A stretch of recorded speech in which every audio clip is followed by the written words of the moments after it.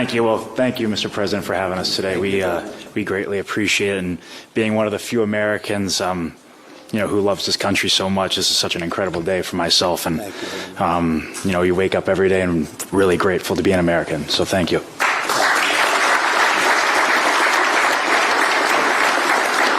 But yeah, this team and this group of guys is super special, and everybody sees what we do on the ice. But I've built bonds with these guys that'll, I'll have for the rest of my life, and I'm forever grateful for these guys. We're forever champs, and I'll always remember these guys. That's true. Yeah. That's true. So, with that said, we've got a few gifts for you. Bark, you want to give me out?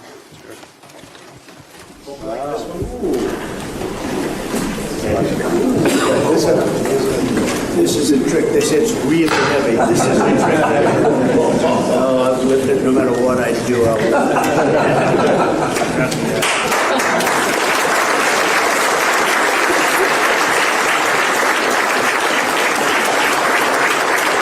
Doing pretty well, right? Really are. You're nicely positioned. We're starting to roll now. Yeah, you know the expression, he's nicely positioned. I love all these ties. This is so cute, these people. Look at them. I walked in, I said, I think they like Trump. I like them. And you aren't just great protectors of the net, you're also known as the biggest brawlers on ice. Wow. I was with a man named Wayne Gretzky the other day. Do you know Wayne Gretzky? Did you ever hear of Wayne Gretzky? The great one? And he was telling me about a gentleman that protected him named Marty McSorley. Do you know that? You ever hear of him? I don't know if he was a good hockey player, but they say he was very tough. And Wayne was saying he was great as far as he was concerned. He had tough cookies. All of the team's hard work led up to big showdowns last June where you defeated the Edmonton Oilers in an unforgettable, and it was, 7-game series. The Panthers, as I said, started strong with a 3-0 lead. It was over. It was over. In fact, I didn't watch the next 2 games because I said, this is not going to be too exciting. And then I said, uh-oh, this is not good. Then I really said, uh-oh, right?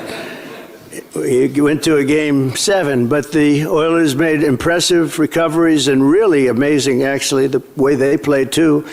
They evened the score and forced a decisive Game 7. The series was a battle from start to finish. It made it actually much more interesting. Goalie Sergei Bobrovsky, and he was incredible. Oh, I got to see him. Where is he?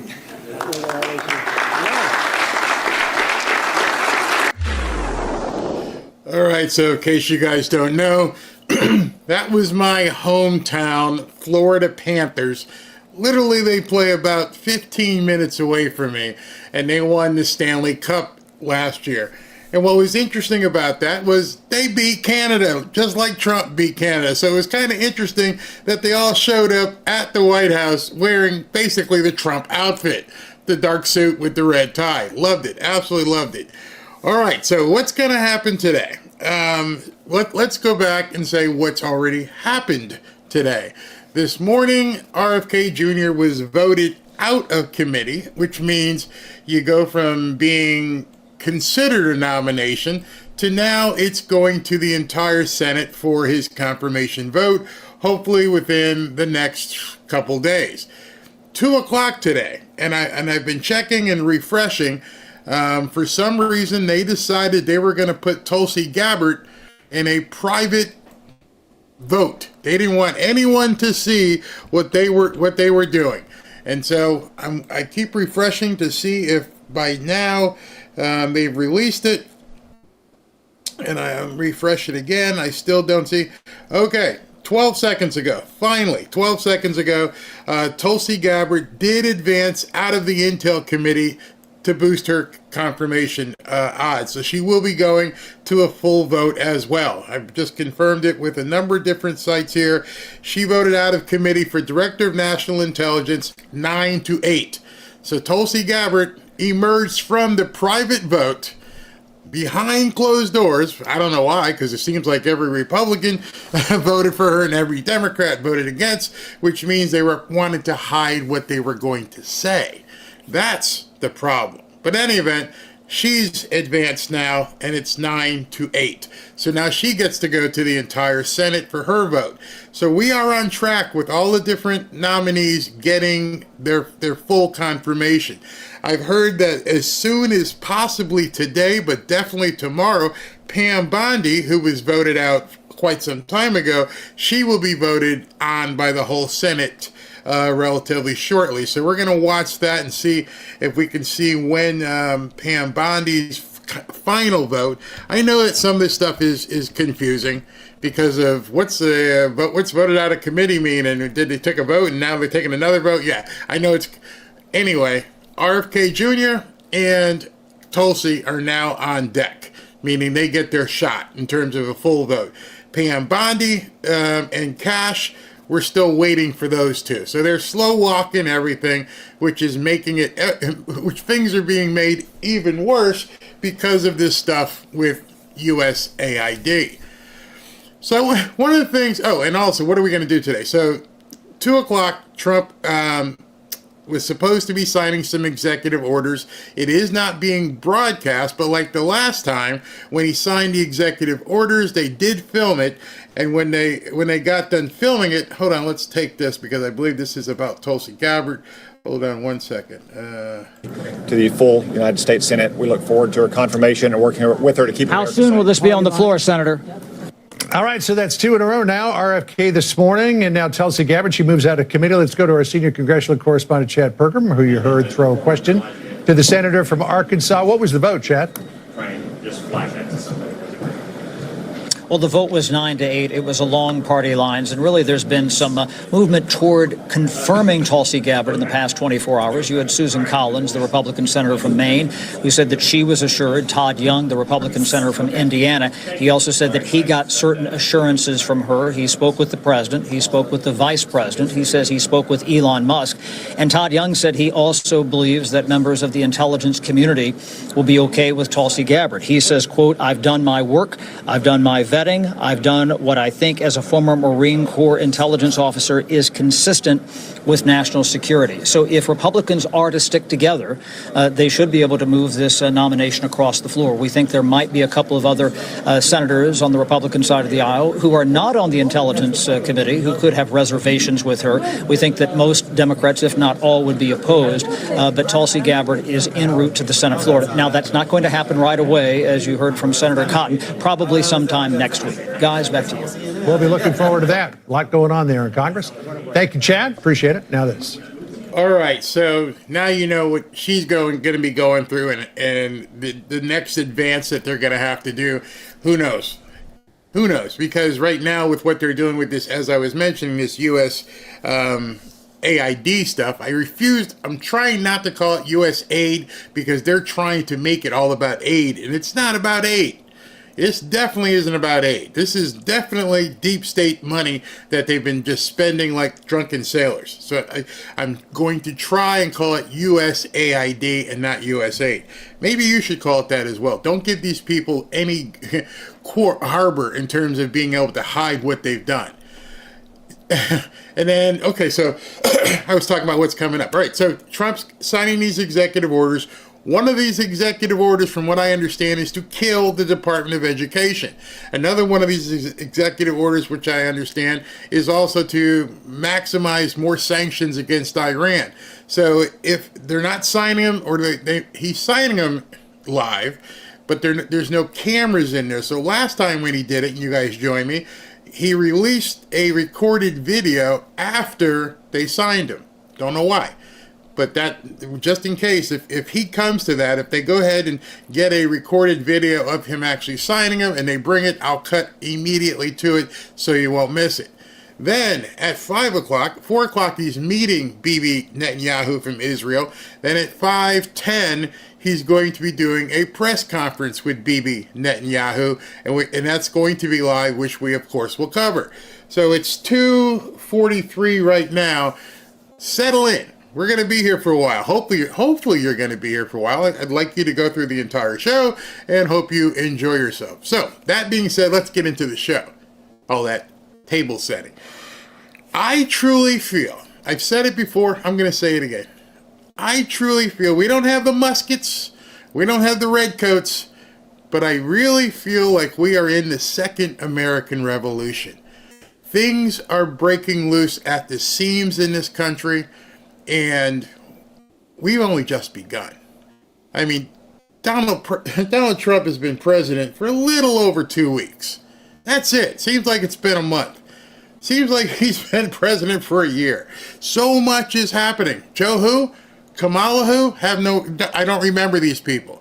They were just figments of our imagination because things are moving so fast. They're moving so fast the Democrats can't keep up. No one's mentioned, birthright citizenship. That was like a year ago, wasn't it? Nobody's talking about that anymore. The only thing they're talking about is what's going on with USAID. He has hit the mother lode. I mean, the absolute mother lode. These people are losing it, while at the same time, I mentioned to you, normal people are starting to look side-eyed at this and going, hey, this doesn't make any sense. I'm a wage earner. I go to work, and you're telling me that 30, 40, 50% of my money you've been taking and just doling it out to the most stupid of projects, and we're finding out more and more and more? It's crazy. It's absolutely crazy. And just to give you an idea of where this stuff is headed, because this must have sent just an absolute tremor up people's spines. Elon Musk posted this a day ago. No, this morning. I'm sorry. At 1:39, he posted this to his gazillion followers. Would you like DOGE to audit the IRS? Number one answer, yes, 54%, nearly 55%. The second highest answer is F yes, and that's at almost 40%. And then there's a little sliver of nuts who say, no, the IRS is fine. I love the IRS. Says nobody ever. So you got 95%, 94.3% of people who are saying, yes, please give me some of that. Can we get some IRS stuff? That would be awesome. I've mentioned that the sphincter tightening in the Democrats, the sphincter tightening in Washington at this point, it can't get any tighter. I don't know how these guys could squeeze out a, air biscuit. Because if he does away with the Department of Education today, and now all of this, everything we've seen, is just, again, one department.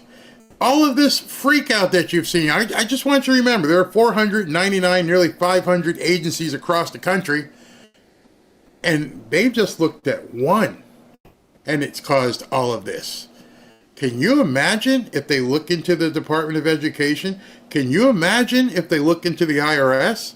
It's amazing. I saw a meme that was going around, and the same people who were pissed off about DOGE looking into USAID had no problem hiring 87,000 armed IRS agents to audit you. Make that make sense. Oh, don't look what we're doing, but we're damn sure going to peek in every nook and corner we can to see what you're doing. Oh, and if you're doing anything in a gig economy and you do something through Venmo or Zelle, if it's over $500, $600, we're going to come looking at you for that too. We're going to take every possible dime we can from you, and we're going to look at every dark recess of your life to make sure you're not hiding any money from us. And now the tables are turned. Now the tables are turned, and people are like, yeah, okay, what? Ooh, hey, and they're finding it. See, unlike the IRS, because most people aren't just cheating on taxes, they're trying to survive. If somebody doesn't pay an extra XYZ on their taxes, it's not because they're becoming kingpins. It's because how can I make or keep more of my own money?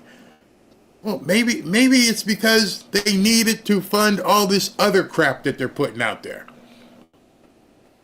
And so when Elon put that out, and just the mere fact that he mentioned, how about the IRS? Can you even fathom the earth-shattering crap that must have went through Washington. And probably not just Washington, D.C. in terms of the congressional people, because a lot of people are probably like, yeah, that makes sense. Maybe we should. No. It's the puppet masters. You see, now we're finding out how orchestrated all of this is. Those of you who were here this morning, you must have been dumbfounded watching Elizabeth Warren. Elizabeth Warren bitching about RFK Jr. because he might be successful in a lawsuit against pharmaceuticals. We can't have him suing pharmaceutical companies. Oh my gosh! And then they caught her in the bowels of Capitol, and as she screamed at the reporters, "Don't give these people any cover." That's why I keep telling you: tweet to them, say whatever you can. Be nice when you don't have to be nice anymore. But there's no place for them to hide. You take millions of dollars, and you're worried about this guy suing them. And if you haven't seen it, let me be the first to bring it up and show you this, because this is what happened with Moderna and what's the other one? Pfizer today. Things that make you go, I said. Breaking: the stocks of both vaccine manufacturers, Pfizer and Moderna, immediately crashed after RFK Jr.'s nomination advanced towards the Senate. Look at that. You think people are worried? What are you worried about? What could you possibly be worried about if you're Moderna or Pfizer? Did he do this? No, they were just talking about it. All right. Imagine that. Their stock falls off a cliff just because he advanced to the next round, to the final vote. Hint, if any of you own Moderna stock or Pfizer stock, you're not going to have to be as savvy as Nancy Pelosi. Dump it. At least for now, dump it. I should put the disclaimer: I am not giving you financial advice. This is just blah, blah, blah, blah. Okay. That being said, what do you think's going to happen when he gets confirmed? You know, everyone who's wigging out about USAID right now, they haven't even begun to freak out when they see what happens when RFK Jr. starts his destruction of what we've been subject to. Imagine that. They're going to have to fight fires on every single front. They won't be able to, because it's not something you can fight. So if you own stock in these two companies, careful. Be very, very careful, because the poop is about to hit the fan. How much is the poop going to hit the fan? Well, you know, he's been going after the FBI, and they're freaking out. Any minute we can hear about thousands of them just disappearing. Then we find out this one. More than 1,000 EPA employees are told they could be dismissed immediately. So he's in essence dismantling the Environmental Protection Agency. Climate change, oh my God, the climate. Yeah, that's about to go away too. You can only fight so many battles. The speed, the precision, everything he's doing has got these people on their heels because they don't know what's coming next. Now, if the Department of Education is next up, if they're the next one to get lopped off, then they're going to have to direct so much of their energy and time over there and sue and run to a court and see what they can, effect. But it's not going to work. It's not going to work. I mean, you have to realize a lot of this is designed to get to the Supreme Court.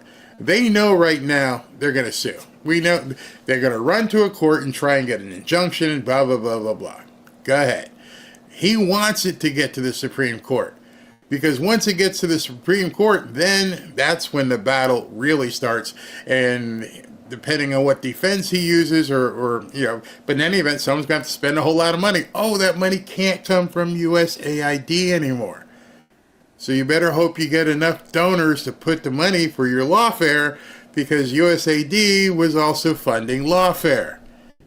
the precision, again, the precision in what Trump is doing is absolutely phenomenal. And so let me go here real quick. I love what he put. And you can tell Elon isn't backing down. As much as these people are screaming and lamenting and whining and blah, blah, blah,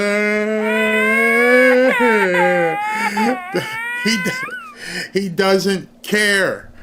In fact, he's just going like this and rubbing it in their face to make it even worse.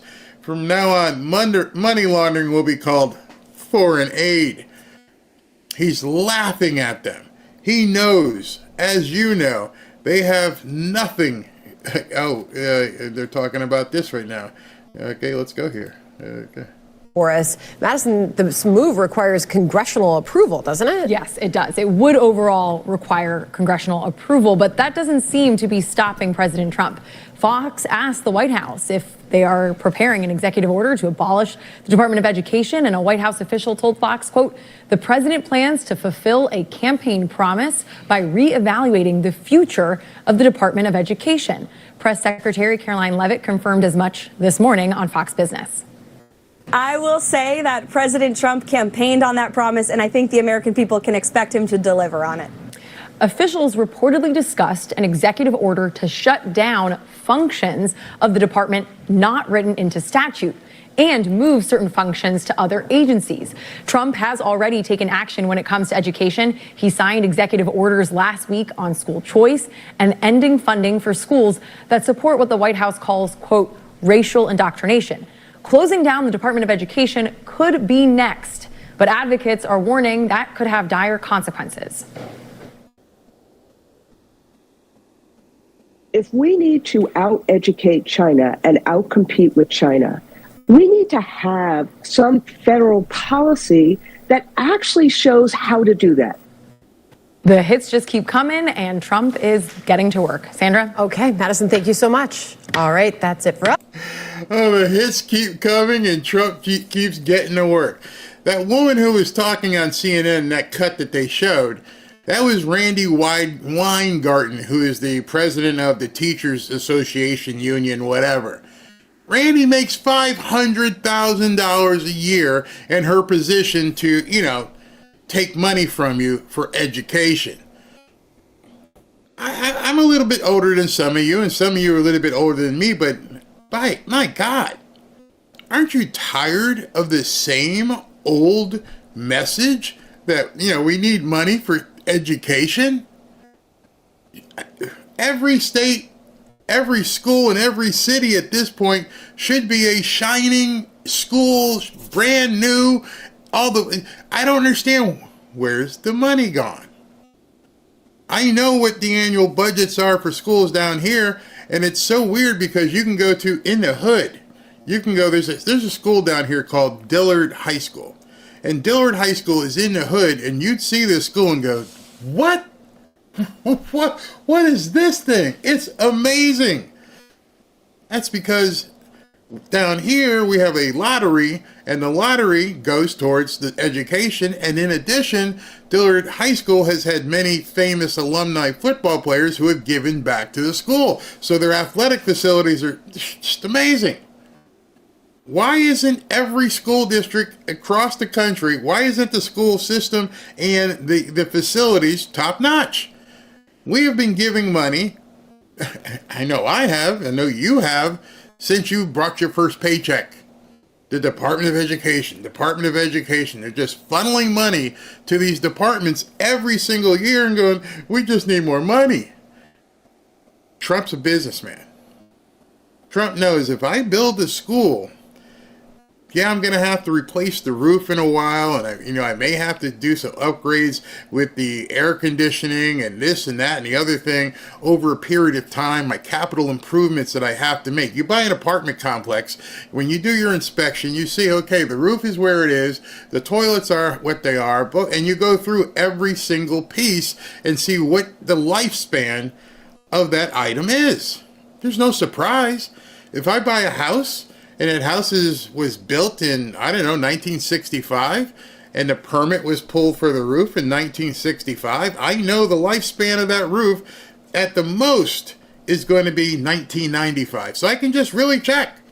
I can just pull a permit search and go, when's the last time they replaced the roof? Oh, they haven't replaced the roof since, 1998. That house is going to need a new roof, but at least it lasts 25 years. Meaning the people who paid to put a new roof on, their investment carried forward for 20-something years. Why is it that we always need more money for school systems? They're big, giant buildings that don't have a lot of moving pieces. Yeah, the desks, the books, maybe, the cafeteria, but the roof, the building, the walls, the infrastructure of it don't really change. Every once in a while, you're going to have to change the big HVAC units on top. You may have to clean out the ducts, but these things aren't surprises to anyone who manages facilities. Why is it that we have to continually put not just a little bit of upkeep into these buildings, but why are we putting gazillions into education every single year? So when he starts on peeling back that onion, there's going to be some really, really, really nasty things you're going to find out. Where have they stolen this money from? I can't even wait. I can't even wait. So I knew he was going to do this. This is what we planned for. Trump is doing executive orders, and he's about to take some questions. So unannounced. Don't know if it's live or if it's pre-recorded, but I'm waiting for them to cut to it. And once they cut to it, we will have it as well. They have not cut it as of yet, but he's doing some executive orders that says to review the United Nations funding. Oh man, there's another Pandora's box, isn't it? Let's see, he signs executive orders ahead of Netanyahu meeting. I want to get into my show, but I'm having to watch the Trump show. So let's take a few comments in case they're ready to jump. And once they're ready to jump, we can jump into it as well. I don't want to start something. And if he's going, yeah, we're on the right time as well. All right. So, when I was in school, books were provided, not bought by parents. I think there was less money in the 60s. Trump in the box, because schools here are cheaper at Catholic schools per person. Really? I went to a Catholic school, and the best teachers that should say something. Yep, we always had it. Mike Benz has reported that USAID money through March has already been paid out. Man, that's crazy. Yes, is it live or is it Memorex? I'm waiting for him to show up. He has not. Well, he's there. I'm waiting for them to cut to it. IRS is fine, but the Department of that's going to be huge. But the Department of Defense will be the heaviest hitter for cost savings. Ooh, what is this? Looks like they wasted a couple of Iran. Interesting that you're seeing this. Interesting that you're seeing Netanyahu coming here at the same time as a bunch of Iranian leaders were taken out. Boom, boom, boom, boom. So there's stuff happening all over the place. We'll get to it. Don't see it. Usaid was full of open society propaganda people. Exactly. No teacher should have to be paying out of their pocket for school supplies. Doesn't make any sense for me why that would ever happen. And I know it happens because Ashley was a teacher, and as well, my niece was a teacher.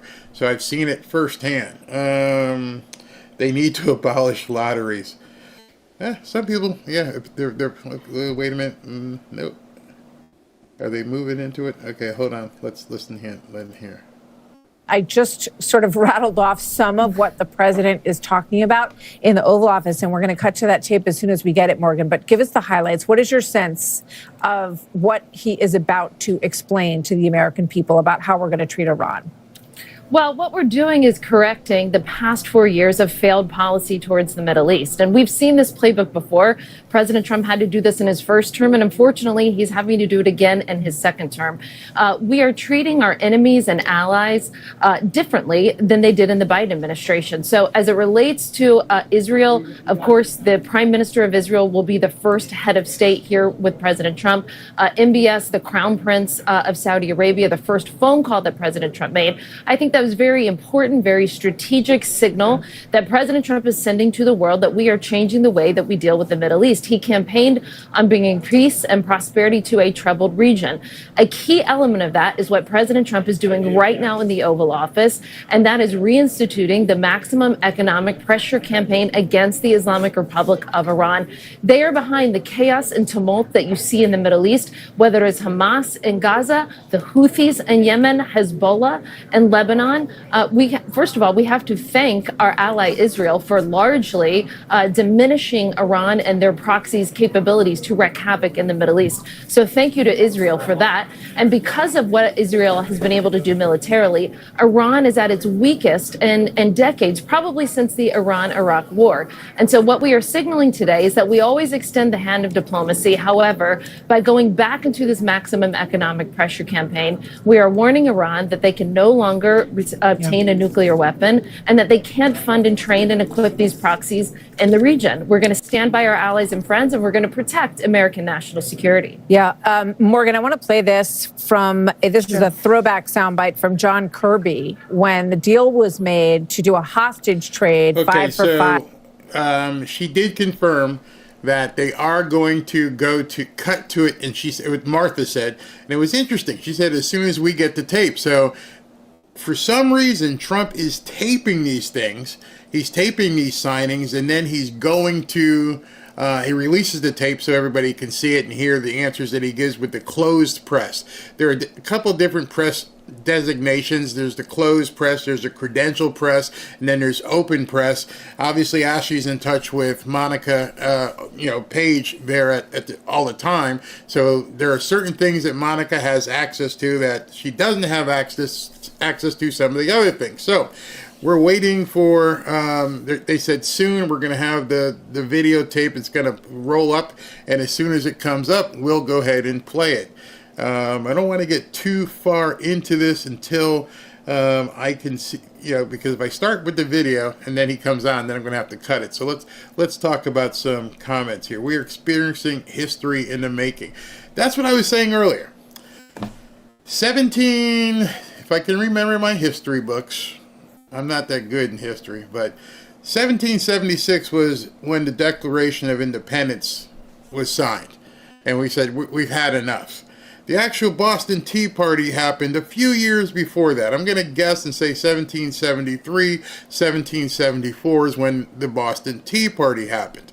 And, a couple of years ago, the whole Tea Party thing tried to get their movement going, but they didn't have a Trump, per se, to actually make it happen.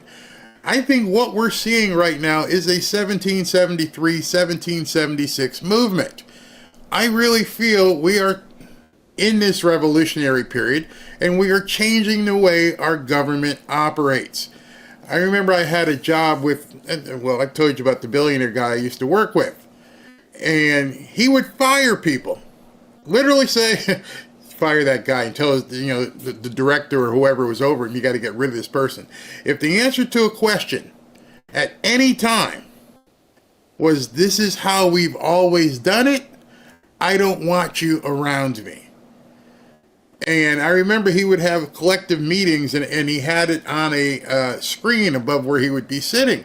He goes, I never want anyone to tell me this is how it's always been. I don't care how things have always been. If I acquire a company, I don't want to know. The reason I acquired it is because of the numbers and what I've done. I don't care what you've done before, because that's why I bought it. I bought it to make sure I could come in and change what's happening. So what you're seeing is a businessman who's got that kind of mentality. Don't tell me how you've always done it. I don't care. It means absolutely nothing to me when somebody tells me this is how we've always done it. And right now, little by little, and I'm pretty sure Elon Musk has the same mentality, is you people, and I don't mean physically, but you've got comfortable and fat. You have decided this is the way we've always done it, and you've put your foot up on the desk, and you've been stealing from Americans for God knows how long, and nobody ever looked to see. And now that the term that many of us have used over the last couple of years about taking our government back, yeah, it's revolutionary. We're taking it back, and he's spearheading it, and he's doing it day by frickin' day. And so it becomes revolutionary because it's a revolt. You are revolting. I am revolting. Every single thing we see happening is because we hired this man to go in, kick in doors, and turn things upside down, and not just shake the snow globe, but take that snow globe and throw it against the wall and shatter it. Because things aren't where they're supposed to be. Every time I hear somebody on the news, I don't care who it is, MSA, I don't care if it's Fox, and they say that all this stuff is happening and nobody voted for it, and I'm thinking, you didn't pay attention on November 5th. When they say certain things like, we're in a coup. No, this is exactly what we voted for. Coups are when people take over the government and throw the other government out. That's not what happened in America. We voted on November 5th to get rid of everything that we had seen. The other term they keep using, hostile takeover. I was involved in a hostile takeover. I understand how that works. This isn't a hostile takeover. At least, I don't know, the majority of America doesn't consider this a hostile takeover. The majority of Americans, as evidenced by November 5th, said, this is exactly what we want. A hostile takeover means I don't want this to happen. You see, your problem is MSNBC and CBS and some of the other ones. You're on the wrong side. You're on the wrong side of history. You're a redcoat. You're walking through and you're wondering why you're getting picked off by people in the trees and stuff. You're not understanding this revolution, although it's not being fought in the woods and is basically being fought digitally, it's still a revolution. You're redcoats. You guys are on the wrong side of history, and that's why it feels so uncomfortable. That's why it feels like a hostile takeover. You cannot call what we're seeing right now a hostile takeover. You can't, because we agreed on it. We all said, this is what we want. Go do it. Every speech for over a year, Trump said, I'm going to do this. I'm going to do that. I'm going to obliterate the deep state. And all of us were like, sign me up. That's what I want. So how can it be hostile takeover if he's doing specifically what he wants? You see, the hostile part of this is you guys resisting. That's the hostile part of this. The hostile part is you not knowing you might as well surrender before you get injured further.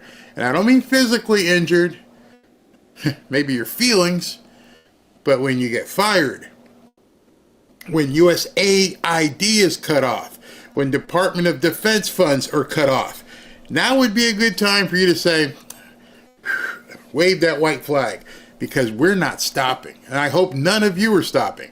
I hope every one of you are being fed by this, and you're saying to yourself, not only do we want more of that, we're going to win so much, you may even get tired of winning, and you'll say, please, please, it's too much winning. We can't take it anymore. Mr. President, it's too much. And I'll say, no, it isn't.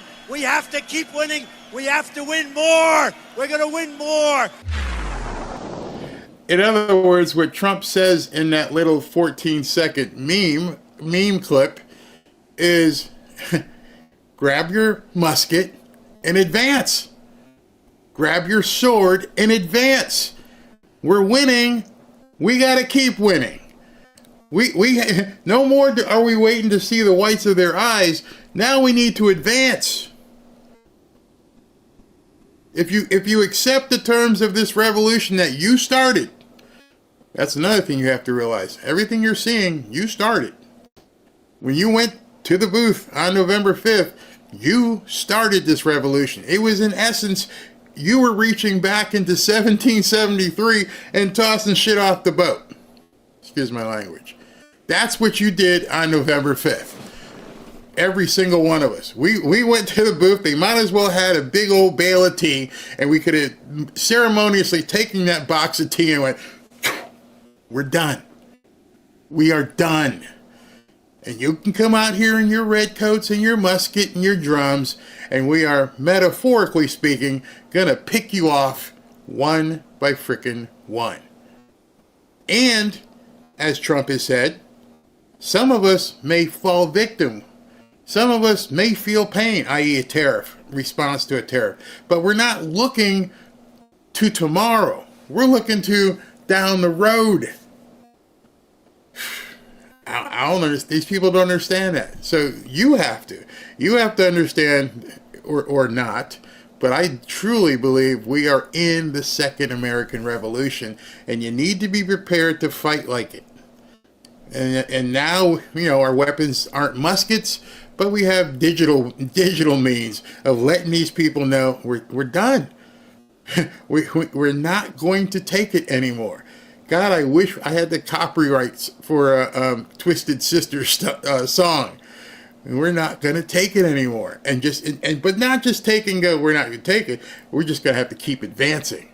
We just need to keep going with our new musket, our new musket here, and making everybody know that we're done with this stuff. So I'm waiting for this video to come up. It's still not up. It says soon. Let's take some comments here. Yeah, more and more winning. We got to keep going. We got to keep going. These Democrat animals are going to regret stealing 2020. Trump said it in every rally. Give it a year to see price drops. Yep, and they're trying to say all all these different things. Listen to this is Roger Marshall real quick here. Why we're working weekends. We're going to do an all-nighter tomorrow. They can try to slow us down, but we're still ahead of Joe Biden's pace to get his nominees, and right there at pace with what Barack Obama got done. So we know how to fight. We know how to play these games. We need to get these people across the finish line and bring these disruptors to the forefront and help President Trump fulfill his agenda. So the reason that they're saying that they're putting a hold on it at this point is because of what's happening with USAID and clearing out some of these agencies of, longtime agency staffers. They say it's about that more than it's about these nominees. So give us a sense procedurally, how long can they put the hold on? Is it 30 hours for each? How is Pam Bondi's nomination going? Yeah, so they can hold them about 30 hours each, and there's like 3 steps, actually 3 times you have to vote if they don't surrender time. So they can stretch a one-day process into 3 or 4 days at a time. But really think about what's really going on behind the scenes here with Donald Trump, is that last year alone, the federal government spent $250 billion of improper payments. $250 billion of improper payments. Wow. The people of America elected President Trump to come in there to be a disruptor, to get rid of this waste and fraud. USAID is a great example. We'll pause it. We'll figure out where the fraud's going on, the waste and the abuse, maybe bring it into under Marco Rubio's control and make that a better department as well, a better agency as well. So that's what they're upset about. I get it. We've been there before. We're going to just keep going, marching forward. We're going to be okay through this. Yeah, border funding was at $7 billion. USAID was at $40 billion. So this is a question of taxpayer, your money, my money, everybody else's hard-earned money, and how the U.S. government is spending it. Give me a sense of how long do you think, when are we going to see Bondi, Kennedy, Gabbard approved? What's your best sense? Yeah, I think Bondi is going to be this week. The other two will start the process at the end of this week and get them across the finish line hopefully next week. But the Senate will work through the weekend. If we need to be this weekend, yes. I think that we'll pull this all-nighter instead. And if we need to work this weekend, we'll do it again. Okay. Senator Marshall, thank you very much. Thanks for the update. Good to see you, sir. Thank you. So a wave of illegal immigrants en route. All right. So I'm getting news from SV. and he just said that DOGE has entered the building at the FBI headquarters.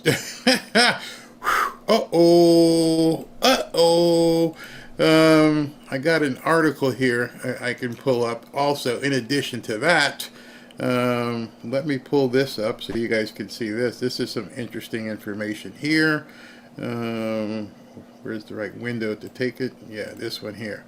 FBI turns over names of 5,000 employees who worked on January 6 cases to Trump Justice Department as Agent Sue. FBI officials have complied with demands to provide the Justice Department with a list of thousands of employees who worked on investigations related to January 6. The demand has caused consternation among FBI employees who fear it is meant to amass a list of personnel for possible termination by the Trump administration. Possible? I think you're gonzo. If 5,000 of you worked on getting rid of Trump, I'm pretty sure you're in big trouble. I'm pretty sure you're about to get, tossed out. Where is this stuff going to end? I don't know. But why were there 5,000 people working on January 6th? Incredible. So, what a waste of resources. Yeah, SV, that's incredible. 5,000 to jail Americans for trespassing. I don't know if you had heard, but Gitmo is now open. The first plane of newcomers got sent to Gitmo, and that's now open. And looks like you may have a couple thousand more people heading down to Gitmo. But what you can count on, what you can absolutely count on, and this is what they tried to do to Trump, but they tried to do it with the wrong people. They went after people, who didn't really have to answer to certain others. These people are probably people way down who were just working at the FBI in some capacity. And now people are going to approach them and here's your deal. Tell me all this that went on. And when I get up and leave the room, the deal comes with me.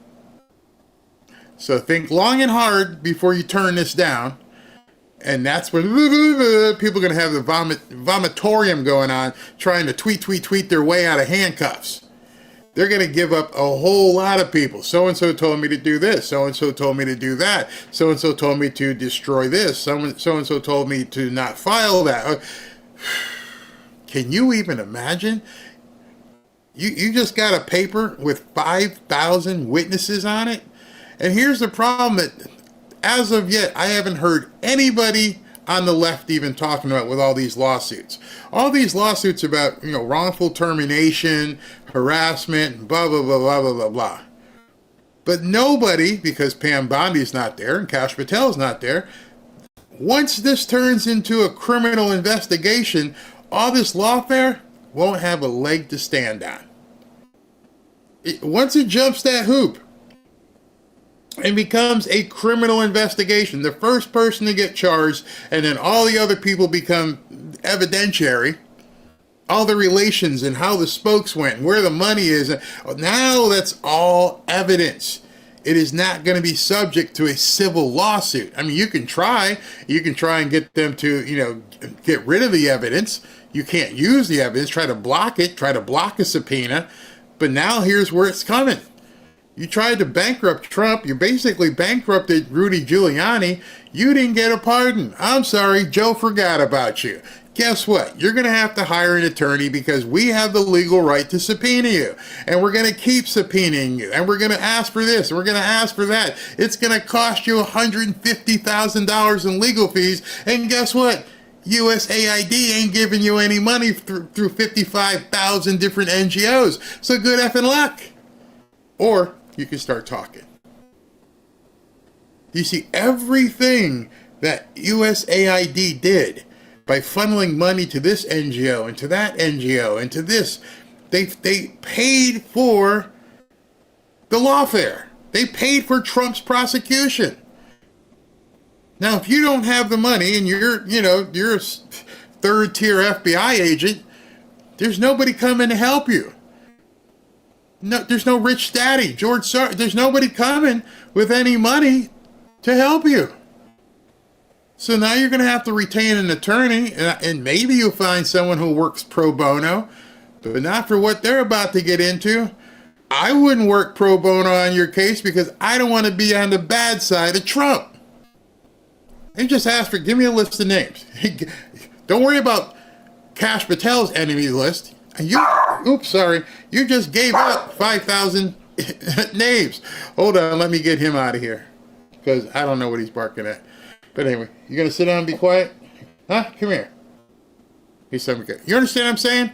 And now, if you got to pay for your own lawsuit and you don't have anybody working pro bono, that's a lot of ducats. Give me a second. He's in here barking. I'm gonna get rid of him. 1 second.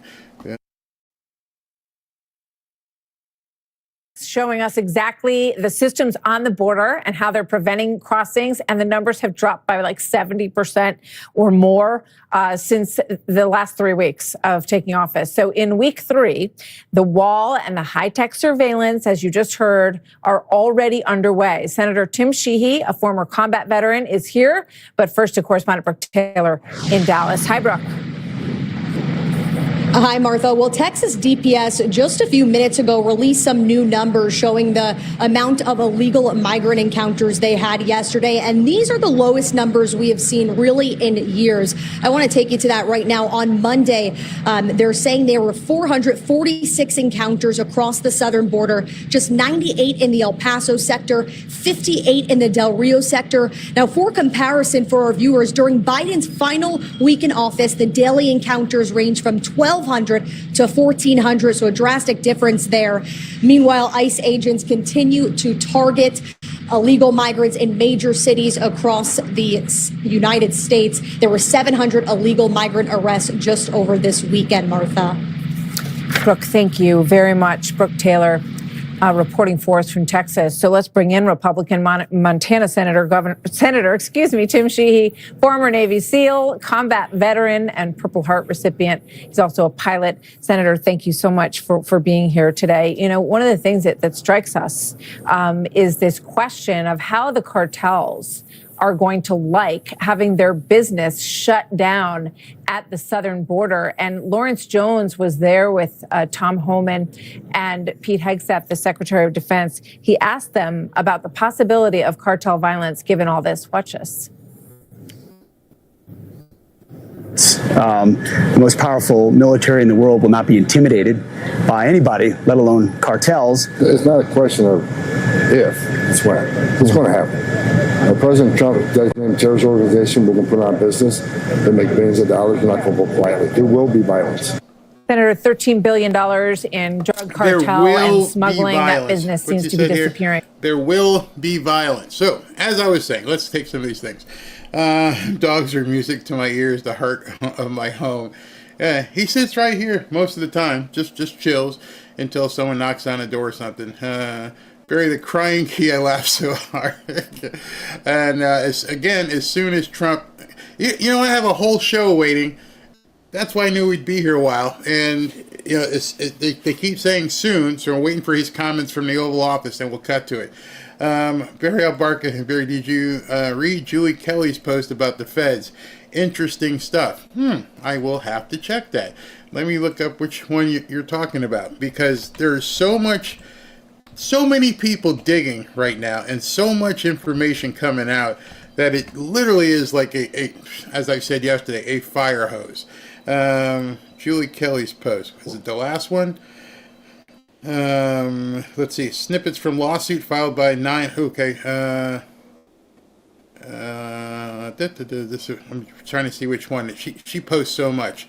Oh, this one. This must be the one you're talking about. All right, so let me go ahead and post this. CNN reports that the FBI has turned over to the DOJ the names of roughly 5,000 employees who worked on January 6 cases. CNN also reports that the officials dispatched by Elon Musk have been seen at FBI headquarters. Ooh, that must make their butts burn. That must make their butts burn. I love how they said officials. Oh, hold on. Boss is talking. Some of the problems that are going on in the country and outside of the country. We're doing very well with respect to other countries really behaving on taking the criminals that they sent into our country and we're getting them out. These are some of the worst people on earth, and they're getting out and they're being accepted back in their countries, as you've heard, without exception. So a lot of people thought that was not going to happen, but it's happening very full force. Now we're getting some very, very dangerous people out of our country, which is very important. Will, perhaps we'll go through the first one, please. Yes, sir. So earlier today, before the press came in, you signed a commission appointing Chris Wright to be your next Secretary of Energy. We have another commission prepared for your signature, sir. This is Doug Collins to be Secretary of the VA. Doug Collins of Georgia. Two very good men.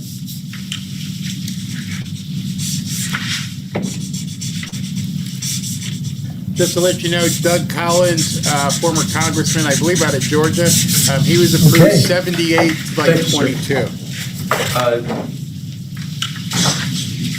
Next up, in light of numerous actions taken by a number of bodies of the United Nations, which exhibit a deep anti-American bias, we have an executive order prepared for your attention that would withdraw the United States from the UN Human Rights Council, would withdraw the United States from the UNRWA, which is a refugee organization, and would also review American involvement in UNESCO, which has also exhibited anti-American bias.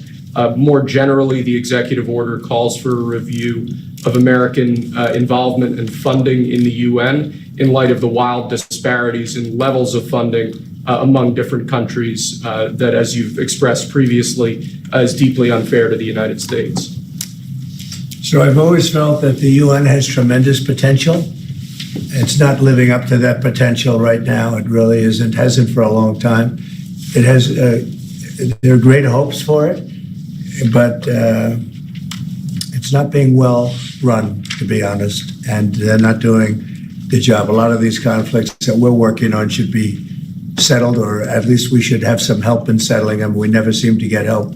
That should be the primary purpose of the UN, the United Nations. And again, it's got great potential, and based on the potential, we'll continue to go along with it, but they got to get their act together.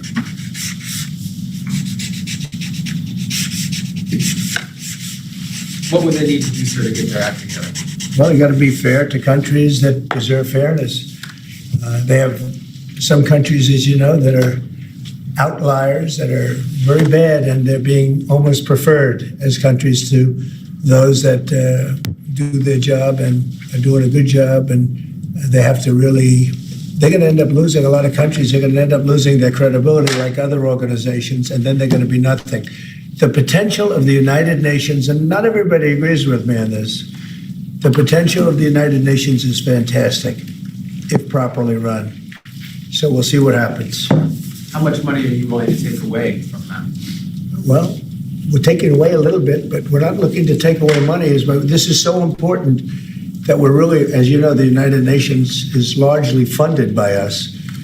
But, and it shouldn't be, it should be funded by everybody, but we're disproportionate, as we always seem to be. But it's something that if it ever lived up to the potential, in 10 minutes it would make up the difference. That's the kind of power it could have. Right now, it doesn't have that power. Next, sir, this is a national security presidential memorandum that seeks to impose maximum pressure on the government of the Islamic Republic of Iran. Many of these provisions are similar to actions that your administration took during your first administration. The basic idea here is to have every department and agency, or many departments and agencies in your government attempt to sanction and control Iranian activities, particularly relating to the Iranian nuclear program and the Iranian export of terrorism through support of various proxy groups abroad. And the intent here is to give you all of the possible tools to, I'd say, engage with the Iranian government to ensure that going forward they're less of a malign actor on the world stage. So this is one that I'm torn about. Everybody wants me to sign it. I'll do that. It's very tough on Iran. It's what we had before. We would have never had the problem. You would have never had October 7th. We would have never had the problem had the election gone a different way, which it should have. But this one, I think, more than made up for it. I think we're doing things that it shows that more than made up for it, much more historic. The Iran situation, hopefully, I'm going to sign it, but hopefully we're not going to have to use it very much. We will see whether or not we can arrange or work out a deal with Iran, and everybody can live together, and maybe that's possible, and maybe it's not possible. So I'm signing this, and I'm unhappy to do it, but I really have not so much choice because we have to be strong and firm, and I hope that it's not going to have to be used in any great measure at all. It'd be great if we could have a Middle East and maybe a world at total peace. Right now, you don't have that. When I left, you had peace all over the world, and now you have the world is blowing up. As you know, Bibi is coming in to see me later. Others are coming in to see me. We'll see what we can do. But I'm signing this, and hopefully it will be a document which won't be very important, will hardly have to be used. So what kind of deal would you be prepared to Well, make we're going to with see. I mean, we're going to see. They cannot have a nuclear weapon. With me, it's very simple. Iran cannot have a nuclear weapon. We don't want to be tough on Iran. We don't want to be tough on anybody, but they just can't have a nuclear weapon. Mr. President, are you going to engage in conversations with your counterpart in Iran? I would. Do you want to block the sale of Iranian oil to other nations? Well, we have the right to do that, and that's what I did before. And they had no money. They wouldn't have had the money for Hamas or Hezbollah or anybody else. It could have been solved. This thing, if things went the way they should have, this would have been over long ago. But it's not over. How close do you think Iran is to developing a nuclear weapon? I think they're close. They're too close. But again, you could go back 4 years. I would have said they would have had it during this intervening period. But they're pretty close, Peter. And why say that you're unhappy to sign it if it's Iran and their proxies who have threatened to retaliate against you and your team by killing you guys for taking out Soleimani? Well, they haven't done that, and that would be a terrible thing for them to do, not because of me. If they did that, they would be obliterated. That would be the end. I've left instructions. If they do it, they get obliterated. There won't be anything left. And they shouldn't be able to do it. And Biden should have said that, but he never did. I don't know why, lack of intelligence, perhaps. But he never said it. If that happens to a leader, or close to a leader, frankly, if you had other people involved also, you would call for total obliteration of a state that did it. That would include Iran. So I'm signing this, and it's a very powerful document, but hopefully we're not going to have to use it. Mr. President, if the Prime Minister today were to ask your help in striking at Iran's nuclear facilities to prevent the kind of progress towards a nuclear weapon, would you give him the green light? Either to do it himself or for the U.S. to participate with him? I don't know that that's what he's going to be asking for. I have no idea that it is. You're telling me. We're going to have a pretty long meeting. We're going to be discussing a lot of things, not only that, but a lot of things. And I'll let you know if the time comes to let you know. But right now, that's not something that I can discuss. Mr. President, when you said if they do it, they get obliterated. Just to be clear, you're talking about if Iran made an attempt on your life. Yeah, that would be called total obliteration. And I can't imagine they do that. It should have been stated by Biden, but he didn't state it because he had no clue, as you know, as everybody knows. What is your vision actually for relationship Do you have with anything Iran? else? No, that's all we have. My vision for For a what? relationship with Iran, and would you? I'd love to have a good relationship with everybody. They can't have a nuclear weapon. That was the only thing that was very important. They can't have a nuclear weapon. Beyond that, it would be very tough if they insist on doing that. They have some of their leadership, I can tell you right now, and maybe you know it, maybe you don't, but there are many people at the top ranks of Iran that do not want to have a nuclear weapon just for that very reason. Mr. President, what's your reaction to China's retaliatory tariffs? It's fine. It's fine. We're going to do very well against China and against everybody else. Right now, they've taken advantage of the Biden administration like I've never seen. I've never seen. The deficit with China is about $1 trillion. Think of it, $1 trillion. They're using our money to build their military. and Biden let that happen. You know, we're taking a lot of fires here. We came back. This is like a different place. The good news is we're doing very well. We're doing well with countries that nobody expected we'd do well with. We are respected again as a nation, maybe at a level that people haven't seen for many, many decades. But when I left, we didn't have any wars.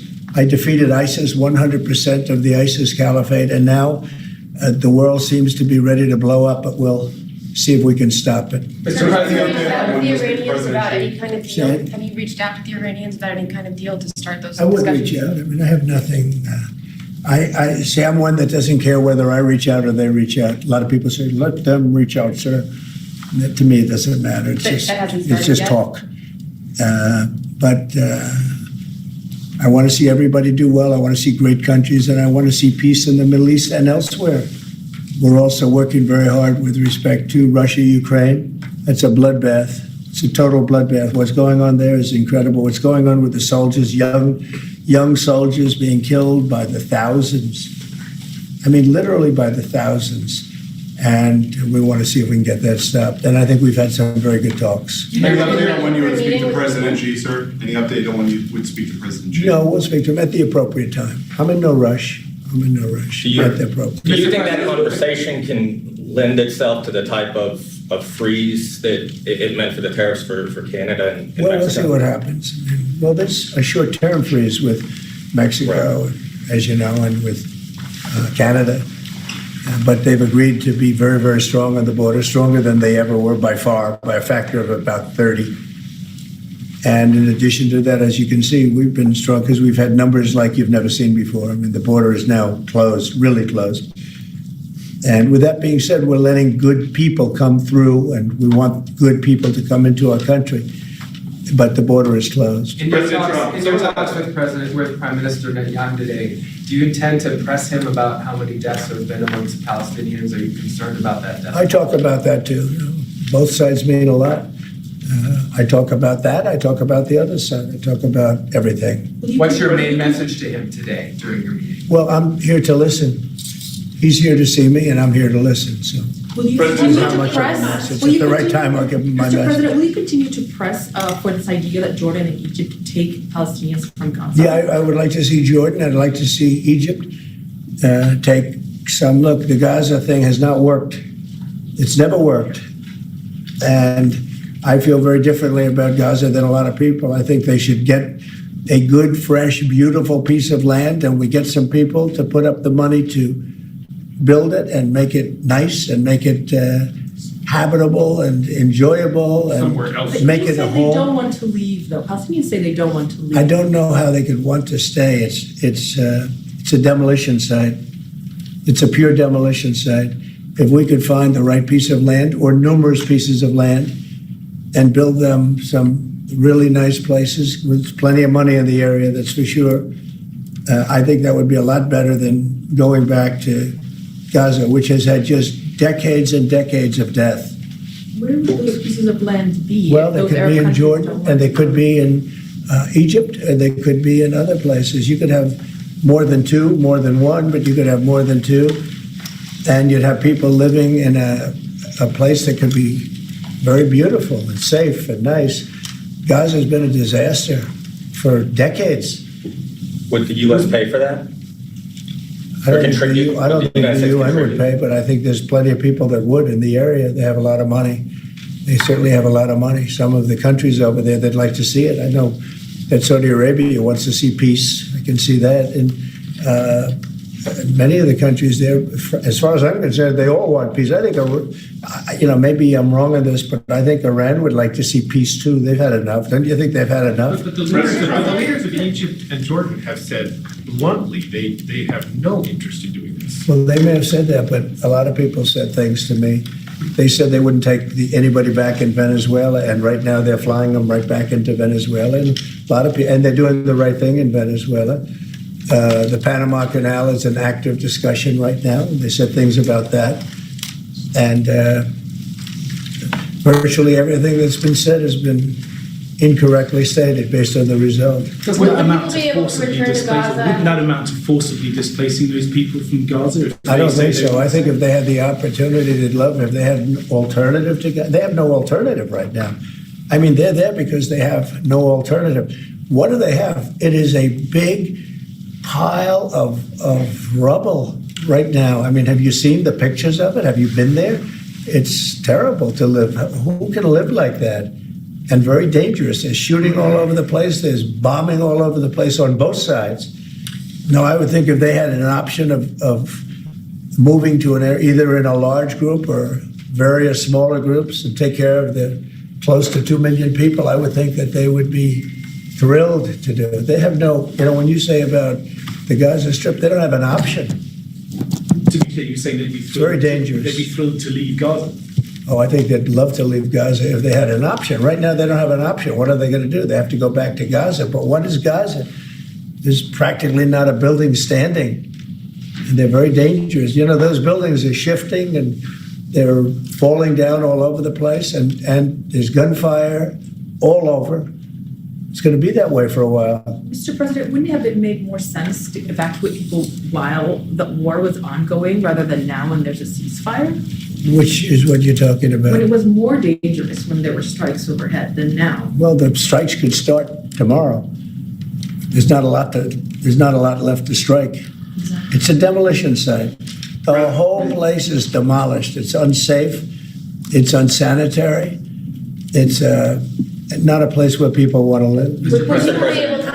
Nobody's got. They have no alternative but to go back. If we gave them an alternative of living in a beautiful open place with some, nice quarters there, nice housing of sorts, and we have the money in the Middle East to build that. Do you support Israelis actually moving back and creating buildings? Not necessarily, no. I just support cleaning it up and doing something with it, but it's failed for many decades.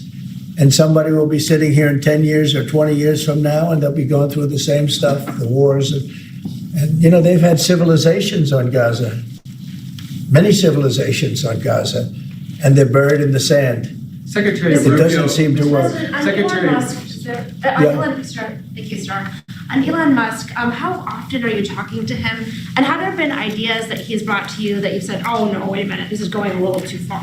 Well, many ideas, but look, he's done a great job.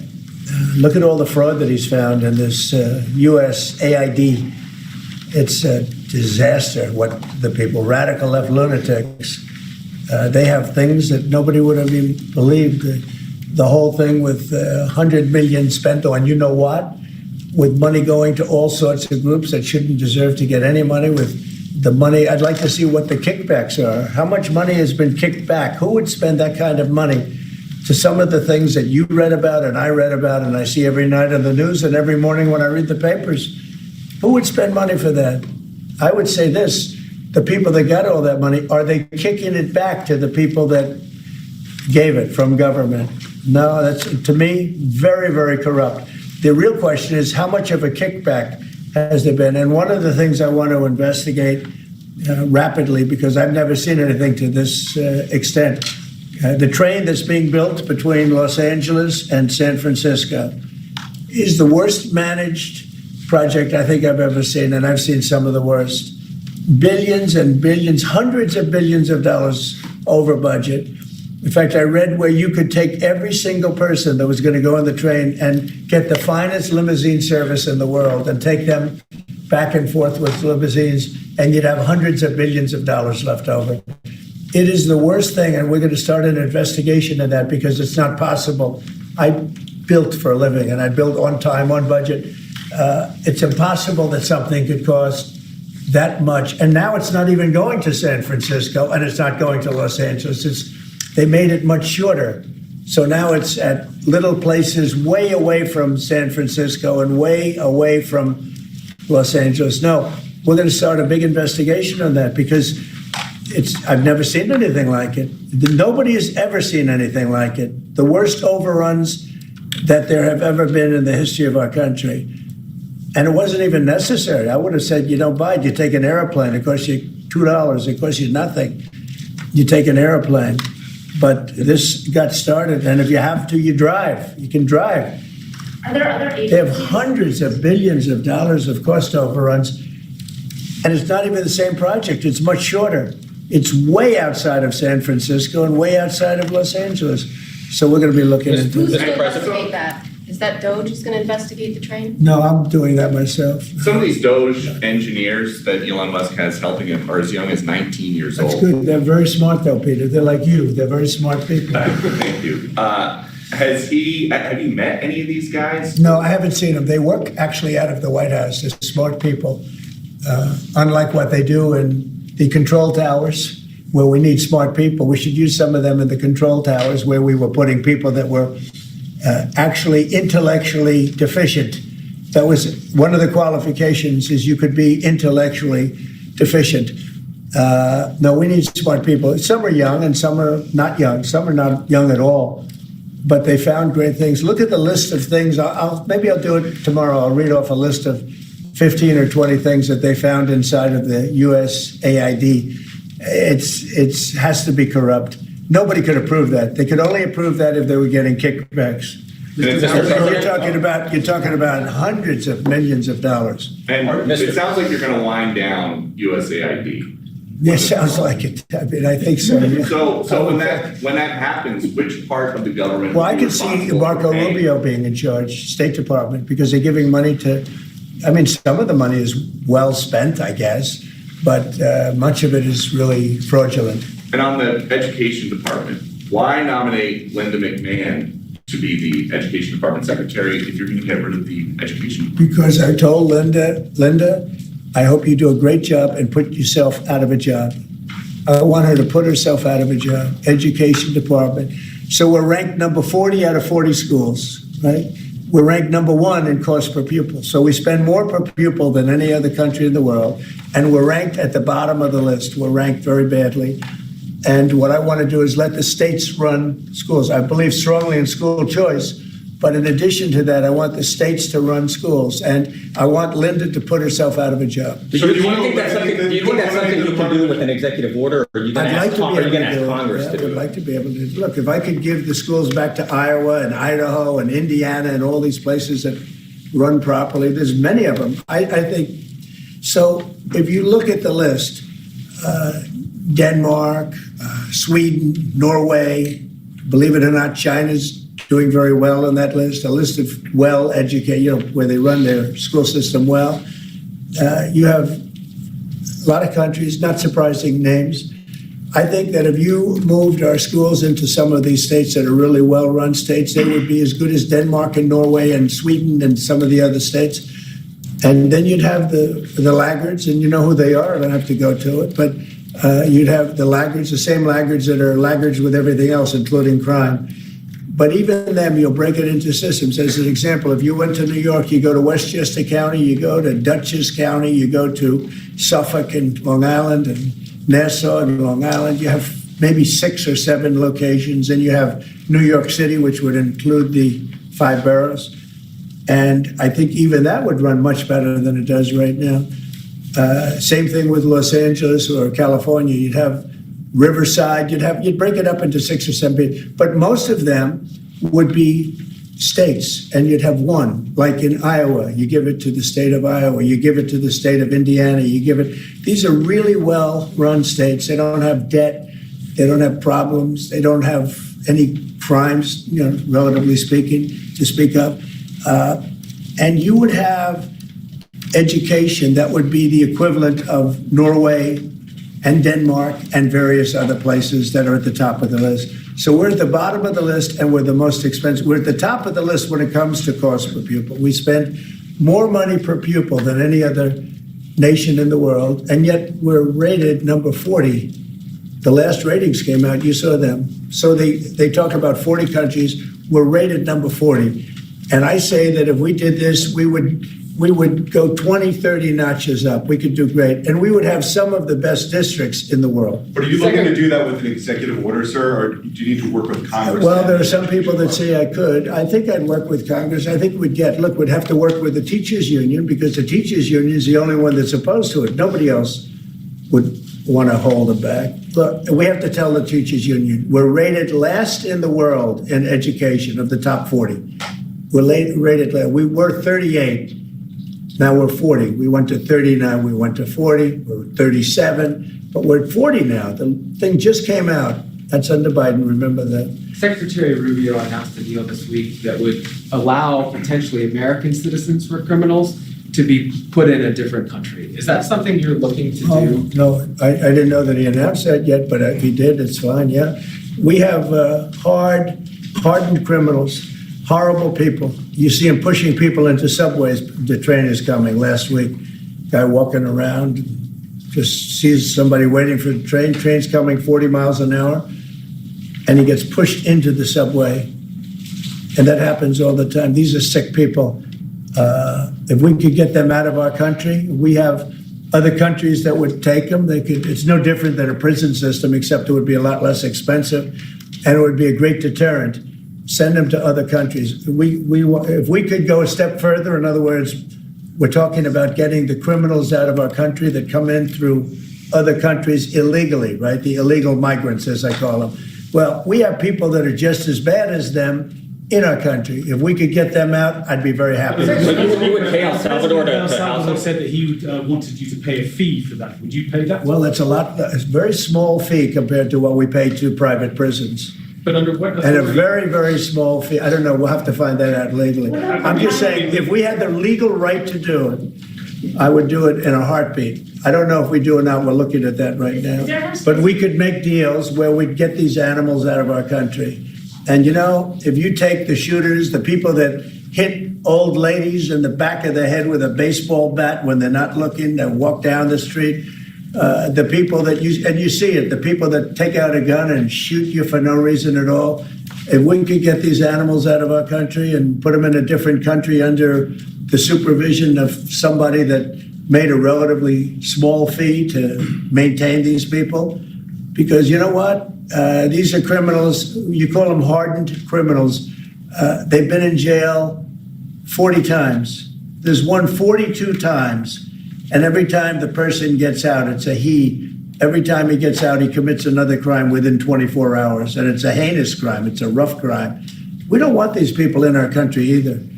We don't want them in our country. If we had the option to get them out and let them be based in some other country at a fraction of the cost, and frankly, they could keep them because these people are never going to be any good. That person that has been arrested 42 times or 22 times or 17 times and is all in for manslaughter and everything else and only gets out because of a very weak judicial system that only goes after people like Trump. They don't go after the criminals. They don't go after people like this.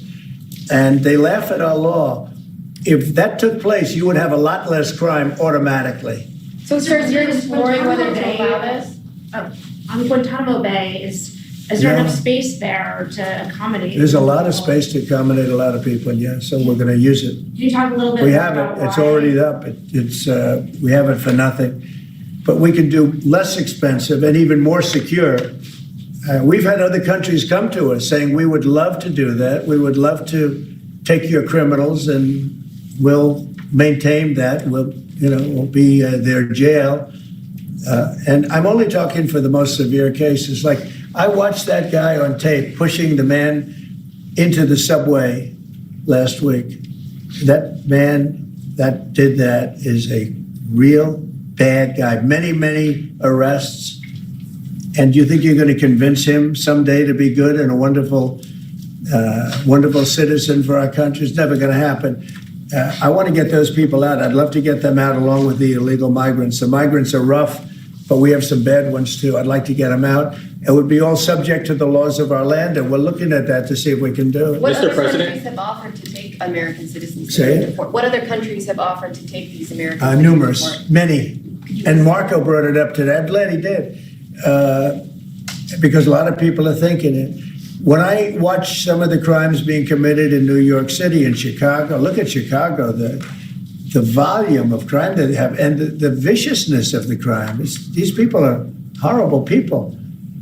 And if somebody thinks they're going to be wonderful citizens someday, they're wrong. It's not going to happen. It's not going to happen. They're bad. These are hard, tough criminals. In many cases, they're crazy. They're absolutely crazy. But they're very dangerous. If I could get them out of the country and be in some other country where they're glad to have them because they make a small fee compared to what we'd pay to a private prison, or to, put them in one of our prisons that costs even more money, I think it would be great. I'd love to get them the hell out of our country. Thank you very much, everybody. All right, guys. Thank you, guys. Let's go. Guys, let's go. We're going to win the Super Bowl. Thank you.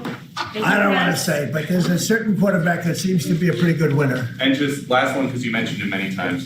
What do you think about Joe Biden signing on with a talent agency? You got to be kidding. He signed on with the talent agency? He does. He's got some entertainment agents now. I think he's got bigger problems than that. I really do. I think he's got much bigger problems than that, but I wish him well. We inherited a mess. This place is a mess, but it's quickly being solved, the problem. We're going to make America great again. Thank you very much. All right, guys, let's go. Thanks, guys. Thank you. Okay. Trump went for quite a while there. Next up will be the press conference with Bibi Netanyahu. That is slated for 5:15 or so. Amazing. Not a single note or teleprompter. Took tons of questions and answered them like a boss. I mean, absolutely. A couple things of note. Some of you guys definitely commented on this. He's got a dead man switch. That's what it's called. When you leave a note that says, if something happens to me, do this, it means he's already given J.D. Vance a dead man switch. And that switch, he just basically told everybody, it's to obliterate them. Gone.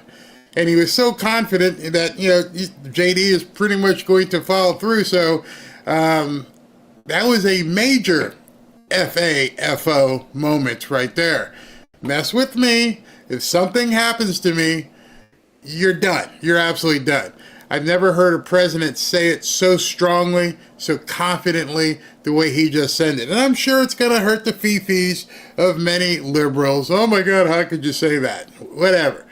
He let the Ayatollah Asahullah know, if you do something like that, you're looking at a big beach.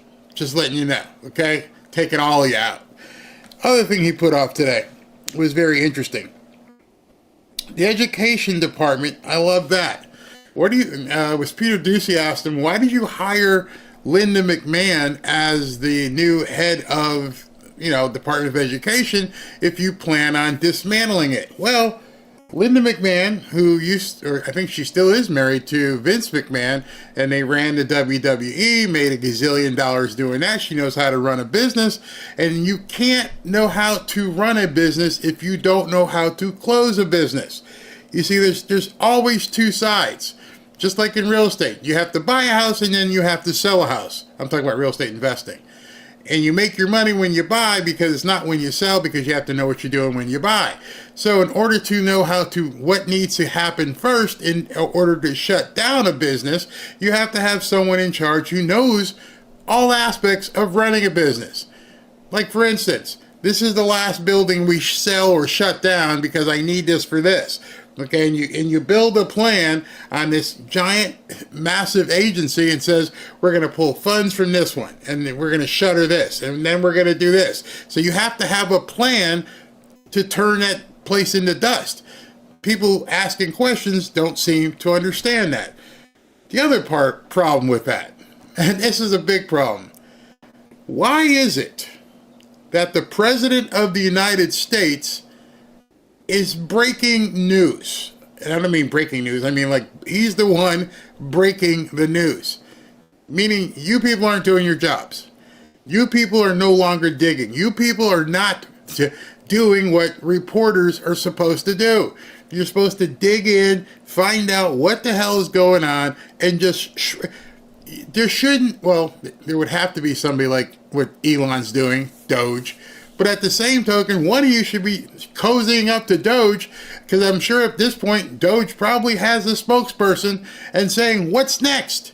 And what are you doing? And then you could break that news. As far as I know, there's nobody talking directly to Elon or someone that Elon designates to break the news. Hey, here's what we found. And so Trump's going to do it. He just gave us a little bit of a hint that we may be seeing yet another press conference tomorrow. I don't know if you heard it. What he said was, and I quote, "I'm going to read off the list of where they've been spending money. That will be nuclear." You see, right now it's though people like me and people like other people who are showing people what's been going on with DOGE and that they found this money and they found that money. But if the President of the United States, with the power of his microphone, is going to get out there and say, "All right, boys and girls, you guys got a PowerPoint ready? All right, we found this, and we found that, and we found this. Oh, and we found this."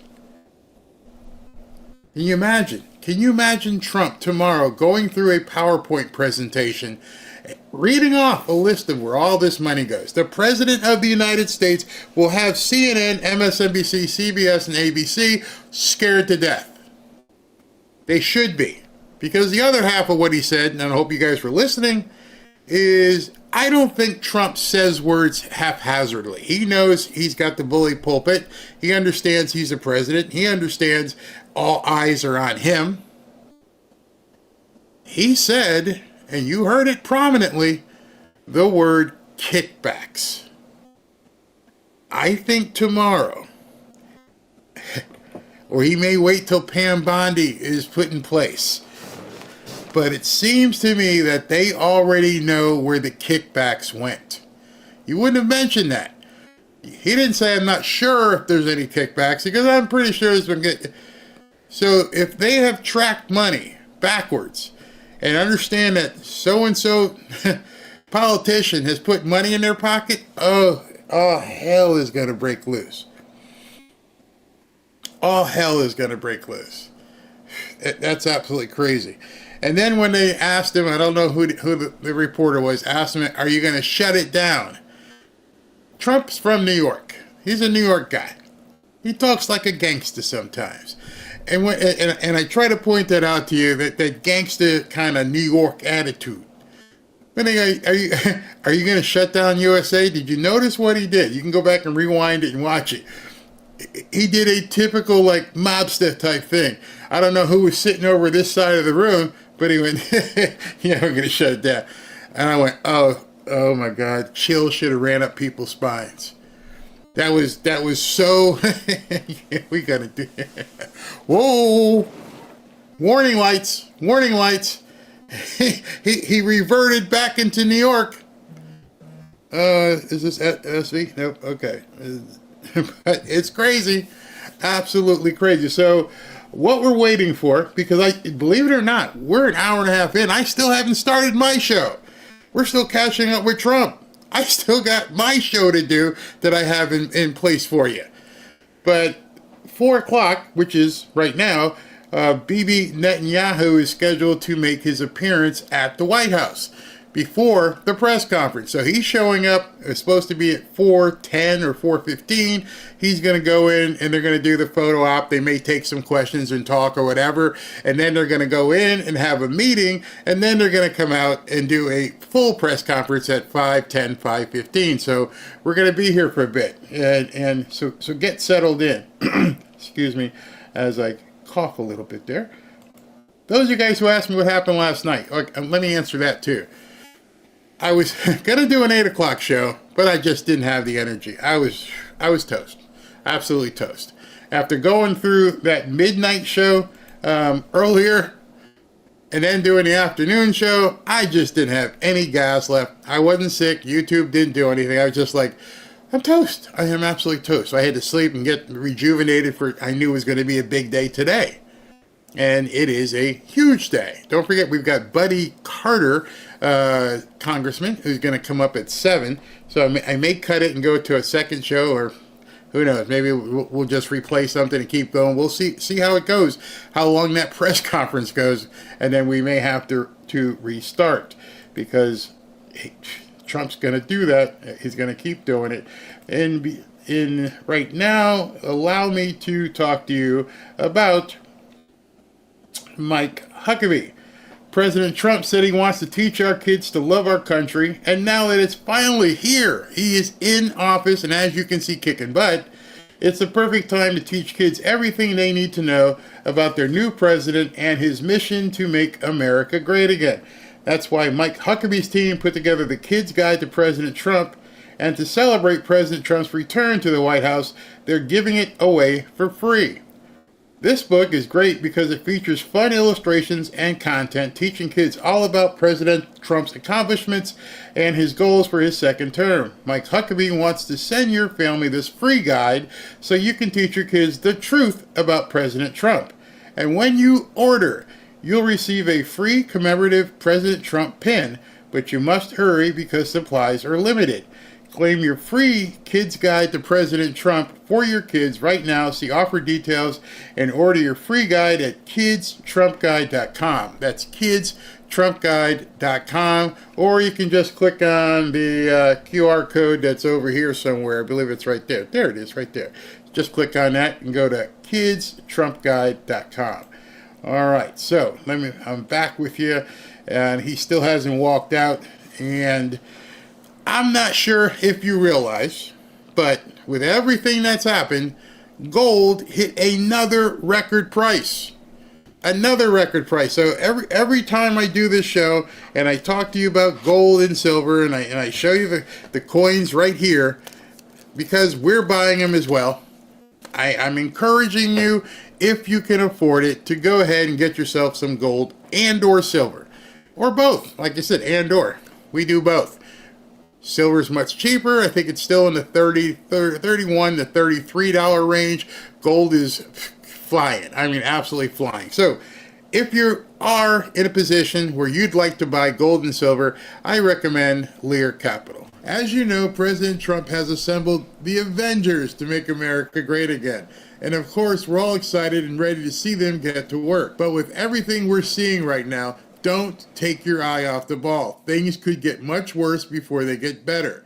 With the possibility of World War III still looming, and with the Democrats doing everything they can to impede Trump, you still need to keep your guard up and your money protected. Oh, and our national debt is still massively increasing. Don't get me wrong, I have high hopes for Trump's America, but I also have a family to look out for. You see, Trump and the Avengers have quite the uphill battle ahead. That's why I'm making sure I'm protected, and I'm recommending that you do the same. One way to be protected is by diversifying your portfolio. That's why on this channel I've been happy to partner with Lear Capital. As you know, I've been involved in real estate for quite some time. And although I dabbled in gold and silver, Kevin and his staff at Lear have helped to educate me even further, especially in regards to silver. Give Lear a call today and they'll show you how easy it is to move some of your savings or your retirement account into gold and silver. Gold and silver have been proven to hold value and protect wealth for the long term. Call Lear today at 800-601-5430 or go to learberry.com to get your free gold and silver wealth protection guides. There's no obligation, just free information. Many of you have seen my interviews with Lear founder Kevin Demerit, and I can tell you this company is solid and likes to educate their customers. Just so you know, Lear has over 27 years of experience, thousands of 5-star reviews, and over $3 billion in trusted transactions, and is the only company with a 24-hour risk-free purchase. You don't pay unless you're 100% satisfied. So call 800-601-5430 or go to learberry.com. And when you call, don't forget to ask how you can get up to $15,000 in bonus gold or silver with a qualifying purchase. So if you'd like to take advantage of this opportunity, please call my friends at Lear Capital at 800-601-5430 and tell them Barry sent you.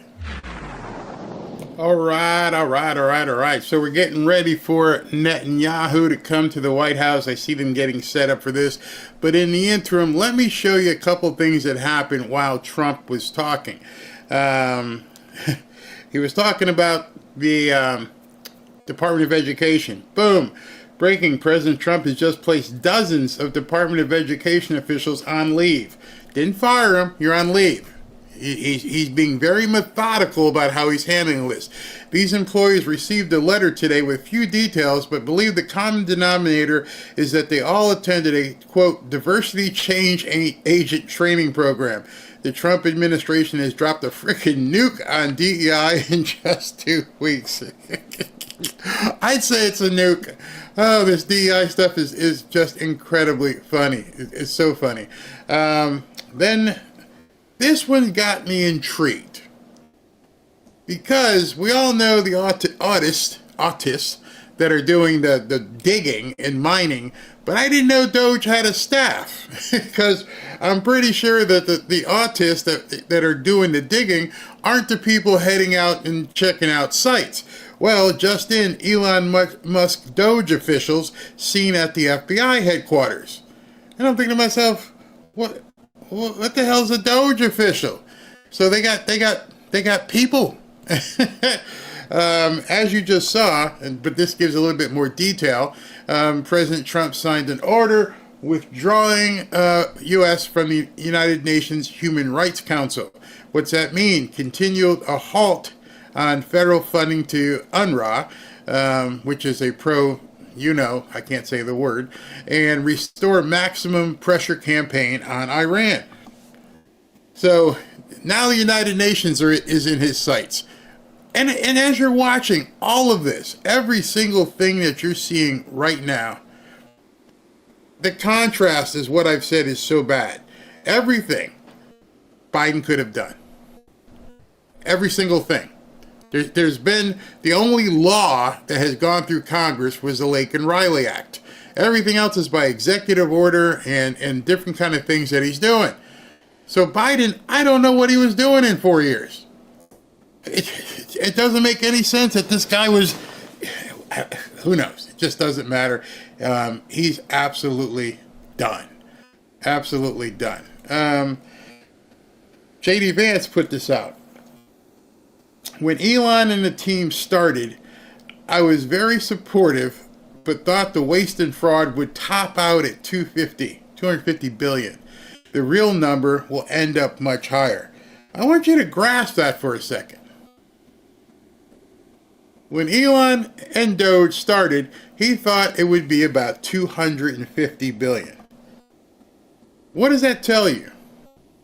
That tells you that Trump's running mate, who is full MAGA, who was involved in every single conversation probably, who understood that government was screwed up. He was a senator before he became the vice president, and he didn't know how bad the rot was. But just let that sink in. A sitting senator who became the vice president, who became Trump's vice president, had no idea how bad this corruption, fraud, and rot went. And now he's starting to see it. And a lot of people are starting to see it. Now this is I want you to look at the proportion of this. Okay? Holy the FBI just revealed that 5,000 out of their 13,000 agents were focused on January 6 protesters. I thought they had a lot more than that. I thought it was like 50,000. And he says 39% of the entire bureau went to January 6. Even if it's 50,000. So that would mean 10% of the 10% of the entire FBI, if it's 50, if it's 40, you can do your own math. He's saying 39%, whatever percent it is. You sent a substantial portion of the FBI to handle all this stuff with J6. Heads are going to flip and roll. All right, so now we're seeing something go to the next level with this USAID crap. Just in, Marjorie Taylor Greene is filing a bill to formally abolish the corrupt USAID. Brace for even more Democrat screeching as she looks to tear it down. I don't think she needs a bill because it was created by an executive order, but in any instance, she is now introducing a bill to do away with it. What's going to be interesting, very interesting, is to see how many Republicans vote against this. If you vote against abolishing USAID, you are pretty much putting the nail in your own coffin. Your political career is done. With what, especially if Trump comes out in the next day or so and starts doing a PowerPoint and reading off all these numbers. You're done. You are done. So maybe this might be a slam dunk bill because, bam, get the Republicans on board. Don't need the Democrats. Just abolish this crap and be done with it. Elon reposted this. Someone's been, so he's talking about Schumer and how these people are screaming. An unelected shadow government is conducting a hostile takeover of the federal government. DOGE is not a real government agency. DOGE has no authority to make spending decisions, blah, blah, blah, blah, blah. Chucky, they don't have to be. Someone's been robbing the bank and stealing our money, and Chuck Schumer and Democrats are outraged about who found it on security footage. Seems very, very strange.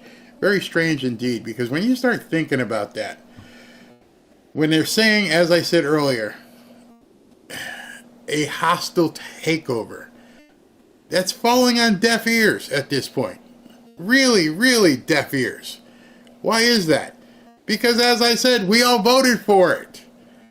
A hostile, either you're stupid and you don't know what a hostile takeover is, or you're gaslighting people on X. It's not a hostile takeover. It's a welcomed takeover. And as far as I know, DOGE hasn't canceled one contract. DOGE hasn't fired a single person. DOGE hasn't in itself decided who or what isn't going to get paid. All DOGE has said is, hey, boss, you might want to take a look at this. What do you want us to do? And boss said, shut, delete. It's not working, Chucky. It's not working whatsoever. We all know what they're doing. They brought in a bunch of people to do nothing but forensics. You do not need to be elected to do forensics. You do not need to be elected to issue a report. If you came up and said, hey, listen, Elon stopped making these payments, then you might have a case. But since you don't know what the workings are between Trump and Elon, or who it, remember, Scott Bessent is now the Treasury Secretary. He may be reporting to, Elon may be reporting to him, hey, look at this, Scott. And Scott most assuredly has the power to click it off. All that tells you is the Democrats are flailing. They're just throwing stuff out there, hoping it sticks, and hoping that the people it sticks on are just completely stupid. Or hoping that, the people in the news will lie and tell them, oh my God, it's a hostile takeover. Because that's the word they're using. That was the 3 a.m. memo that went out probably. All right, make sure everybody refers to this as a hostile takeover. But I'm going to look stupid if I read this. It's not a hostile takeover. They voted for him. Trump didn't roll a tank down Pennsylvania Avenue yet. In fact, he held his parade in an indoor arena. Elon Musk is parking rockets, but he's not sending any at anyone's house. Where is the hostile takeover? The man assumed office, took his oath, and went to work. There's nothing hostile about that except that you didn't realize what he was going to do. You thought you had him penned in. That's not working well for you right now, is it? Is it, Chucky? Let's see what I wanted to show you next. You know all those empty buildings in Washington? Here's the kind of stuff they're finding out. And see, the problem that they're having isn't that they're finding out this information. The problem that they're having is that they're finding out this information and some guy with 200 million followers is broadcasting it. You see, we would have never known this. MSNBC, CBS, CNN, they're not covering this. But we don't have to wait for them anymore. Elon just posted up and says, roughly $15 billion a year is spent on utilities and maintenance of unused government buildings domestically and internationally. Hey, Chuck, you got a problem with us getting rid of these buildings that nobody comes to work? Should we be spending $15 billion a year just in upkeep, keeping the lights on, air conditioning, the heat, the security? There's nobody here. I could play football in the lobby.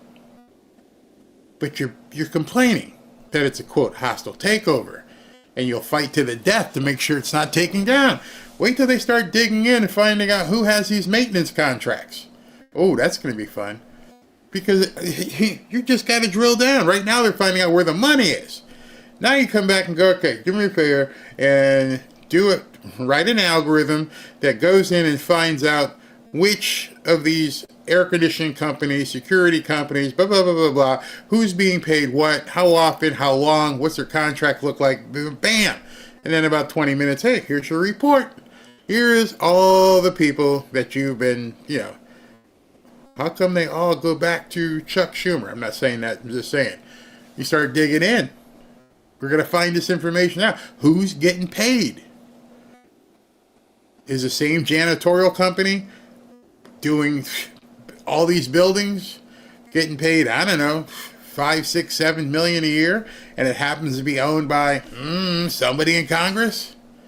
Yeah, that's going to be trouble. That's going to be trouble as well. You know that. It just keeps going and going and going. And I don't know how they're going to get away with that. Let me see this one. Joni Ernst. Okay, wait a second. We have BB showing up. Okay. Images on your screen, you can see that Israeli Prime Minister Benjamin Netanyahu is arriving at the White House to meet with President Donald Trump. We're going to keep an eye on that meeting because we expect there to be a little bit of a Q&A here shortly. We can play back for you on the Will Cain Show. Again, we're going to keep our eyes on that here as they... So that was it. Hey, how you doing? I'm here. Bye. Okay, great. So 5:15. So they're going to sit down. They're going to talk, and then about 45 minutes will give me just enough time. Now I can start my show. I should start the intro all over again because now I can finally get to my stuff. Believe it or not, you've just watched 2 hours of other stuff that doesn't have anything to do. Well, it has everything to do actually with the show that I have planned for you. So. One more tweet and then I'll get into the show because I got this lined up.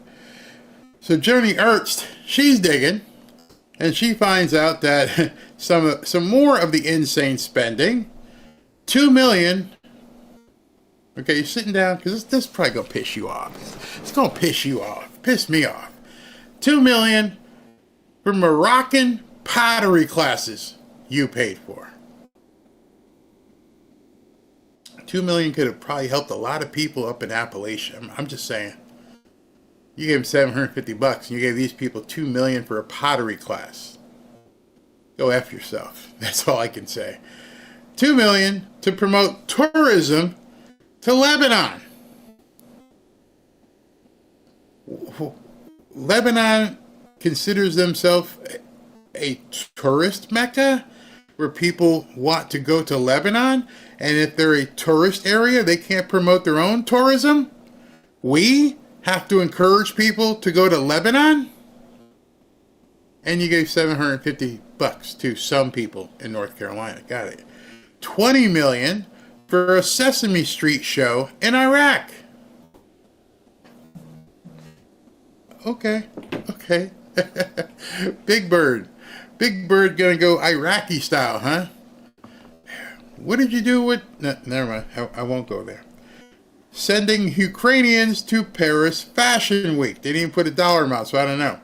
$9 million to feed Syrians that ended up in terrorist hands. Oh, here's $9 million, and I want you to go ahead and feed these people. Right, we got you. You want us to, feed these people. Sure. And then $1 million for lab stuff over where see, that's going to be the big one. When they start digging into that and they start finding out that be prepared. I mean, there's a reason why the guy who's a doctor now needs to have, I don't know, a pardon. A doctor needs to have a pardon. Okay. SB had posted this earlier, and I want to show you this. And this should and will send all kinds of hairs on the back of people's necks flying up on the Democrat side of things. JD Vance, this is the new normal. Expect this rapid-fire breakneck pace to continue for 4 full years. I can't. Like Dan Bongino said the other, I can't do this for 4 more years. Robbie's going to have to give me some sort of intravenous IV. 4 more years? Oh my God. This fast? So many different things? What am I going to do? What are you going to do? We're going to win so much, you may even get tired of winning. And you'll say, please, please, it's too much winning. We can't take it anymore. Mr. President, it's too much. And I'll say, no, it isn't. We have to keep winning. We have to win more. We're going to win more. He's kidding, right? He's kidding. This is the new normal. I know some of you must work. Some of you may be retired. But 4 more years at this pace? I'm going to have to find out if Elon's got some sort of clone lab where we can all go in and like clone ourselves so we have, someone who's got one eye open like 24/7. This is nuts. 4 more years at this pace. I don't see how it's possible.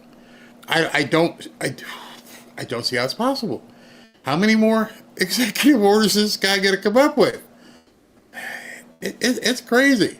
And meanwhile, all the Democrats got is this kind of crap. But easy, George, Democrats are now holding another protest presser against DOGE. They are outside the Treasury building with a podium banner that says nobody elected you.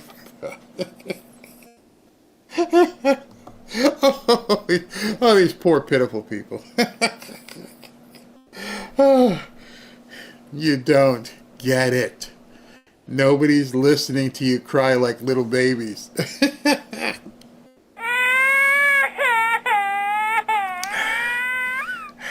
The Democrat Party is done.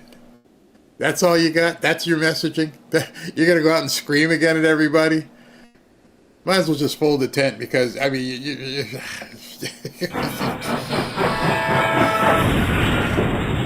Oh, I had to use that one.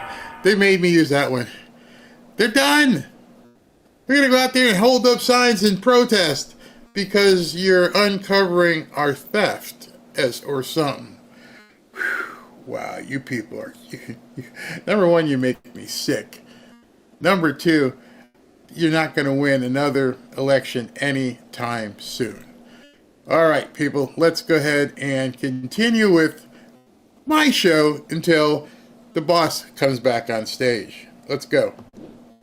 This weekend, Musk also taking aim at the U.S. Agency for International Development, or USAID, which is in charge of dispensing tens of billions of dollars in foreign aid. Musk writing USAID is a criminal organization. Time for it to die. To be clear, in shutting down, which we're in the process of doing, shutting down USAID. About 100 staffers were placed on leave after the agency refused to give Musk's team access to classified material. The team was eventually given that access. The Trump administration has already faced legal hurdles while pushing to gain more control of government spending. Just last week, Trump's executive action freezing federal grants and loans was blocked by the courts. Back to Usaid, many staffers have lost access to their email and other accounts, and the agency's website was taken down. Critics are demanding to know why a group in charge of government efficiency needs to be conducting this apparent takeover of an agency. Not our democracy. Well, he did say he'd be a dictator on day one. Oh, Democrats, it's just Trump. He just talks. Well, let me tell you something. He is doing more than talking. We talked about Project 2025. We talked about the consolidation of power. We talked about how he wanted to be a king. We talked about in a democratic republic, that is not what it is. We have some sort of checks and balances, and he is doing everything that he can to get rid of those checks and balances. The DOJ and the people that he's going after were simply doing their jobs. The problem is that Americans thought that it was okay to take a full-fledged criminal and make him the president of the United States, and then they want to act aghast when he does criminal things. Let me tell Who's acting aghast? Oh, y'all wanted to take a full-fledged criminal and make him the president, and then you act aghast when you see what he's doing. Check notes. Yeah, he's doing what we wanted him to do. No one's aghast. We're just sitting here just like oh, no, we're not. I'm sorry, Miss Hoodie. Sorry, Miss Hoodie Rat. We're not aghast. This is exactly why we hired him. Tell you, we have a thug in charge of the United States. And if we don't wake up, we may not have a United States, because right now he has only been successful in being a divider in chief. So we have a thug in charge. I'm okay with that. I'm okay with the fedora and the pinstripe suit and the FAFO. Thank you. We have a thug in charge because we need a thug. We need someone who's ready to kick in doors and kick in butts. And so your message, once again, Ms. Hood Rat Democrat, it ain't working. It's whatever was watching that stuff on MSNBC, maybe, but y'all can continue, please. This administrative state has been the gatekeeper of information, deciding who gets to know what, both here, at home, and abroad. Does the president even know? One of the reasons why I wanted to include this piece from Glenn Beck is I remember Robin and I sitting down and watching Glenn Beck shows years ago. And he was talking about USAID back in 2013, 2014. Remember, he would wheel out these, I think it was on even CNN or Fox, and he would bring out these big chalkboards and he would show you, and this was this, and this, and this, and this, and they fired him. He got fired from both CNN and from Fox. And he would show you, hey, look at this is where this is happening, and here's where they're going with it, and he would talk to you specifically on what these agencies were doing, and he got tossed off the air, hopefully banished, never to recover. Almost lost all of his money. Then he had to go on this thing called the internet and do a podcast and take his time developing an audience, and he had all this content from before to say, look what I've been saying since 2012 and 2013. Yeah, that's like 12 years ago. I was telling you and ringing the alarm. Nobody wanted to listen, and they didn't want to listen so much that they kicked him off the air. Shut up. You can't say that here. But, and then they did it to Tucker. Fox. So you have to be careful with some of the stuff that Fox talks about, because they've kicked off some real megaphones. They didn't want Glenn Beck. They didn't want Tucker. And now these guys have been proven to be 100% correct. So when Trump and Musk come knocking at the door, trying to peek behind the curtain, the reaction is swift and fierce. Because if they succeed, they'll manage to pull USAID's operations and put it right under direct control of the State Department. Or even worse, in the public eye. They'll be held accountable for things. We can't have that. It will expose decades of covert actions. questionable alliances, the dark side of U.S. foreign policy that has been hidden under the guise of aid. It's why the rest of the world hates us. Think about some of the crazy things we've done in the name of foreign aid.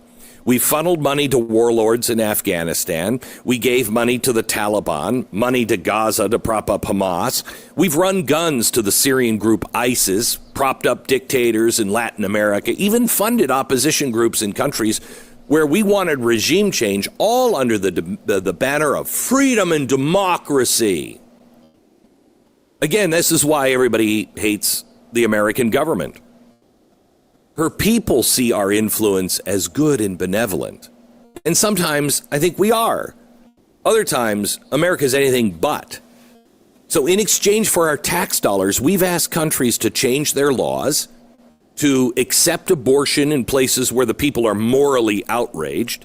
We promote transgenderism in their schools. We tell them that this is the enlightened way to go, otherwise they lose their aid. We force them to open their markets to multinational corporations that sometimes don't have their best interest at heart. And we conduct military operations on their soil. You will do it our way. And yet you don't know anything about it. Most Americans have no idea because it's all wrapped up in the nice shiny package of humanitarian assistance. So here's what happens if DOGE succeeds. What happens if Musk and Trump manage to pry open the lid to this operation? Well, for once, the bureaucrats lose control of one of their many hiding places. The intelligence community loses one of its more useful tools.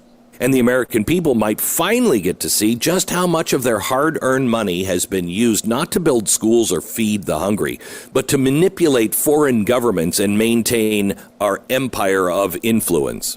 And here's the kicker. This isn't about just the past, it is about the future, because if Musk and Trump can break through this wall, it sets a precedent. It says no part of the government is beyond scrutiny of our elected officials. And that terrifies people who've been running the show. So what do we take away? One, pay attention. Stories like these are not bureaucratic squabbles. This is the battle front. This is the battle line right there that will decide who actually runs the country. We're going to see more on this, and the intelligence agencies are not going to like it. So one thing I would take away from this is don't take any news story at face value for a while. There are many hiding places, and those who receive and use dark money for black ops are going to fight back. Second, ask questions. Continue to ask questions. Why does USAID have classified systems that other government officials can't access? Why is there so much resistance in an aid organization to transparency? And third, remember the people that are screaming the loudest about protecting democracy are often the ones most afraid of the people actually seeing how the sausage gets made.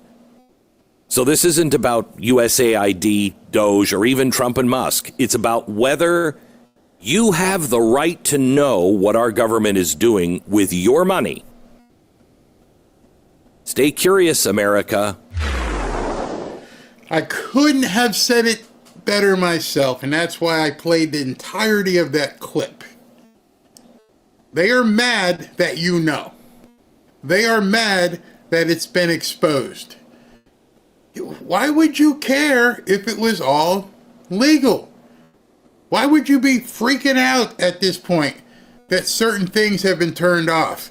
You realize they've been turned off for 24, 36 hours? It's not like it's been completely undone. It's not like he has taken them up. What?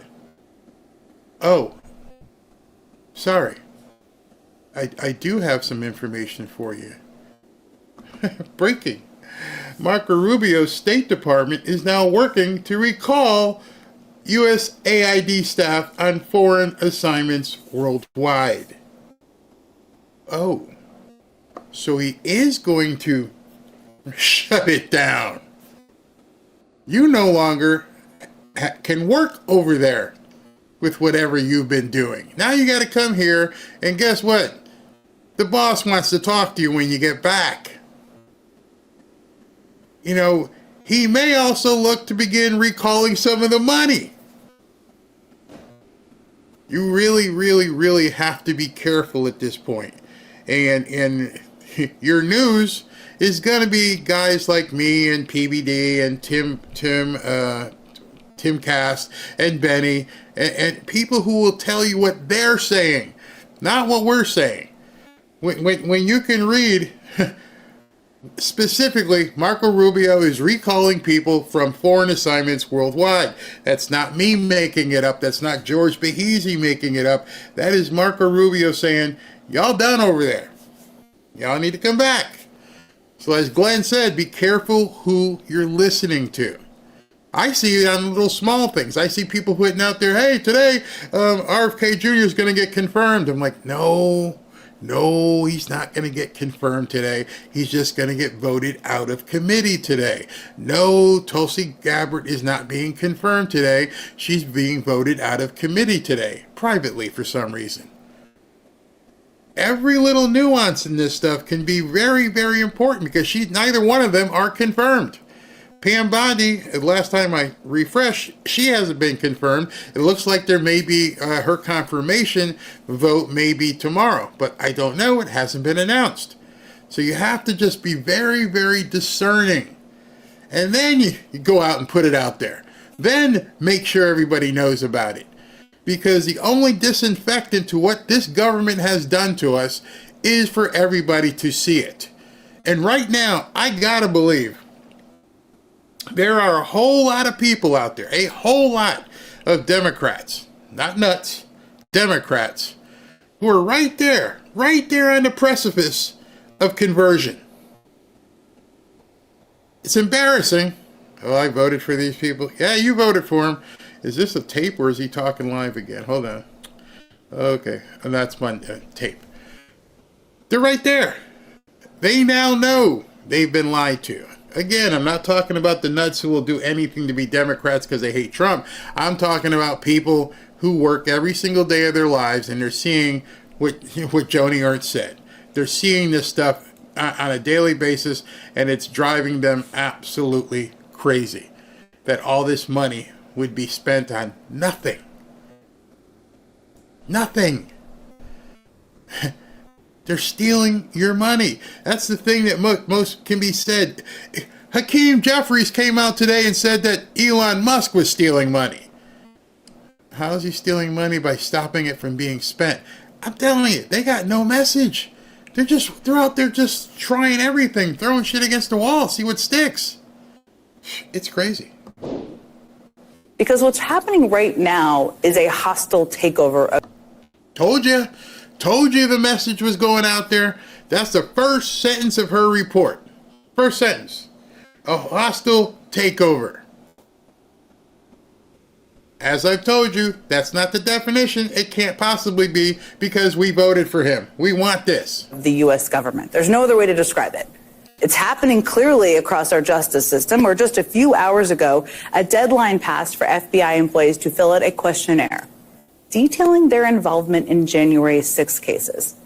In other words, they were asked to fill out basically a loyalty test. Lie. Absolute lie. Lie. You have worked in many jobs. I've worked in many jobs. If your boss says, do me a favor and give me a list of everything you did yesterday. What? Yeah, I'd like to know. Matter of fact, make it for the last week. Fill in, from 8 to 5, what you've been doing. Defend yourself here. How is that a loyalty test? I want to know what you were working on. Were you working on this January 6th thing? And the reason why is because I want to know if you're a systems analyst in Arkansas, what the hell were you working on January 6th for? It's called disclosure. It's called digging. They want information. That's not a loyalty test. Your boss says, I want this, period. That's it. The boss told you, give me this information. That comes after an unprecedented purge of the FBI on Friday night, when the Trump administration forced out top FBI career officials, multiple FBI field office leaders, and a number of DOJ prosecutors who worked on January 6th cases. Tonight, I'm going to talk to one of the prosecutors who was fired on Friday. His name is Jake Strubing. He was back at the U.S. Attorney's Office in D.C. this morning, where he was escorted to his office to pick up his things, drop off his computer, his phone, and his credentials. Oh, no, not that. Not what happens to everybody who gets fired. You make it seem like he was taking a walk of shame or walking the Green Mile. I'm pretty sure everybody who gets fired from their position, security, hey, pick up your plant, your lamp, and the pictures of your family, and we'll walk you out. It happens every single Friday somewhere in America. Somebody is given their pink slip, and they're like, we're going to just make sure you don't do anything on your way out. Here's security. He's going to escort you, and here's your box. Everything you need's right here. Well, I can't find my squeezy ball. Okay, we'll have somebody go look in the office for your squeezy ball. See, they're making it seem like this is some kind of grand inquisition when this is how life works. This is going to be his first interview since he was fired. He has a lot to say, and he's going to be at this table with me in just a moment. But of course, as you all know, it's not just law enforcement where there is a hostile takeover of the government. And it's not a takeover at the hand of Trump alone. I mean, this takeover is also happening at the direction of his unelected best friend, Elon Musk. That's what they really hate. They hate that they lost Elon Musk. You know, it's almost like my crappy Dolphins down here losing all these quarterbacks, or even better, you know, lost your defensive coordinator because you thought he couldn't run with the players down here, Vic Fangio, and he's now the defensive coordinator for the Super Bowl team, the Philadelphia Eagles. The Dolphins lost him. They're like, hey, he didn't work out. We're gone. And now you're mad because you lost Elon Musk. He was a Democrat with his gazillions of dollars, and now he's playing for a different team, and you can't take it. It's your divorced wife with the, you know, now living in the big house with the new guy, and you can't take it. You ran him off, and you're hearing that story from Tulsi. You keep hearing it from Nicole Shanahan. I didn't quit. Y'all just went crazy. I couldn't stay with this. I couldn't stay married to you guys. You're nuts. But you don't like saying that, so it's his new best friend. It's his new girlfriend, whatever you want to call it. He's not with you. That's your problem. His latest target was the United States Agency for International Development. And that agency is the one that not only leads on humanitarian assistance around the world, but also works to combat corruption and foreign aid programs. It's a big part of what they do. I kind of see how that could make Elon Musk a bit uncomfortable. So what do you think he did? You may already know. Well, he removed two of the top leaders of the organization who wouldn't do his bidding over the weekend. And then You see how they omit a whole bunch of stuff? Two of the top leaders who wouldn't do his bidding. Hey, can you show me what you've done here? Oh, we don't deny anything. We pay everything. No matter what the invoice is, we pay it. What do you mean? How do you, she forgot about that. She didn't mention that. She didn't mention that, that guy quit, and Willie the Nigerian, he got pissed off and he quit, and that the next day there was a physical altercation from people who didn't want them looking in the books. You see, your job is to let people who, like I said, may be on the fence, close to conversion, know the truth. Because they're not telling the truth.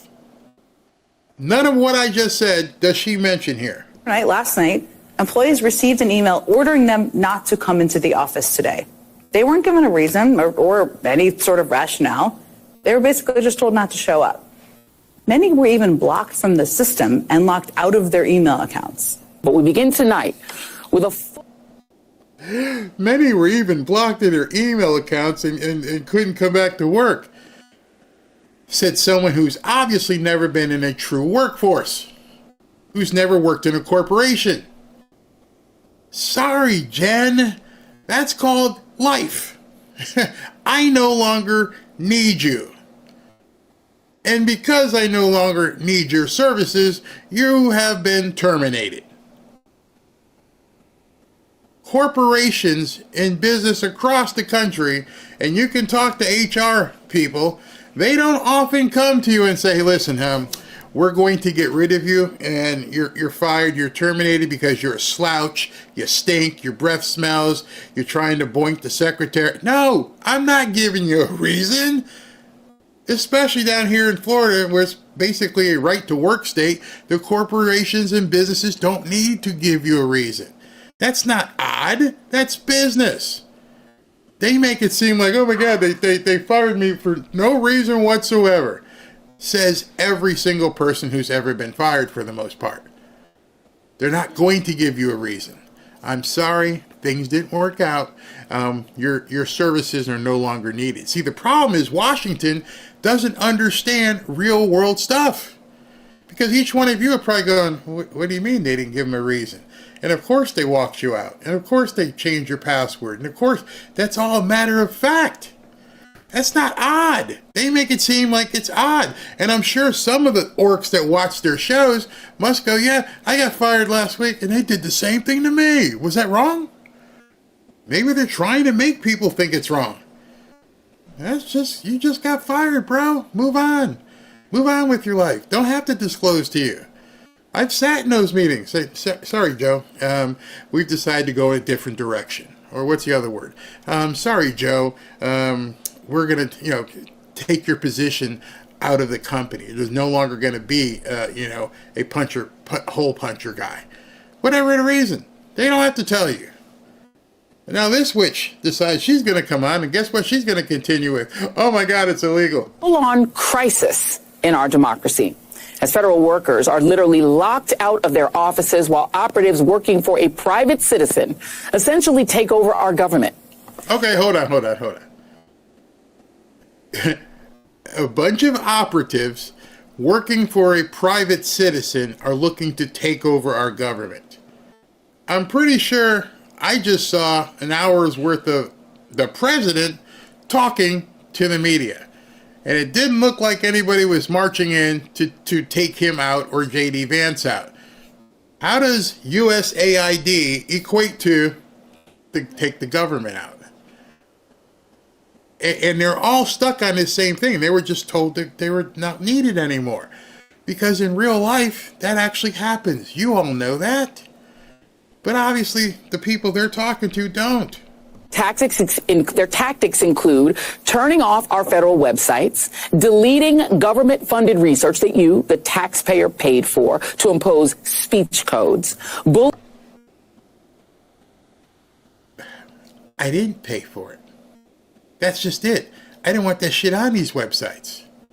Many of us didn't want that stuff on our website. They didn't ask me. Joy, nobody called me. Nobody called Robin and said, hey, listen, we're going to put all this DEI transformer crap on the website. You okay with that? No, because we would have said, hell no. And a lot of Americans would have said, hell no. So if we're paying for it, you're mad that these guys are turning it off, but we don't have any say in what's on these things, right? You're just saying you just took the money. You have to listen how these people talk so you can combat what they say. So you know how to actually hear what they're trying to put out there in public. So when you're talking to people on X or Facebook, you can say, wait. I paid for it. You're right. You paid for it.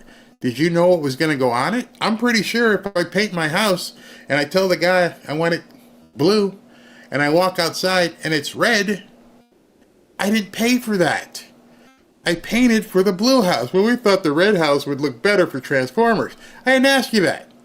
I didn't sign up for this. And she's making it sound like everything was fine.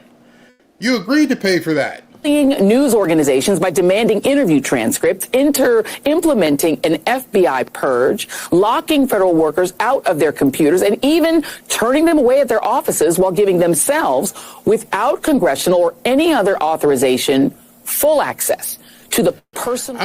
Who gave you access to those earrings you're wearing? Because their stuff should have been turned off. Nothing. In reality, is being talked about on some of these stations, and I know I've heard it from you guys before. Why are you showing us this stuff, Barry? Why are, I mute it when these people are talking, because I want to know, like I'm watching a football film, what is the other side saying? Hey, Barry, why do you keep saying that these people have no message and that they're going to lose for the foreseeable future? Because I see shit like this. And I realize there's only going to be so much you can lie to people. Now, I understand she reaches, probably she thinks she reaches an urban market, but I know, and I've said it a year ago, they're losing blacks. They're losing blacks. And I kept saying it. Hey, you're not speaking to people who work for a living. Every single person, for the most part, who's watching this stuff has been fired. But as we talk here, we got to get to something here. What would happen if they really... I deserve it, but they will never give it to me. What would happen, sir, what normalization to go forward? What needs to happen for normalization in Saudi Arabia? Well, we're going to see, and we're dealing with a lot of people, and we have steps to go yet, as you know, and maybe those steps go forward, and maybe they don't. We're dealing with a very complex group of people, situation and people, but we have the right man, we have the right leader of Israel. He's done a great job, and we've been friends for a long time, and we do a great job also. And I think we have a combination that's very unbeatable, actually. Can I ask, what would happen, Mr. President? What would happen, Mr. President? What would happen if you hear... Wait a minute. Wait. Where is that person? Where's that person coming from? Come on, go. You go. What would happen if you'll hear from the Israeli side today that they're not willing to go through with the deal to get all the hostages back home and finish the war? We'll see what happens. Whatever happens, we'll be prepared to handle the situation. Are the Saudis demanding a Palestinian state? Mr. President. No. Are the Saudis demanding a Palestinian state? No, they're not. No. Are they demanding a path towards a Palestinian state or any other recognition? Everybody's demanding one thing. You know what it is? Peace. We want peace. We want people to stop being killed. But everybody's demanding one thing. Very simple, peace. And he wants peace also. Mr. President, do you think it's politically possible in Israel to get this deal done until the end? To get the deal done? Yeah. Sure. I mean, is it politically Why wouldn't a deal get done? A deal can get done. We'll see what happens. We're dealing with very complicated people. But a deal can absolutely get done.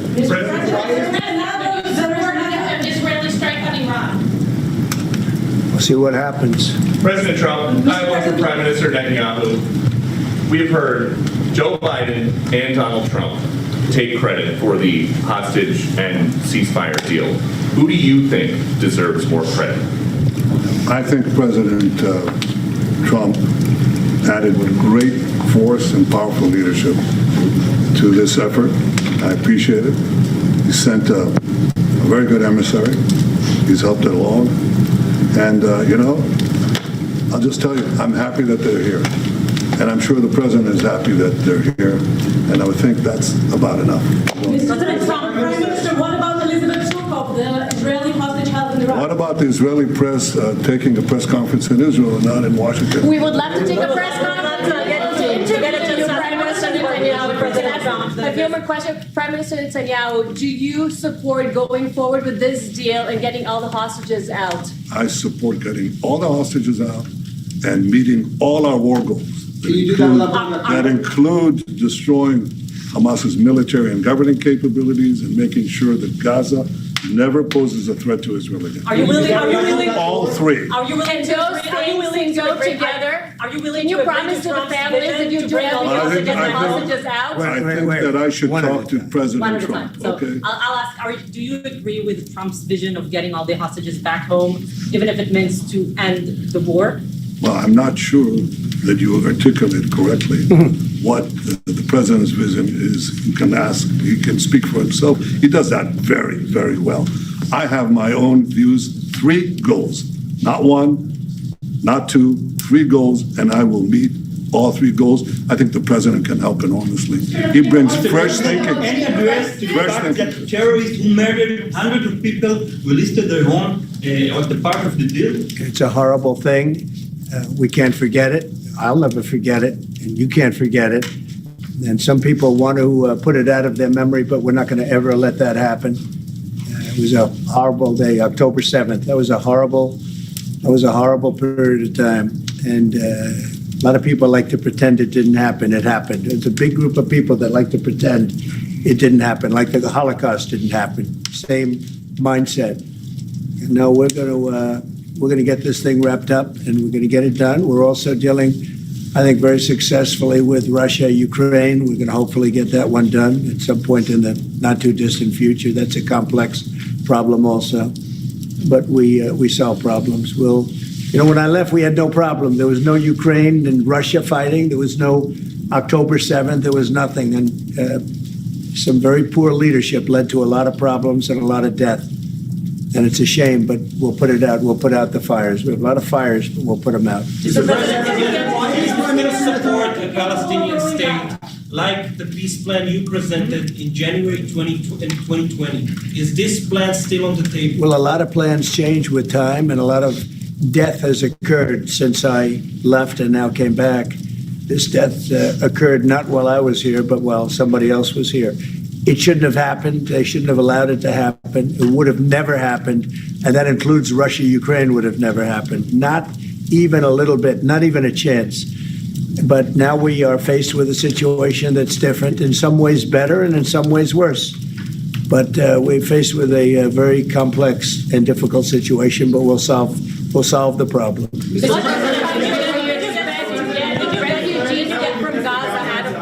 If not Jordan, Egypt, what other countries you think might accept Palestinians from Gaza? Well, I think Jordan and Egypt will. I know they've spoken about it with you, and they say they're not going to accept. I say they will. But I think other countries will accept also. I think that Gaza maybe is a demolition site right now. If you look at Gaza, there's hardly a building standing, and the ones that are going to collapse. You can't live in Gaza right now, and I think we need another location. I think it should be a location that's going to make people happy. You look over the decades, it's all death in Gaza. This has been happening for years. It's all death. If we can get a beautiful area to resettle people permanently in nice homes and where they can be happy and not be shot, not be killed, not be knifed to death like what's happening in Gaza. And right now you have in Gaza a very dangerous situation in terms of explosives all over the place. In terms of tunnels that nobody knows who's in the tunnel. The whole thing is a mess. And I think that if we can resettle, and I believe we can do it in areas where the leaders currently say no. I've been saying that with Mexico, having to do with the border and all of the things. And you saw what happened, 10,000 soldiers, and they're going to do a good job. I really believe that. And I believe Canada is going to do a good job also. They said the same thing. And then they did something much different than what you were hearing. This is a very, very difficult situation, but we're going to get it solved. I don't think people should be going back to Gaza. I think that Gaza has been very unlucky for them. They've lived like hell. They lived like you're living in hell. Gaza is not a place for people to be living. And the only reason they want to go back, and I believe this strongly, is because they have no alternative. What's the alternative? Go where? There's no other alternative. If they had an alternative, they'd much rather not go back to Gaza and live in a beautiful alternative that's safe. Mr. President,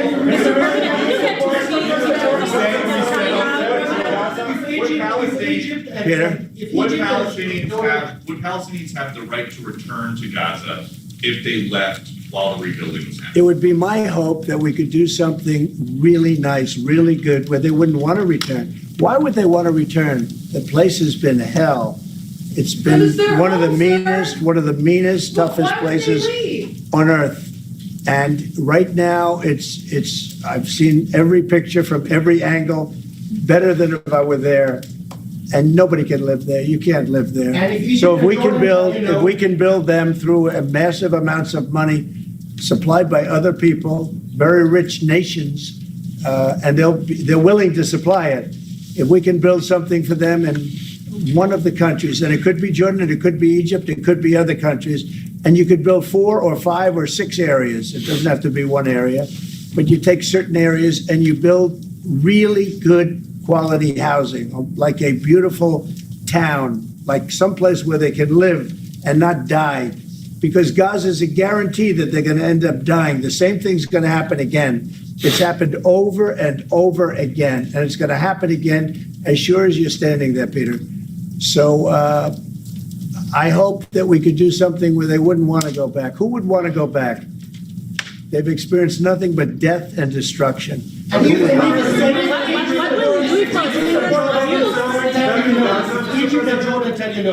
will you do then? Well, I don't think they're going to tell me no. Mr. President, I don't think they're going to. What will you do? I think they're going to tell Biden no, and I think they're going to tell other people no. So you think it will happen at the end? I think there's a good chance. Yeah, How I'd like to many see that. people are you thinking about? All of them. I mean, we're talking All of about them. probably 1,000,007 people, 1,000,007, maybe 1,000,008. But I think all of them. I think they'll be resettled in areas where they can live a beautiful life and not be worried about dying every day.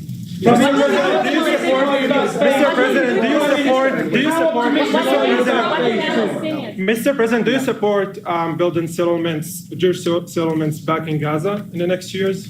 Say it. Building settlements, Jewish settlements back in Gaza in the next year. Do you support this idea? I don't see it happening. It's too dangerous for people. Nobody can go there. It's too dangerous. Nobody wants to be there. Warriors don't want to be there. Soldiers don't want to be there.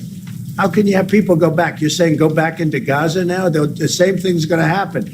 It'll only be death. The best way to do it is you go out and you get beautiful, open areas with the sunlight coming through. And No, you that's not build what I meant. something nice. Building Israeli They are not settlements going to back want in Gaza. They are not going to want to go back to Gaza. Prime Minister Netanyahu, what is your message to the families of the hostages that look at this deal, that are worried that this deal won't go through? What do you say to them at this moment? Same message I said from the beginning of the war. Get them out, get them back. We got over 70%, close to 75% of the people who everybody believed will not get out. We got them in successive deals. And most recently, with the help of President Trump, we're not going to give up on any of them. And we're not going to give up on our other war aims. Hamas is not going to be in Gaza, and we're going to get everyone back. And you would not have. Prime Minister, how optimistic are you about reaching phase 2 of the ceasefire? How optimistic are you about that happening? Well, we're going to try. That's one of the reasons, one of the things we're going to talk about here.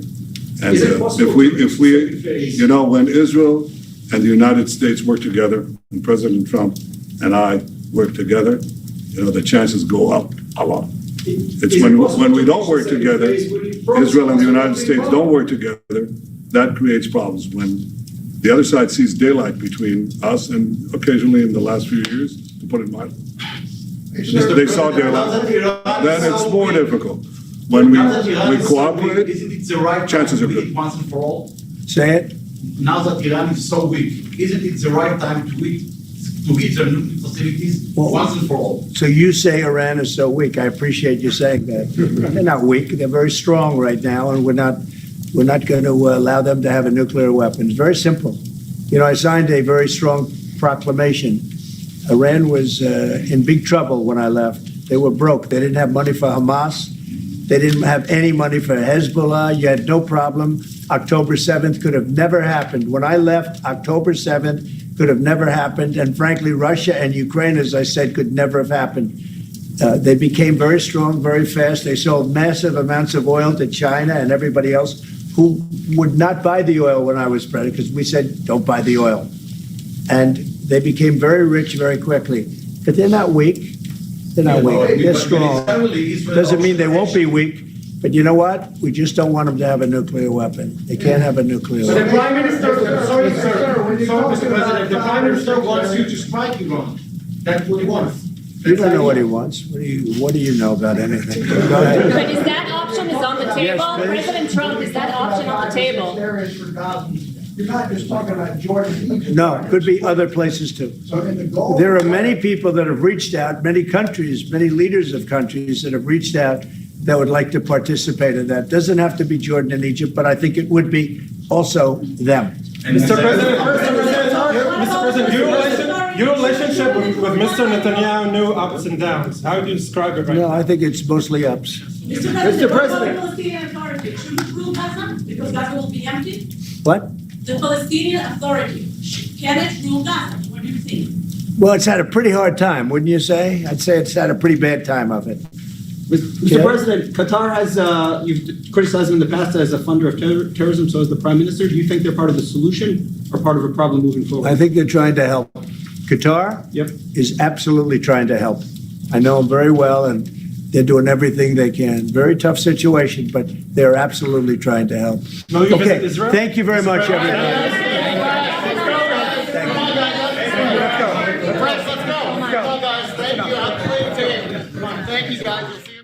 President Trump just wrapping up a meeting with Israeli Prime Minister Benjamin Netanyahu in the Oval Office and giving... All right, so let's get back to our show. I saw your comments. I don't know what's wrong with these media people. These media people are complete buffoons. All they do is scream. They're so disrespectful. I love that Netanyahu put one of those reporters in their place, because what the person said, oh my goodness, what the person said, Trump did, and he's like, well, you can talk to me sitting right here, you know. She didn't even address him as President Trump. Trump! Amazing. All right, let's continue with the show. That was pretty short. Actually, I thought they would go longer, but I guess because the screaming banshees in the room, they cut it off, and they weren't getting anywhere. They were screaming and saying the same thing over and over. There was nothing substantive from the press, which is why they're losing to new media. You can't even ask questions that people care about. You have your own agendas and narratives that you want to create, and you've lost touch with the ability to communicate. It's very simple. Don't talk about what you want to talk about. Talk about what people care about. And if you don't know what people care about, then you shouldn't have that job. You should understand going in, hey, listen, so the guy of Israel and the guy from the United States are going to have a joint press conference, and I want to know this, this, and this because the people I'm reporting for want to know. And if you don't know what the people you're reporting to want to know, then you're not right for the position. Sort of like this wench. Data of tens of millions of Americans, including Social Security recipients, FBI agents and officials, military and government contractors, and every single employee of the federal government. All of that data in private hands that you did not authorize, even if you voted for Donald Trump. This as Trump installs unqualified minions at the heads of every federal agency, knowing that... Hold on. So we didn't authorize it? We voted for him. So if we voted for him to do this job, then yes, we did authorize it. What don't these people understand? He's not calling you, Joy. He's not going to call AOC. Not going to call Rachel Maddow. You guys aren't on the list. Doesn't need your permission. And as much as I dislike him, Biden didn't need our permission either. We didn't vote for him, but he was in power and he could, decide how he was going to do things. Lots of stuff I didn't like. Lots of stuff I thought was illegal. Lots of stuff. I mean, I didn't. Why should I pay for your student loan? But, he did it. So Trump's doing stuff, but you notice how they're trying to pose this. They're trying to pose it as though it's not Trump doing it. In fact, I don't know if she mentioned him much. It's Elon Musk, this unelected billionaire who's in there doing all kinds of stuff with no authority, not realizing he was given the authority. They wouldn't stop this even if they knew how. At least when he's not threatening multiple trade wars or vowing to launch a new age of American imperialism by colonizing the indigenous people of Greenland and the Panama Canal, all while congressional Democrats issue strongly worded letters, plus holding a press conference today, and congressional Republicans sit back and let the federal government they work for collapse all around them, while they occasionally beg Trump for tariff mercy for their states. If this were happening in any other country right now, I promise you, I'd be on the air calling it a coup. You're lying. I know you're lying because it's been happening in countries around the world. Let me guess. Venezuela. Where were you when it happened in Venezuela when, Maduro decided, I'm just going to declare myself the winner? Nowhere. Where were you when it happened in Brazil? You know, when Bolsonaro got tossed out and declared his other guy just became the winner. But see, your audience doesn't know these things. They're stupid. And maybe they're getting hypnotized by that giant thing hanging off your ear, and they're looking at that because they don't understand what the hell you're talking about. That's why you're not getting any viewership, because people know you're lying.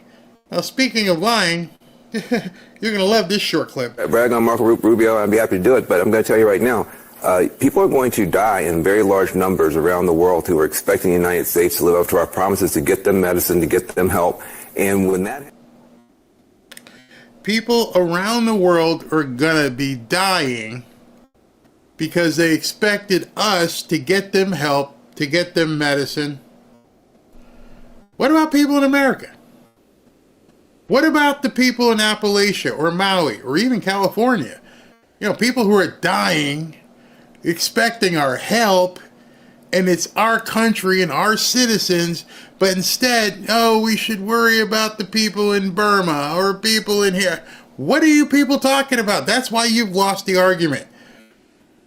You see, you come down from your apartment in New York City where you're getting paid all kinds of money, and you step into a car, a limo, an Uber or whatever, and you get driven to the studio, and you get through security, and you take the elevator up to wherever the studio is, and you never talk to real people. And so this makes sense to everyone in your circle because you don't talk to real people. Instead of going into the studio, maybe you do like, I don't know, man on the street. Hey, so what do you think about the fact that they spent, $50 gazillion on condoms for Gaza? Oh, you don't like that? Hell no. Oh, okay. What do you think about the fact that they spent, $100,000 on drag queen story hour in Iraq? Oh, people don't want that? Why do you not like us spending money? Because people over there are suffering. Oh, because you're suffering. Oh, because you're working 2 jobs. Oh, you're homeless. Oh, well, let me go back to the studio really quick because I ain't ready for this. You see, the thing you have to realize is these people have everything they possibly could need, and they only talk to people in that bubble. Even when they venture out, security, private booths at restaurants, only with other people who think like them in these restaurants.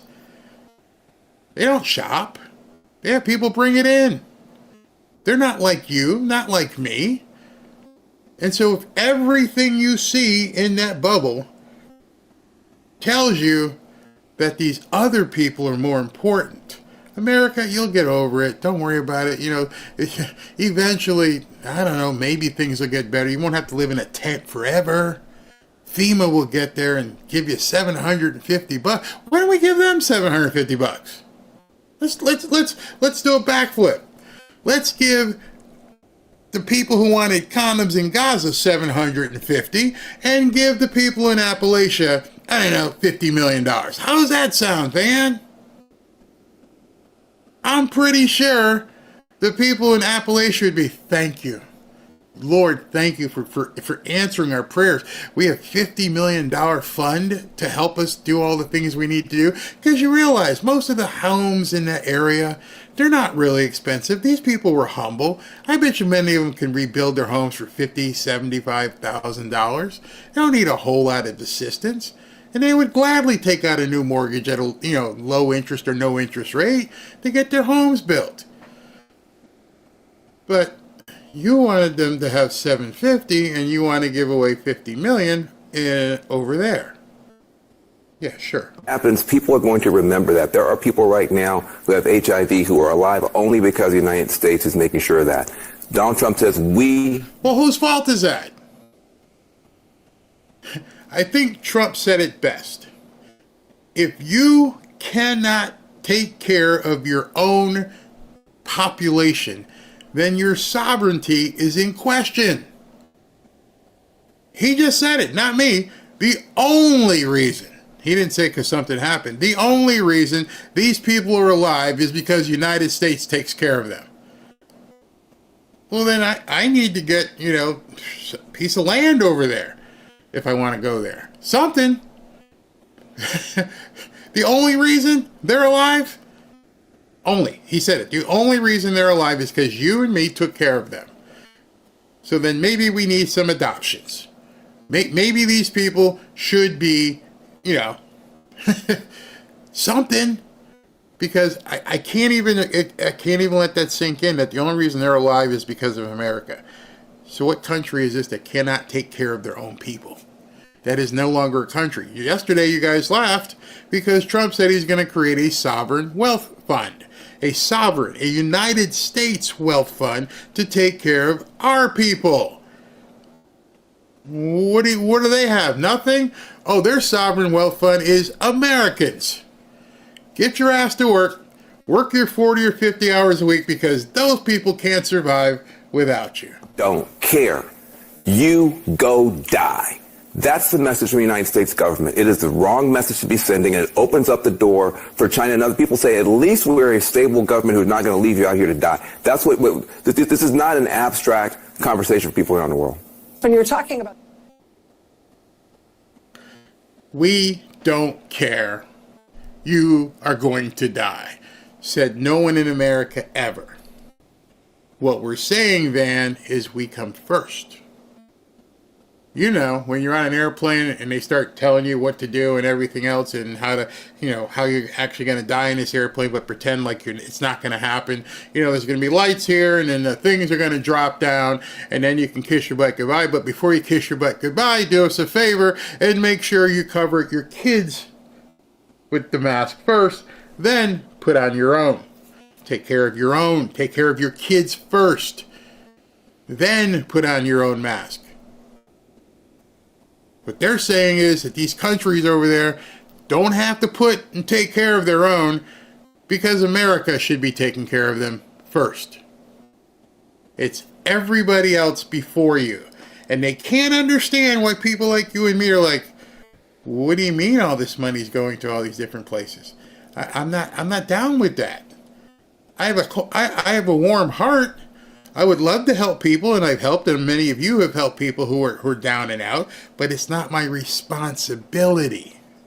See, that's where the difference is. It's not my responsibility. It's not America's responsibility.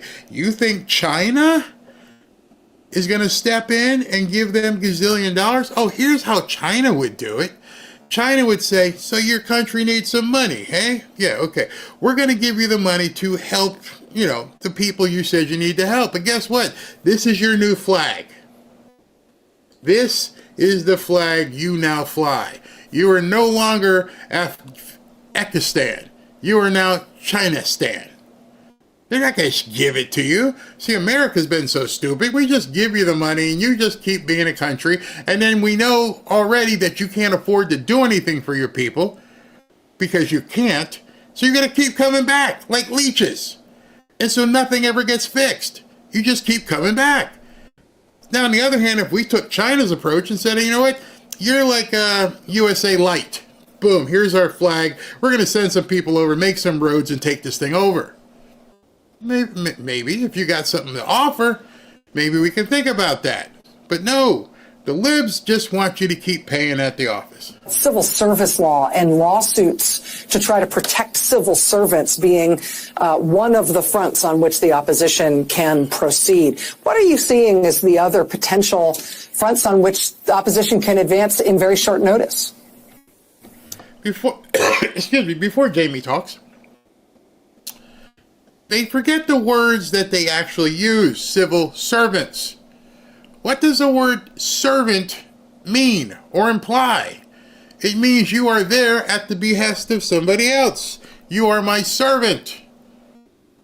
It didn't say civil owner. Didn't say civil entrepreneur. You say, and many of you say, civil servants. The word servant is bring me my stuff.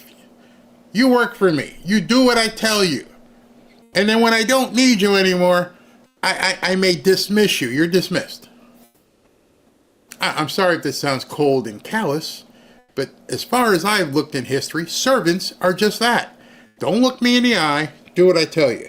I'm not saying we go that far. I was kidding. But the fact of the matter, a civil servant usually comes with an annex asterisk. You serve at the pleasure of the president, not the pleasure of Rachel Maddow.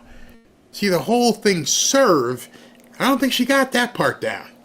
She thinks because you're a civil servant, hey, you're here for life and the government can't do anything about it. No, servant. Look it up in the dictionary. You are there because somebody else wants you there. Well, in Congress, of course, we're going to be fighting them in subcommittees and committees, on the floor, in the House, in the Senate, with filibusters at every turn. But popular protest is going to become very important here, and it's going to look very different from the first Trump administration. Everybody remembers, a million people gathering for the Women's March, and I have no doubt we could get at least that many, if not 5 million. But we also know that Donald Trump has just pardoned 1,500 Proud Boys, the Oath Keepers, violent insurrectionists, cop assaulters. And so we don't want a huge protest like that to become a magnet for right-wing provocateurs and violence. Donald Trump would love nothing more than to send in the police and to, stage some kind of, declare martial law or something in a situation like that. But I think the decentralized local protests around particular departments, particular agencies, in particular towns and cities are going to proliferate. And I got to tell you, it was thrilling and exhilarating to see hundreds of people show up on just a couple hours' notice that we were going to have a press conference outside of AID today. So there's tremendous. So your nipples got hard because you were exhilarated because a couple hundred people showed up outside of a government building. That sounds very insurrection-y to me. I don't know about you, but what were you going to do? But in any event, we all lived through January 6th. And the one thing that is hard for many of us to swallow is, did January 6th change anything? A lot of people went to jail, a lot of people got arrested, but did it change the outcome of anything? No. What makes you think your insurrectionary activity of being petulant children and stomping your feet and rioting and whatever you do is going to change anything? You see, you're lying to people. You're asking people to put themselves out there, which I don't think you're going to get many. I really don't. There's not enough blue-haired transformers that come out there and support you. So what are you hoping to accomplish other than have the rest of us go eat dinner? I don't care. I don't care. He gets Kash Patel in there. He gets Pam Bondi, Tulsi Gabbard. Elon Musk is already doing his thing. There's not much you protesting is going to do. It might look nice on CNN. It may look nice on MSNBC. It ain't going to change anything. It's not like Trump's going to go, you know what, Jamie, you're right. These people are out here burning stuff down in a blue city. I should care about that. No, that ain't going to matter. Popular fervor here, and that's giving everybody a lot of confidence and showing that we're not afraid of these people. They might be attempting a coup against America, but we're going to stop them, and we're going to use every means available to us. But Elon Musk's influence is sweeping throughout the administration. It was late last week that the DOGE team showed up at USAID offices in Washington and demanded access. USAID employee Christina Dry. You can't trust the media for anything. USAID offices, he says that Musk team showed up and demanded access. No, they didn't. They came in and said, we are taking access. We've already been given permission by the President of the United States. You're the person at this point who's trespassing. Just that little sentence and how they gaslight people. Oh, they showed up and they demanded access. We already got the access, bro. You don't have one of these letters, do you? You see the guy, the big guy back here with the gun and the badge? He works for us now. So if I was demanding something and I wasn't supposed to be here, that guy who's ready to remove you would be removing me. But the media says they showed up demanding stuff. Described the scene. DOGE was in the building. We took down our pride flags. I took out any books I felt would be incriminating. I don't know, it's loud. I want to make sure you guys heard what she said. She said DOGE showed up and we took down our pride flags. That's the first thing out of her mouth. DOGE showed up and we took down our pride flags.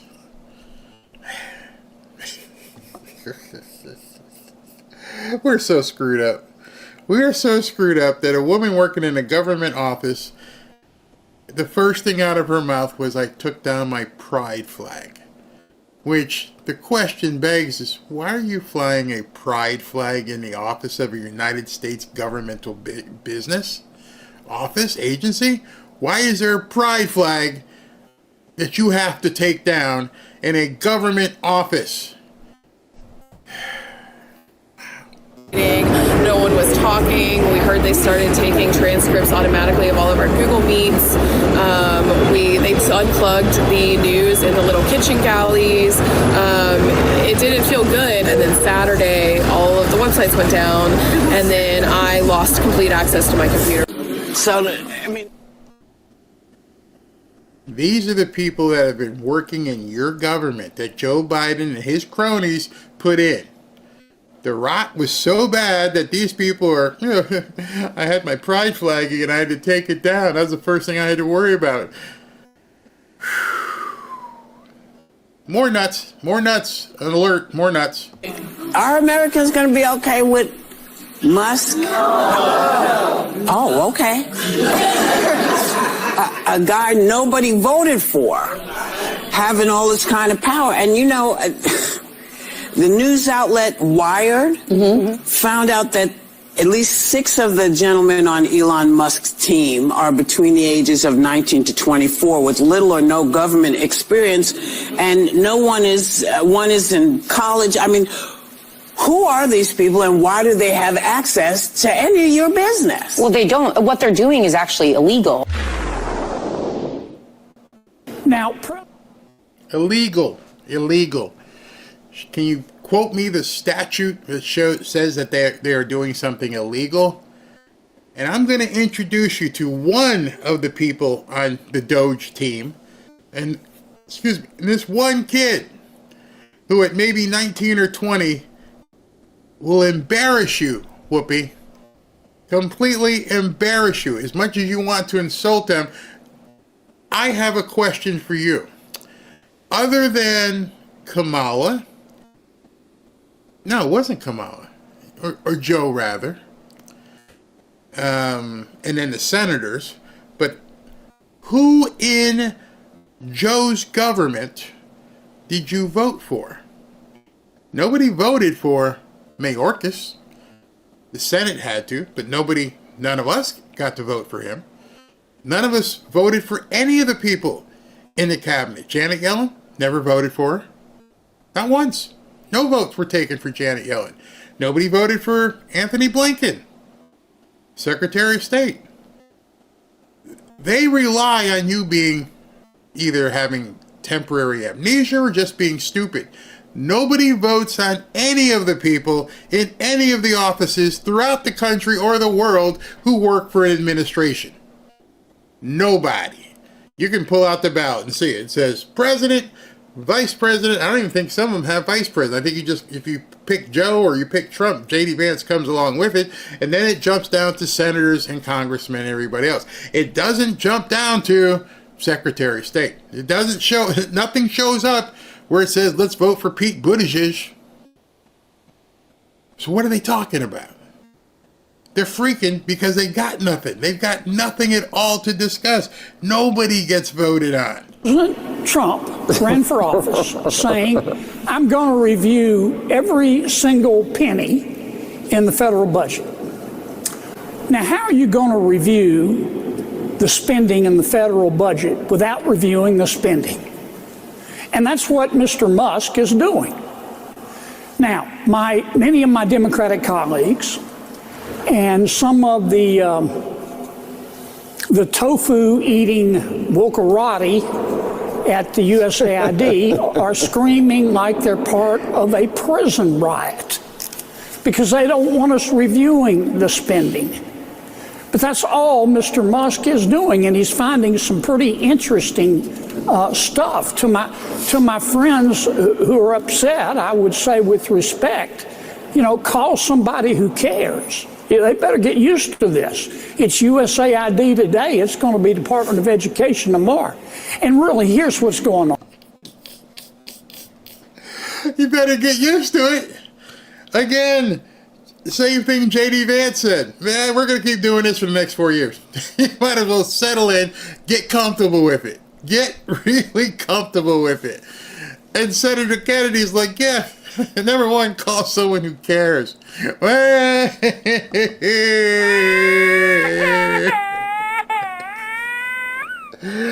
Call someone who cares. That's how you speak to these people. Do whatever you want on MSNBC. Shut up. Oh, and by the way, it's gonna keep happening. Daddy's here. We're going to win so much, you may even get tired of winning. And you'll say, please, please, it's too much winning. We can't take it anymore. Mr. President, it's too much. And I'll say, no, it isn't. We have to keep winning. We have to win more. We're going to win more. I don't know if it's because of what we're seeing with USAID, that we're seeing a lot more of the Republican Congress people and Senate beginning to acquiesce and going, okay, it's Trump. It's Trump's show. We're going to have to do what Trump says. Because there's so much power behind him right now. So much cachet. This man is wielding a hammer where all these people can do is cry, whine, bitch, and do whatever they can do on television or in the media to friendly faces because nobody's listening. His numbers are just keep going up. And you got nothing about how we need to re-vote because we didn't have enough of the fluid, transformers. And Kennedy's like, get ready. This is just the beginning. We're coming. For 4 years under President Biden, the people in charge ask one simple question. Who needs to pay more in taxes? Who needs to pay more in taxes? Well, that's not the question that the Republicans and President Trump are going to ask. Our question is, what the hell happened to the money? And that's all that's going on. $520 million for consultant-driven ESG investments in Africa, $45 million to DEI scholarships in Burma. Why are your Democratic colleagues seemingly more freaked out about cutting U.S. aid? This is our money. Do you know how much $1 million is? 520? I mean, we're spending hundreds of millions of dollars over the years on this madness. What are they thinking? We have $40 trillion in debt. If you notice, my Democratic colleagues and the USAID officials, they're not defending the spending. All they're talking about is process. Oh, it's an insurrection, and Elon Musk doesn't have the authority. Well, sure he has the authority. The president gave it to him. And all he's doing is looking at the spending, just what the president said he was going to appoint Musk to do. Here's what I hope Rubio and Musk do. I would put together all this absurd spending into a booklet. I'd call a press conference, and in front of God and country and the corporate media and the USAID folks and my Democratic colleagues, I'd go over it, item by item by item, every bit of it. The DEI. Did somebody say that in a press conference earlier? let me check my notes. Donald Trump said, I'm probably going to read it off tomorrow. A lot of the stuff I put together is because I don't know what he's going to say. Obviously, I had this cut before he did his press conference. And as soon as he said it, I was like, oh God, that is the plan, isn't it?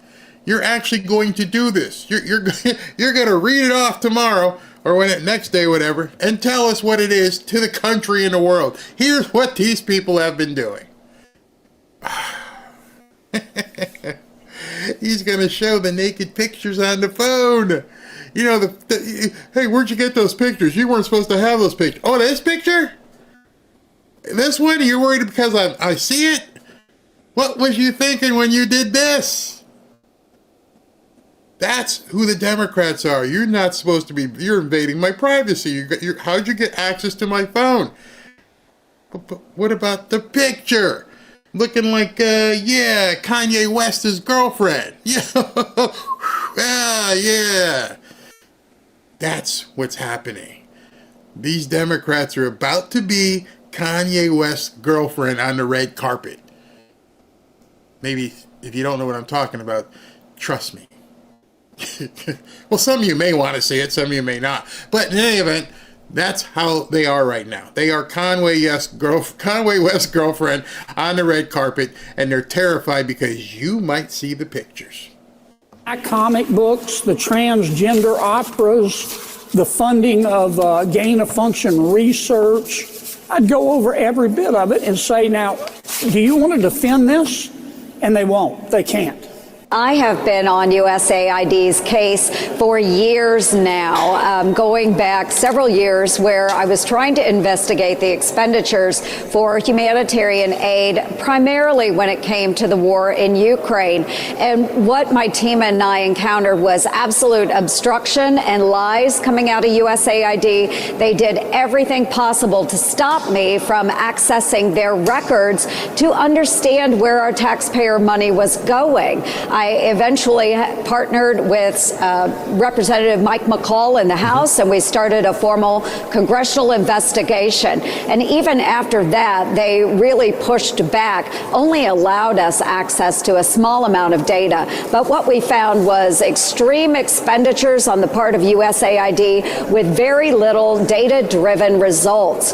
We have seen money funded in the Wuhan Institute of Virology through dollars steered by USAID on dangerous coronaviruses. We saw how that turned out. We've seen funding going to Morocco for pottery classes, tourism in Lebanon, of all places, even when the State Department was advising against travel.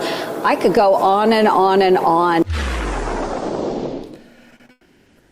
She could go on and on and on. So I've seen a couple comments as we've been going, and I just got to take a second. It went so fast I don't have the comment. But some of you have been saying, I don't want any 19-year-old messing with my Social Security. What makes you think this 19 or 20-year-old is messing with your Social Security? See, in order to understand what's going on, because obviously people who would make those kind of comments are being influenced by the media. If you think that these 19-year-old kids are going to touch your Social Security, then you're probably watching Rachel Maddow or Joy Reid. That's not their function. Their function is to solve problems. Their function is to write algorithms. Their function is to data mine, not change anything. Many of you, as I've said for quite some time now, are afraid of AI. You don't understand what AI can do. You've been told it's the devil, it's the mark of the beast, and not understanding it's all about who programs the AI. Nobody's touching your these kids aren't touching your Social Security. You're being hoodwinked by the media.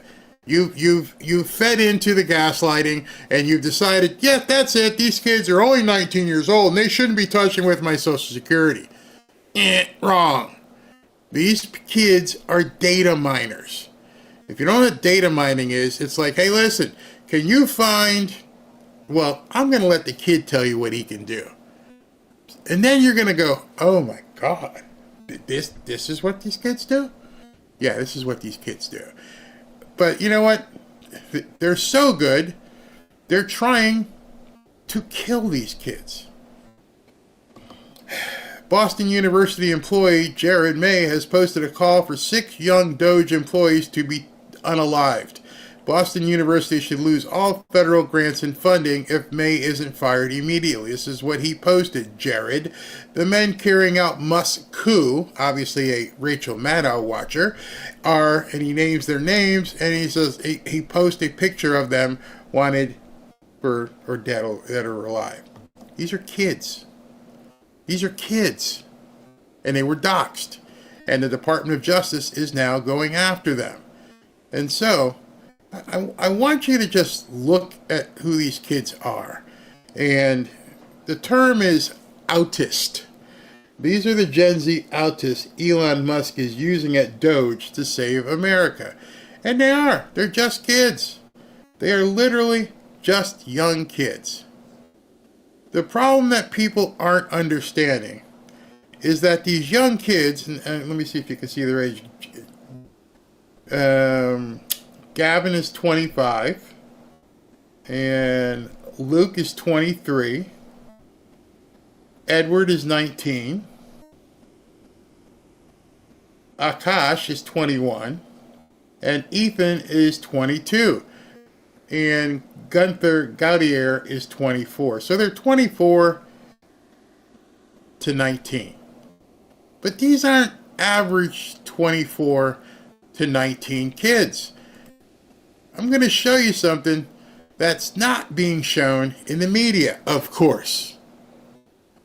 When you listen to this, and I'm not going to interrupt at all because I want your sole focus, we'll talk about him afterwards, I want your sole focus to be on this kid. I want you to hear everything. So I've always been interested in history. Growing up, I learned Latin. I was never that good at it, but I was always kind of into that sort of stuff, read a lot about the Roman Empire and things. And one day I was just listening to a podcast back in March. It was with Nat Friedman. He just kind of got on the podcast, explained like there are these burnt up scrolls that were buried in the Pompeii eruption.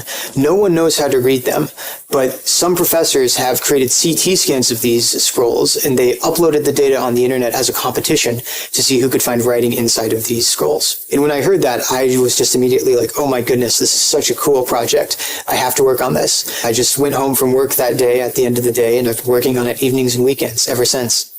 I run most of the things from my laptop. It's just a normal MacBook, don't worry. But then I've just got like 5 surplus computers in here. And this is what I do most of my work from. The Rake School and just the University of Nebraska as a whole has provided a great educational background where I can then, take these skills that I've learned and apply them to problems like this. I just spend hours upon hours staring at flattened pieces of the scroll like this, trying to find these patterns, which are part of the writing. At the start of the challenge, we had not been able to find any writing at all within these scrolls. There are hundreds of these scrolls that are from the mansion. We've scanned a couple of them, and no one had been able to find any writing in them using these methods. Late one Saturday night, I was sitting at a party at a friend's house in Omaha, and I get a text from another person on the challenge team, and he says, hey, I've just uploaded this new kind of piece of the scroll. You should take a look at it. I remotely access my computer. I type into it like, please run the algorithm on this new piece of scroll. And then I just kind of started. I pull out my phone again, just nonchalantly, like, hey, I wonder how that went. And there are 3 Greek letters on the screen. Letters I'd never seen before. It was really cool because it's like, oh my goodness, like we actually detected new writing in the scrolls using AI. That was the moment I realized like this is actually going to work. Like we're probably going to read the scrolls. And I completely freaked out. My friends were there. I was cheering, jumping up and down, screaming, crying, all the stuff. I, took a picture of the results and I sent them to my mom. She called me and she's like, hey, these look great, It was a really special moment. Yeah, so this is the word that I actually found. It's right here. It's the word porphyros, which translates to purple. It's the first word we found in the scrolls. It was reviewed by a committee of kind of Greek scholars, but it's the word purple. And I'm glad it's not the word in or the or and that we found first. We actually found a word that has meaning. This would not be possible without modern AI and modern scanning techniques. People have wanted to read these books for hundreds of years, and this seems like the only way where it's really possible to do that. Now we're reading entire paragraphs from the scrolls, and hopefully we'll be able to read the entire book and read the hundreds of other books that were buried in this condition as well. When we found this first word, we went public with it, and I think everyone has been very pleasantly surprised by the amount of attention it's gotten. As a college student, it's definitely been overwhelming in the best way possible, but it's been really cool to get to kind of, talk about my findings and, share what I want to do in the future with so many people. So it's been overwhelming in the best possible way. The University of Nebraska does a really good job of encouraging their students to think boldly, and I think that's played a pivotal role in my work on this project. Well, there's a lot to reverse.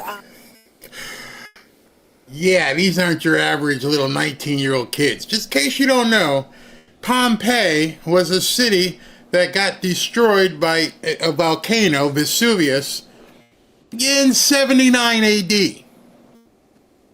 79 AD. We're in 2025, so 2,000 years ago. And this professor, a guy who's teaching college kids, says, hey, I got some of this burnt up stuff, and I'd like to see if you guys can do something with it.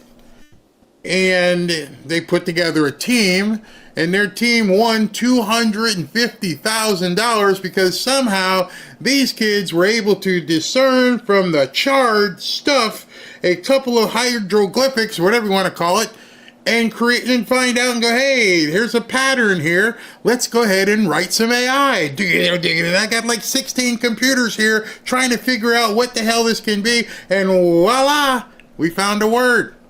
And he goes, I'm glad this was purple instead of like in or out or something. Why is that, Barry? Because now I can read a pattern better. I know this is a P. I know this is an R. I know this is a U. I know this is an E and an L. Good. Let me put that into the algorithm. Go look. And voila. We got words. We got pages. So when Whoopi's talking about, well, these kids, Whoopi, I dare say you couldn't even write the first line of code. Never mind decipher ash. And take a scroll from a dead civilization 2,000 years ago and go, hey, look what I did. I can tell you what it says now. In other words, what these guys had to do by mining the data in the payment system was the no friggin' brainer. That's easy. If you can create an algorithm in AI, good AI, that's going to help you decipher a burned scroll from Pompeii from 2,000 years ago, finding out where payment's going. I'm going to do that in my lunch break. What else you want us to find, Elon? Okay, where to go? But they didn't tell you that. They just let you think of your normal 19-year-old kid that's walking around with snot coming out of his nose or a nose ring, and he's purple-haired and he doesn't know whether he sits or squats to pee. See, these aren't them. These are autists. These kids are on the spectrum. And they're basically savants. I mean, they're absolute geniuses working with a genius. Nobody tells you this. I heard some people say, oh, why'd you put their names out? That piece, that video you just saw was from the University of Nebraska. The names are out there. These kids weren't hiding. They made $250,000 deciphering dead scrolls from Pompeii that got burnt up in a volcano. Brilliance. The kind of stuff we want other kids to be. The kind of stuff that you can tell your kid, hey, listen, here's something you might be able to do. Remember, I'm sitting home, tried this. Oh, somebody said, some guy in a podcast, hey, you think you can decipher this stuff? So we decided we're going to do it. And then my mom called me because I was at a party. Just kids. Nothing to be afraid of. Just kids who love to play on a computer and have learned AI and they're friggin' 19, 20, 21, 22, 23, and 24.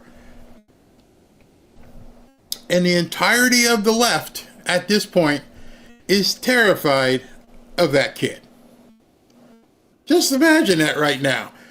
All of the media, all of the politicians on the left are terrified because of that kid. Let me give you a hint, Jamie Raskin. Don't piss these kids off. I'm just saying. You do not want them executing an AI to find out about your life. I'm going to leave it like that. Some of you all may already know what I'm talking about. But they only, just think of it this way. Just really consider this. If they can pull out context and words off of a charred scroll from Pompeii from 2,000 years ago, it ain't going to be too hard for them to dig up stuff on you. So the more you insult these kids, they don't need much access. They probably need about that much room for about that long, and they own you. I've seen people do some stuff on a computer, and it scared me, and I'm like, ooh, hey, did you just do that? Yeah.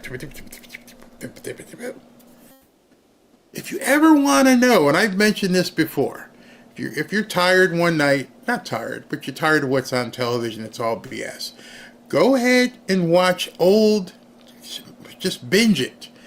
I'm telling you right, here's some homework for you. Go ahead and binge Person of Interest with Jim Caviezel, however you say his name.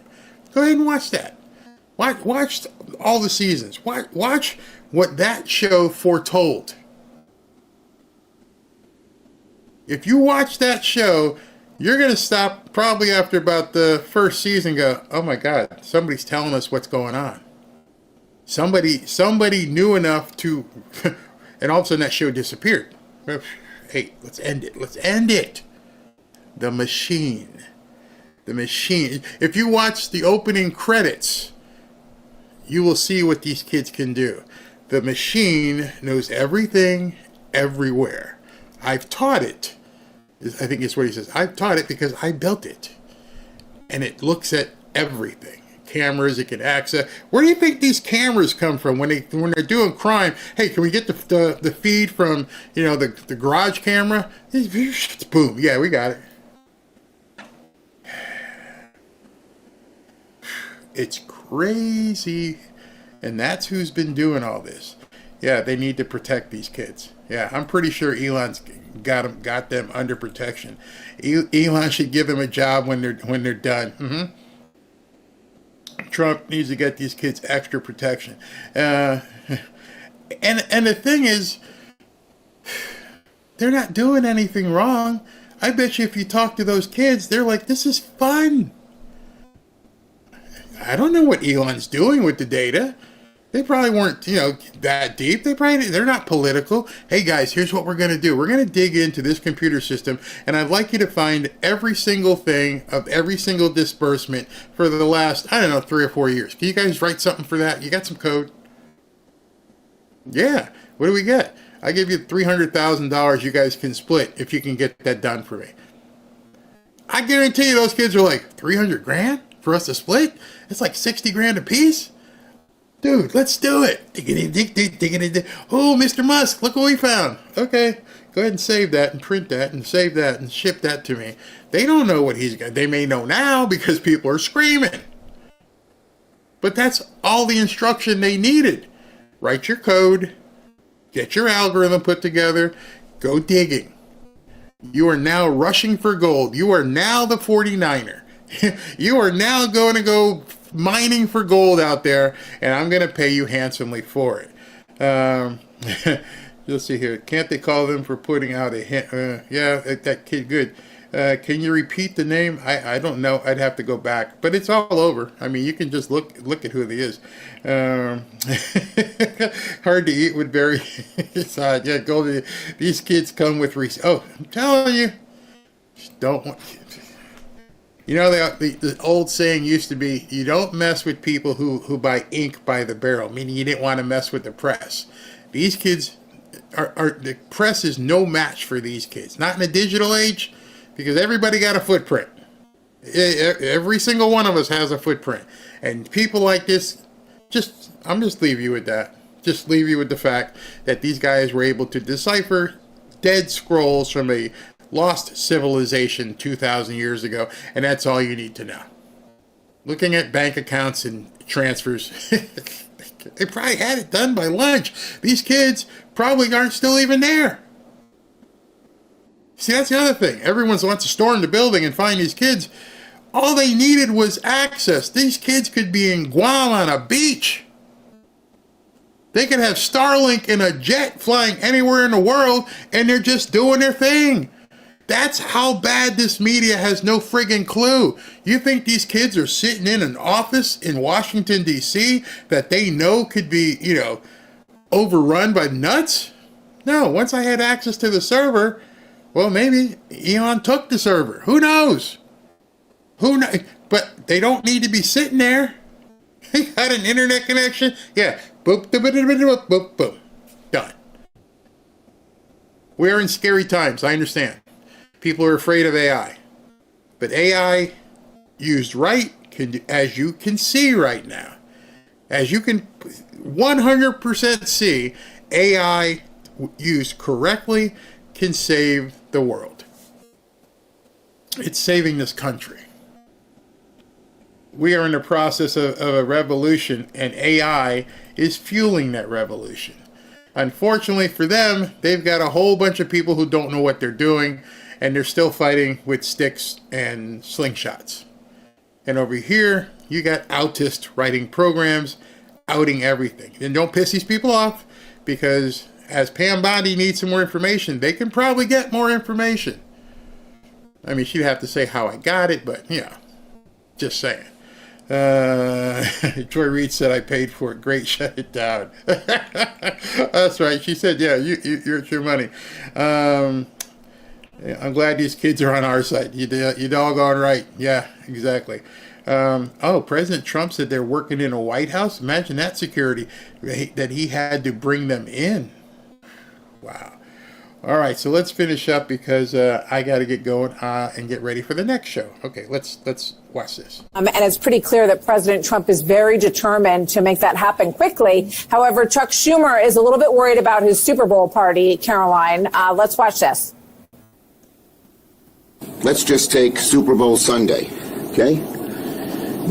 It's going to affect beer, okay? Most of it, Corona here, comes from Mexico.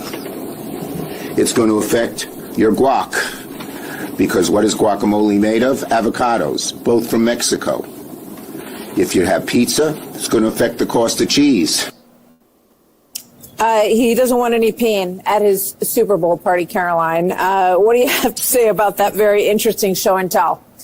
Well, this just proves that the Democrat Party is still incredibly out of touch with the American people, because while Chuck Schumer is whining about the cost of a pint of beer, President Trump is talking about saving American lives. And I would say to Chuck Schumer, what would you give? What price would you pay if your child was killed at the hands of an illegal immigrant who should have never made their way into this country in the first place? Or if your child died at the hands of illegal Chinese fentanyl that was trafficked through both our southern and northern borders? There are thousands of parents across this country who have felt that loss. There is no price that can bring their child back, and that's what President Trump is doing with these tariffs. He's making it very clear that he is going to put the American people's interests first, and he is going to protect our homeland. And Democrats can either get on board with that, or they can continue to lose elections as they did on November 5th. It seems like a good opportunity for Bud Light to make a comeback after some missteps over recent years. So maybe it's going to be a big Bud Light Super Bowl. We'll see. There's plenty of American beer.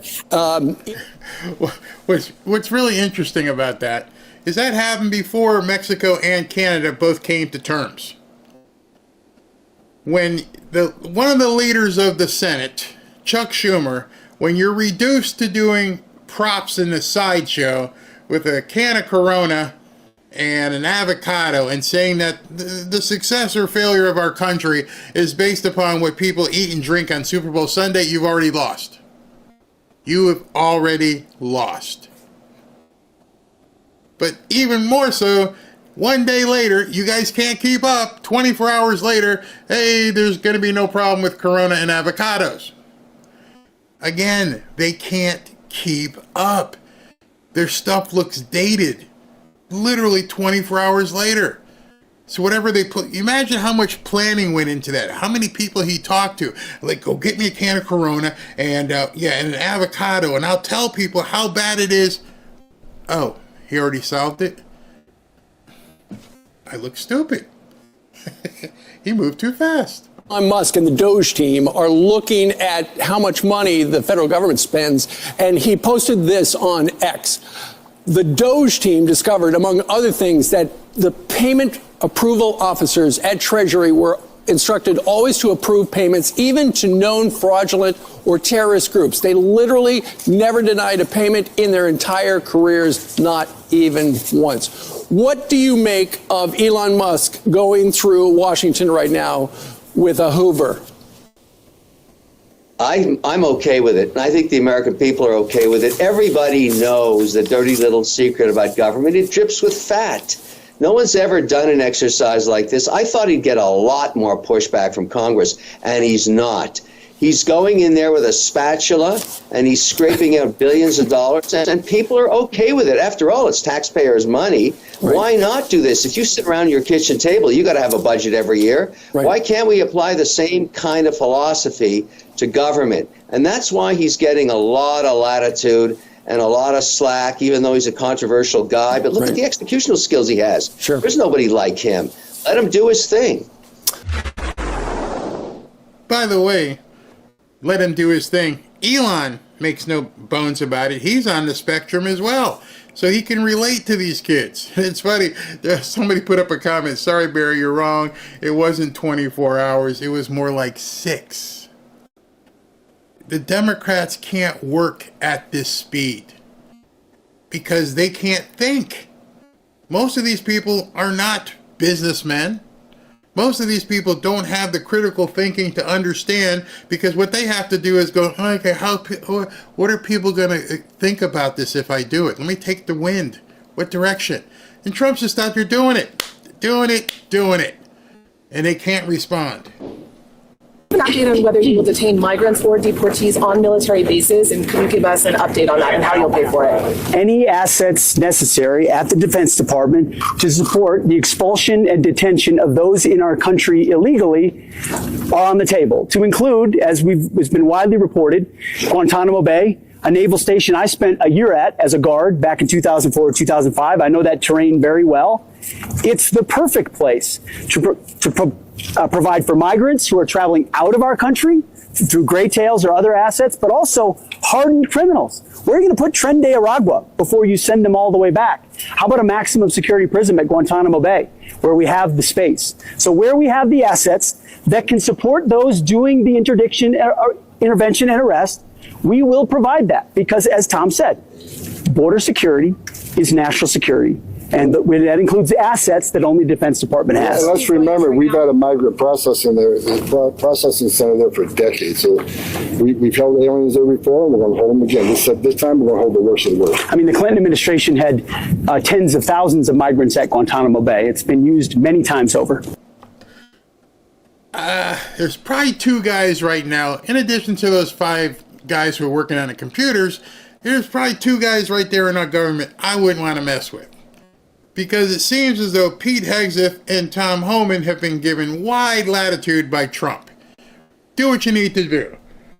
Now, what I found funny, or chilling rather, this last cut I want to show you. And this last cut has no sound whatsoever. What I found interesting, and you go back and look at the timeline, is this piece that I'm going to show you was posted by Trump himself. Not Caroline Leavitt, not Pete Hegseth, not Tom Homan. This was posted by Trump. There's not a single bit of sound. And it was shortly thereafter that Mexico decided to do what they did. Hey, yeah, let's work together. Because I think this is the ultimate warning about FAFO. You see, Pete Hegseth and Tom Homan are getting all their stuff together. Pete Hegseth told you about response and what we're going to be doing. You know they've launched troops and they're flying around in Mexico. Well, Trump decided he was going to post, without much fanfare, a video. Here, let me show you this. This is kind of funny. He put up the U.S. airstrikes on ISIS targeting in Somalia. Why would Trump put this up? Just listen. We can watch this together because there's no sound. And it's letting you know this is what this is. And yeah. Boom. Boom. There's not a bit of sound on this. You can go to his X profile, and this is on his X profile, and he just posted this with nothing else. No explanation. I don't even know if there's any text in the post.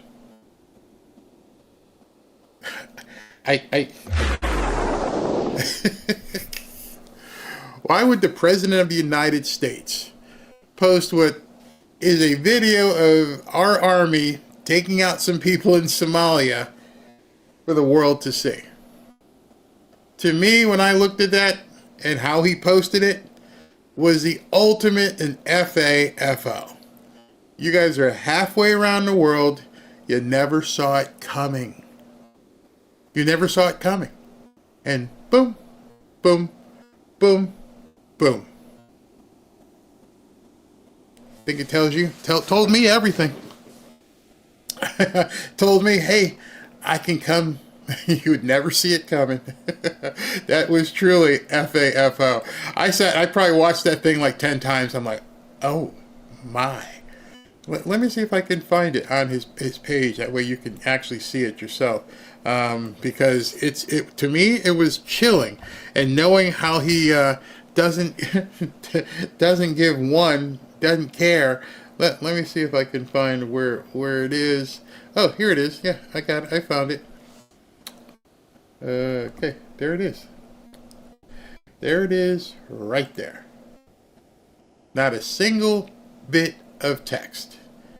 He posted this on February 3rd at 11:36 in the morning.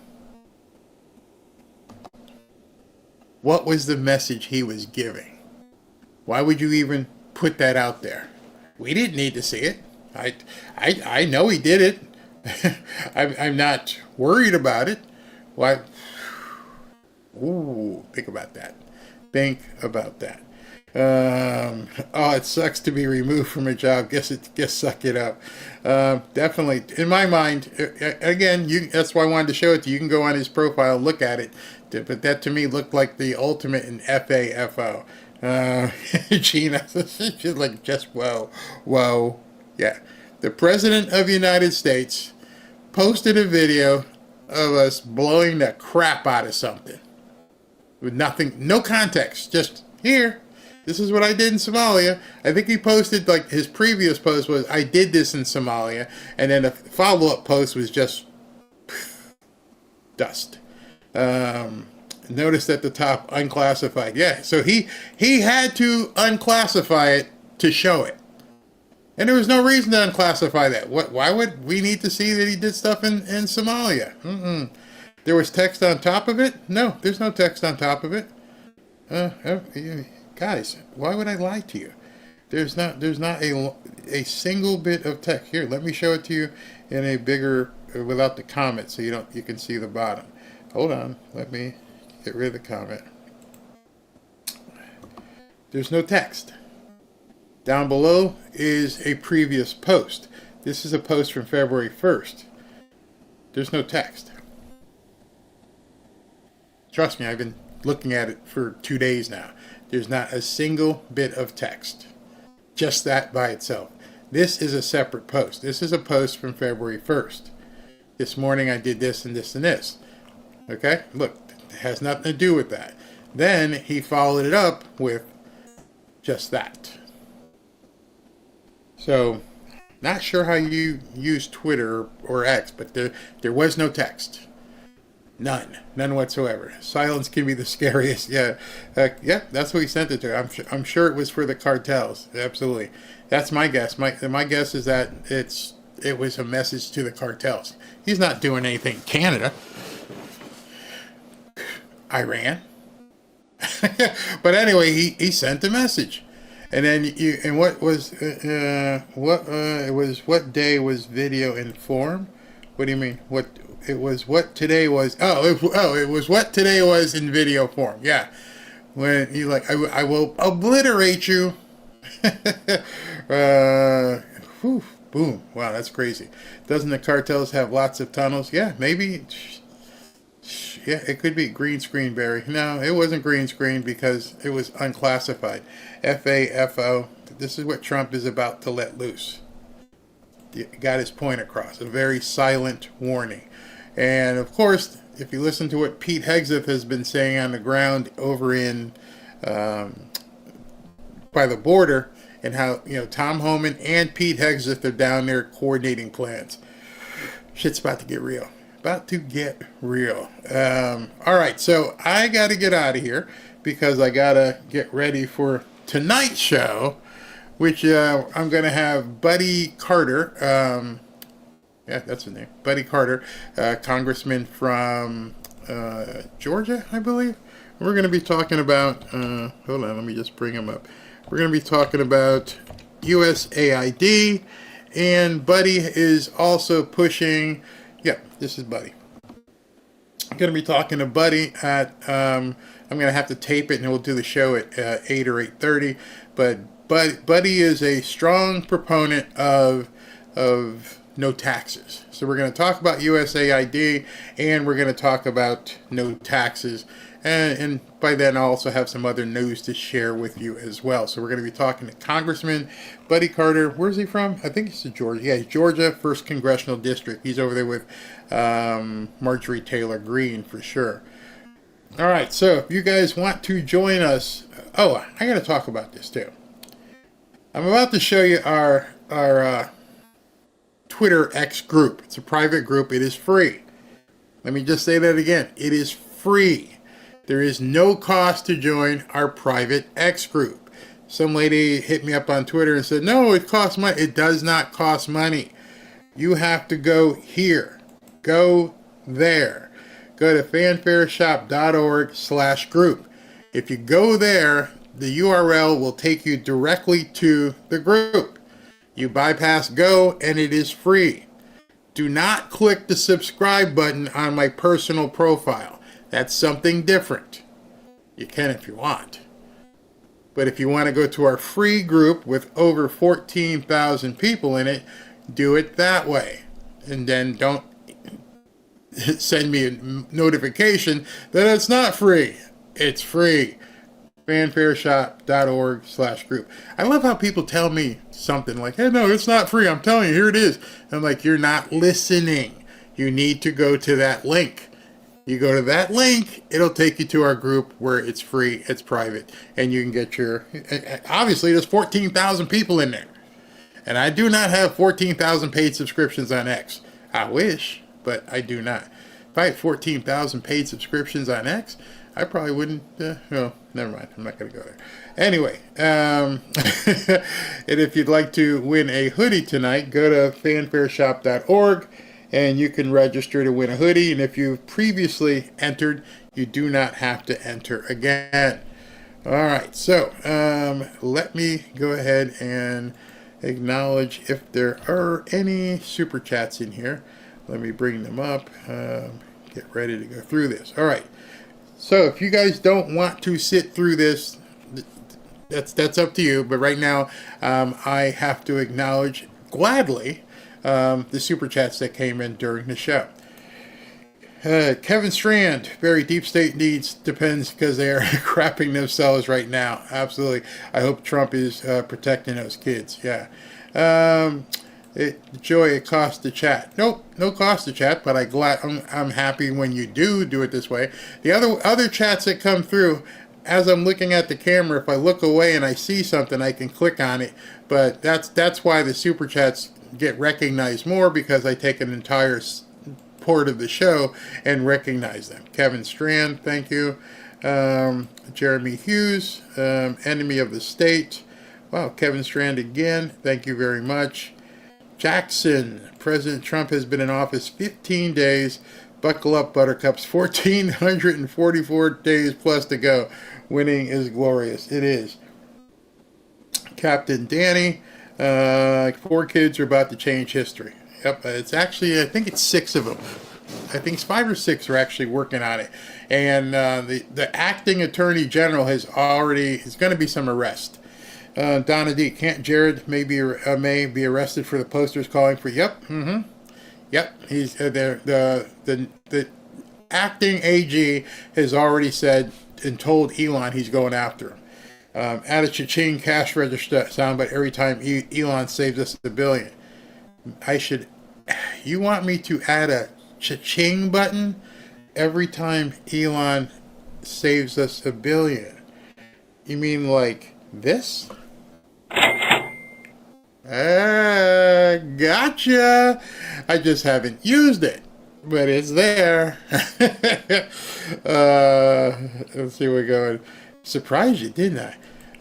America Ramirez, when they check the IRS, you gotta get drunk. This is not the end. This is the beginning. More when they dig into the IRS and the Department of Defense, you may just see people just jump out windows. Cassandra Paquin, Fine Arts. Quickberry, someone needs to call them wow ambulance. Oh, they just keep. It's just so good. Retro Bill, where can I listen to the USAID funded DEI musical in Ireland or the Trans Opera in Colombia? That's a good point. We should be able to download that and listen to it on one of the shows. Thank you very much, Terry Halleck. Barry, could you use us for a couple of Bibles and pass them on to fake news media as they really need them? Actually, there are others that will actually use it. Yes, and Ashley has been continuing to send out Bibles. By the way, I got a sermon sent to me by Pastor John Amakachu. He's asked me if I can play it, so I'm going to find time to actually play that sermon. Mark of Reality, the Epoch Times says that 20,000 federal workers have accepted DJT's buyout already. Yes, I think I had that. I forgot to show you this one. I did forget to tell you this. Elon Musk DOGE has been granted full access to the systems at Small Business Administration, including HR and payments. It just keep coming. It just keep coming. Oh boy, these people are gonna poop themselves. They really are. God bless America. No money goes out until the hurricane fire areas are helped rebuilt. Stop the government takeovers in North Carolina. I did want to answer this. Barry, how can anybody make millions of dollars understand what it's like to live off of Social Security or work a 9-to-5 job making 10 to 15 an hour? So are you assuming that nobody who has money has ever worked a 9-to-5 job? If that's your assumption, you're very, very, very, very, very, very, very, very wrong. Including the guys who are probably the richest in the world or country right now. Bill Gates worked a 9-to-5 job. Elon Musk worked a 9-to-5 job. Mark Zuckerberg worked a 9-to-5 job. So, yes, working a 9-to-5 job is not a death sentence. Tommy Radcliffe, I got 2% of the damage costs from FEMA. Nothing for Milton or Helena. All the damage, no help. They went to condos. I'm sorry, Tommy. From Henry Schrader, I was brought up, charity starts at home. Yep, that's exactly the thing that the Democrats don't want to acknowledge. That, let's take care of us first. We can worry about the world after there's nobody here hungry. How about that? Can we do that? That's all. It's not a lot to ask. Caleb McIntosh Berry, Harris Faulkner on Fox said that 75 to 80,000 children have been found. Why are there not any news media outlets talk about it? Because they don't even talk about them being missing. Again, their puppet masters have told them, you don't go there. Don't talk about that stuff. We don't want people to even know that they're missing. That's, again, an opportunity for you to discuss things with people on the fence. Mark of Reality, there's an FBI agent complaining and trying to make getting fired seem like a flogging.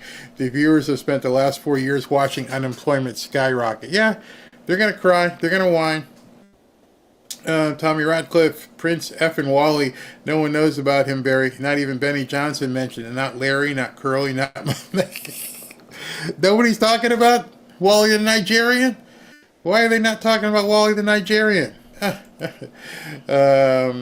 Ken Hollis. Okay, okay, great. You sent me the email. Was looking for it. Thank you very much.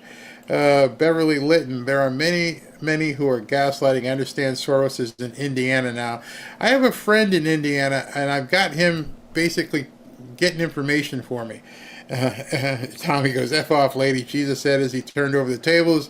Tedisi onsi I don't know what that means, but I probably can get the gist of it.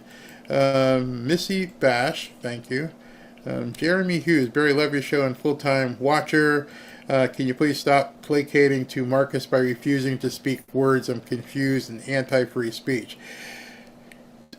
Jeremy, if I came to your house and you said, take off your dirty shoes, and you made a nice dinner for me, and I said, F you, I'm leaving my dirty shoes on, you'd probably throw me out your house. Unfortunately, Rumble and X, if I was just using them, I could pretty much say what I want, but you wouldn't believe the restrictions they have here. So either I would have to tell Ashley and my wife, you know what, I'm going to sacrifice everything for the fact of I'm going to say certain words. And I'm pretty sure my wife would stick her foot up my butt, and as soon as she removed her foot, Ashley would probably stick her foot up my butt. We can only do what we can do, but we can make everybody know what's going on. Grandma Lynn, where'd that go? Barry, we all need a huge refund. Yeah. In fact, they need to begin doing that. I would love to see Marco Rubio say, not only am I recalling all the employees, but I am also going to recall the money you owe us. But what good is that? We're never going to see most of this money back ever. It's funny looking at some of the comments here. Our Heath. USAID was started as an executive order, was codified by Congress in 1998. It needs to be dissolved by Congress, or I can believe it can be absorbed by the State Department. I believe that's where Trump is headed with it. Thank you, Richie. I'm pretty sure that's where he's headed with it. To be honest, he said he's going to have Marco Rubio as the acting director, and Marco Rubio said he's already picked somebody to run with it. Merwolf collection for fuel to help Harry get up. Great job. Thank you. Moki 7. The kickbacks will be found in their offshore bank accounts, which I believe are illegal for Americans. You can have an offshore bank account as long as you declare it. Tommy, you needed a rest, brother. We knew, no sweat. Yeah, last night, that midnight show just got me. Hit me hard. I was like, man, I just can't move. It's just too much. All right, so let's see where we are here.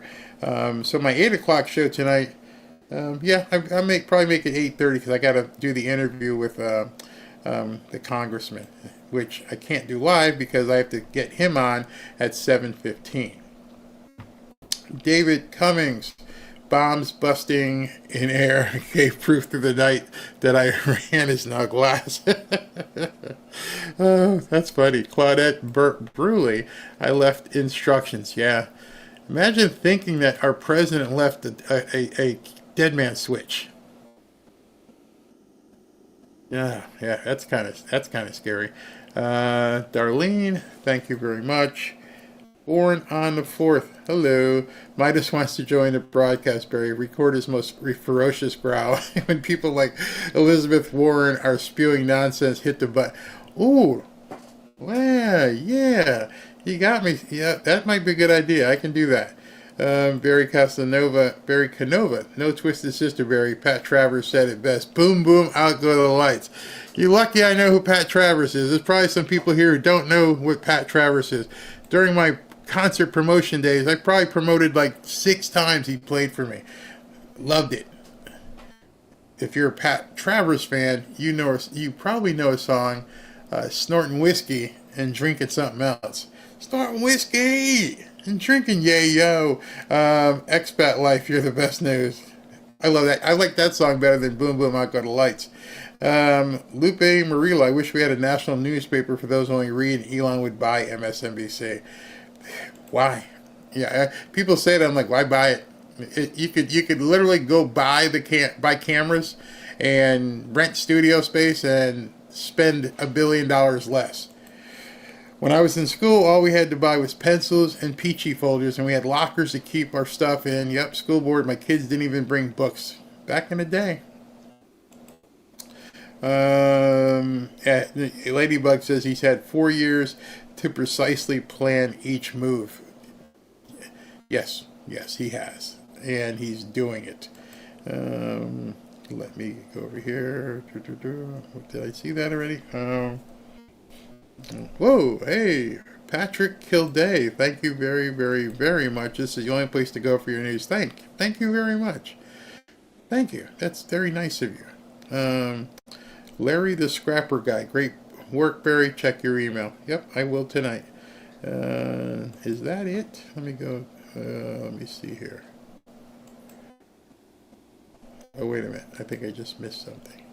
Sometimes I miss stuff, and I apologize if I miss somebody's super chat, but sometimes I do because we go through so many comments. Okay, so I am Planet Hermit. The Dems are sucking up their postery. Tina, this is such an exciting time. It really is. It really is, and I don't want anyone to take away your excitement and enthusiasm. Captain Danny, our Florida Panthers winning, and Big Cat. Hey man, I haven't seen you in a while. Barry, you are fellow MAGA head. God bless, brother. Thank you very, very much as well. Thank you very much. Jimmy Clark, thank you. Did that show? You don't look like a Jimmy. Caleb McIntosh, Barry, what is your email again? One of the mods can probably post it, but it's showmail@fanfareshop.org. Barry, what's it say? Barry, were you going to say if you had 14,000 paying subscriptions, you wouldn't be doing this show? If I had 14,000 paying subscriptions, I would have a studio or something, and with like multiple hosts, so that I could like go to Bora Bora. Why is Fox promoting another presser live now at 6:24 Eastern? Wait a minute. You're telling me there's something else on here? Hold on. Let me see if he's doing another one. Wait 1 second.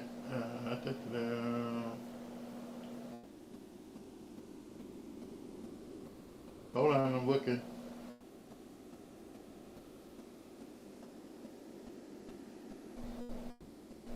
Yeah. Well, looks like we're not going anywhere, folks. Looks like Trump and Netanyahu are doing another press conference.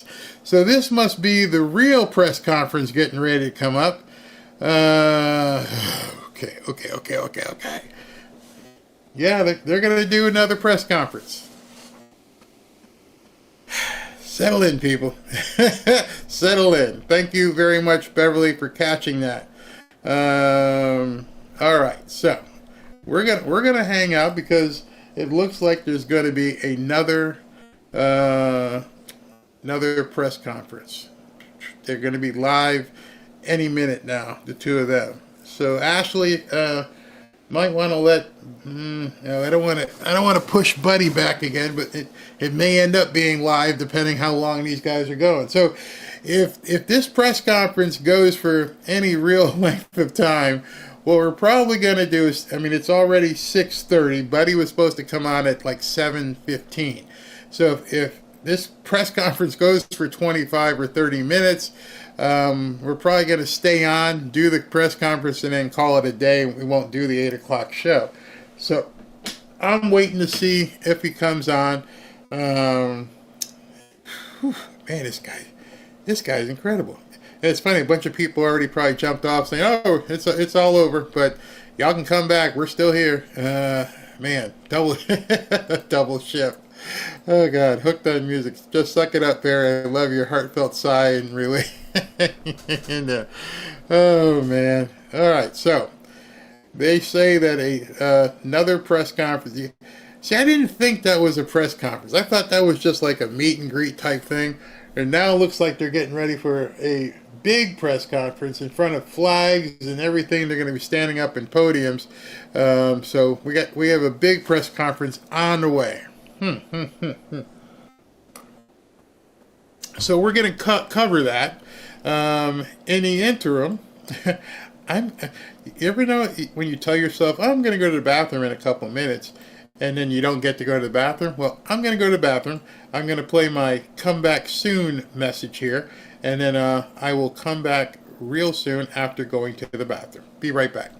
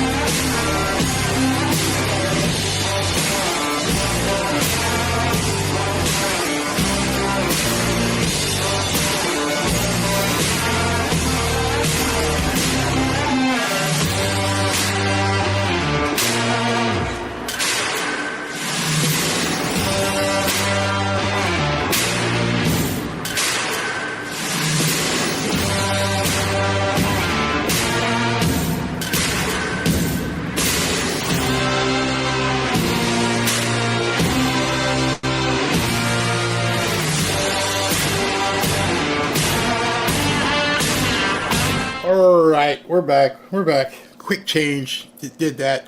So what I think we can do is take some tweets and take a look at some of the stuff that's going on while we're waiting for this press conference to start. They're all starting to mill in, get into the room, so we can do this. Let's look at this one from Elon Musk. See, I think one of the reasons why these people have such a problem with Elon Musk is because, number one, he's not getting paid. Number two, he's got so much. He has what people call FU money. You can't hurt me. I don't care. You know what was really funny? How they always say that, this guy doesn't have security clearance. Well, you made that your fault as well, because Joe Biden gave Elon Musk his security clearance. So in showing how much he doesn't give a F, he posted this earlier. And he was talking about Chucky Schumer. The American people will not stand for an unelected secret group to run rampant through the executive branch. Being innovative is good, but Mr. Musk, this isn't a tech startup. These are public institutions. And Elon said he's mad that DOGE is dismantling the radical left shadow government in full view of the public. This is our one chance to return power to the people from an unelected bureaucracy back to democracy. Only with the support of you can this succeed. Thank you, soldiers. He doesn't care. He doesn't care. He's taking the gloves off, and at this point is letting everybody know this is it. Senator Todd Young, who was going to be going against Tulsi Gabbard, he turned things around and said, hold on. Having now secured these commitments, I will support Tulsi's nomination and look forward to working with her to protect our national security. So, Tulsi Gabbard is picking up steam. She is definitely picking up steam. She is going to be confirmed. I don't see how any of these people are going to go down at this point. I would almost think that everybody's going to get confirmed. I understand that, what's his name? Pam Bondi didn't happen tonight, but it's probably going to happen tomorrow. So I'm waiting for Trump to come up with Netanyahu. It has not yet. Man, there's some people. You can tell this organization does not care. If you guys don't know who Stephen Chung is probably right below Caroline Leavitt in terms of being involved in the communications department. White House Communications Director calls Representatives Max Frost, Jasmine Crockett losers who only care about their social media clout. This is what he posted. Look at these losers. Literally everything they do is for social media clout. See, they're not prepared for this. They're not used to being called out this way. And I love what Nancy Mace does. I love what Marjorie Taylor Greene does. I love what these people are like. This isn't your normal Republican Party, because it's not.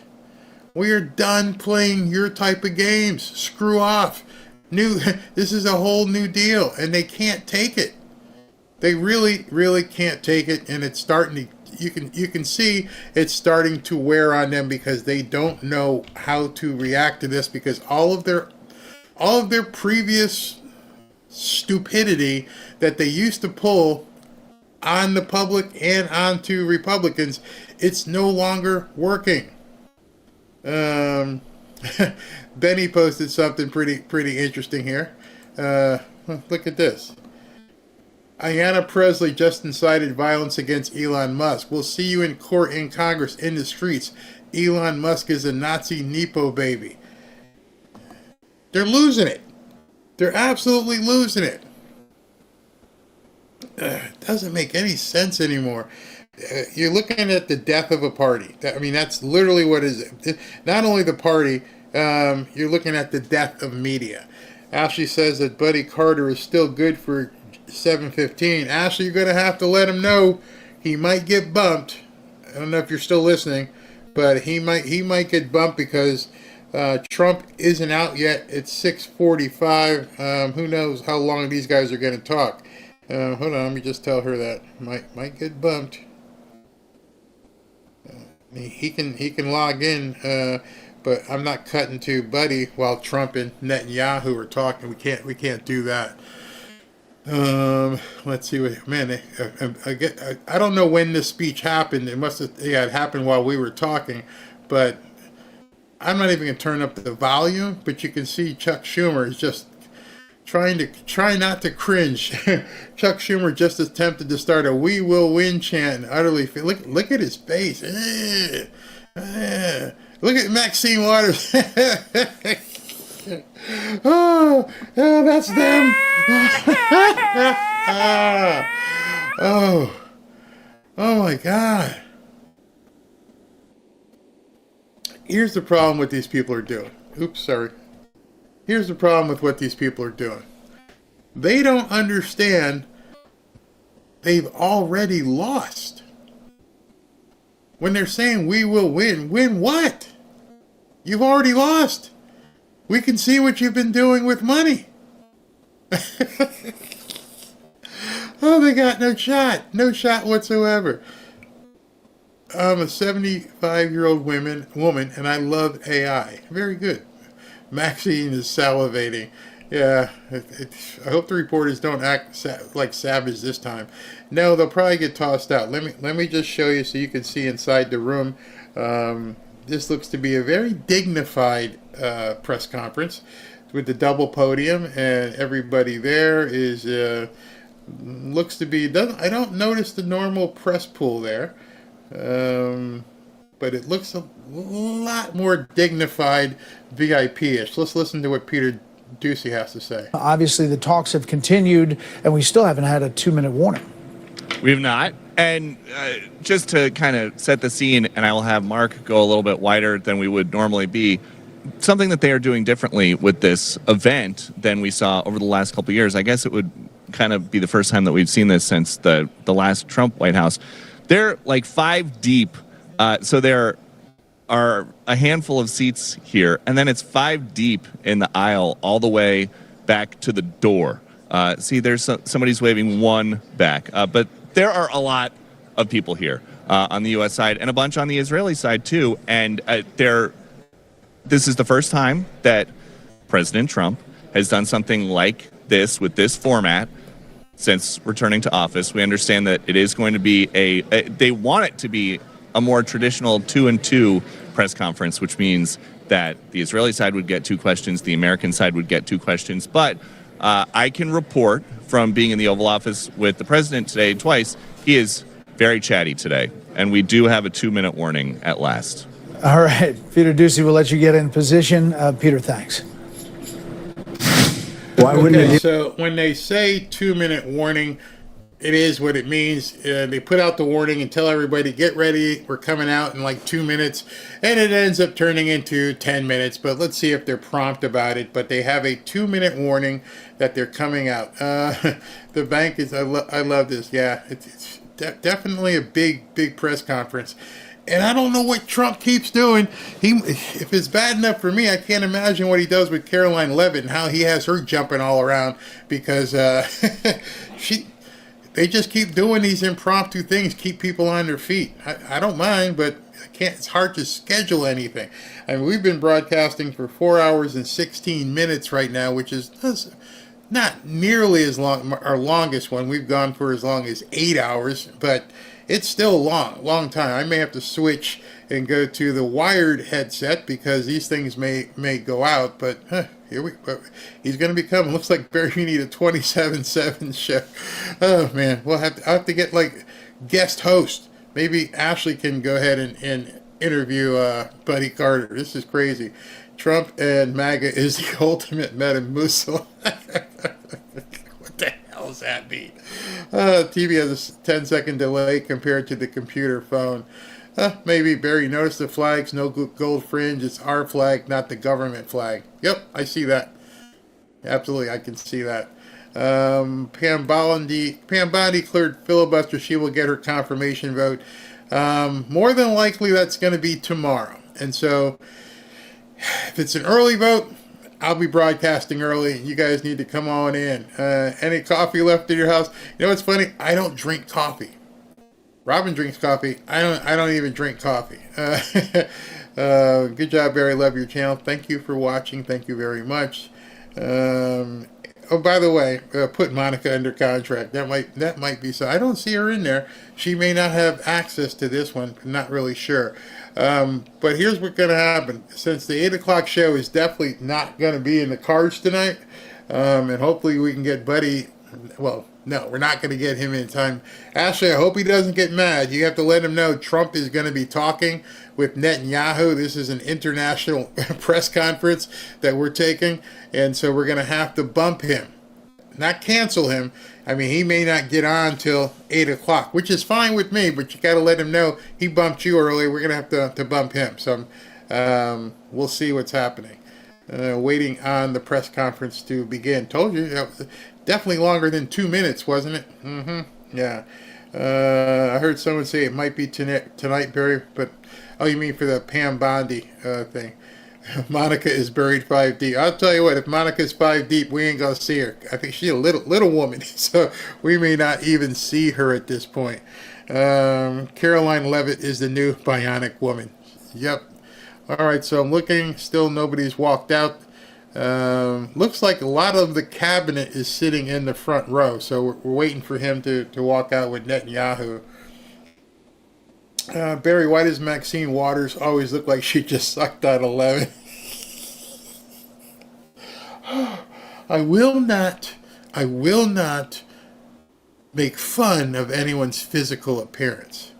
I will, however, make fun of her sorry-ass wig. Ooh, that's funny. Barry, you could be in 24/7. Love, bless you. Thank you very much. Only thing that the Democrats and others are worried about, their checking account. Yeah. For some reason, they want to go ahead and all acquiesce around this and make this the big fight. You understand, you're only 14 days in. You got a whole lot of fighting to do. And this one, you're not going to win. The American people are behind Trump all the way with this. We do not want to see where you've been spending. I mean, we do want to see where you've been spending all this money and to whom. President Trump on Elon's request, and as an employees of the government, they are protected by the Trump DOJ. It looks though, here we go, people. So let's go ahead and cut over and take the music. Complicated the Middle East is, and so I think it's really important that we focus on that. I'm going to listen in to President Trump, Israeli Prime Minister Bibi Netanyahu.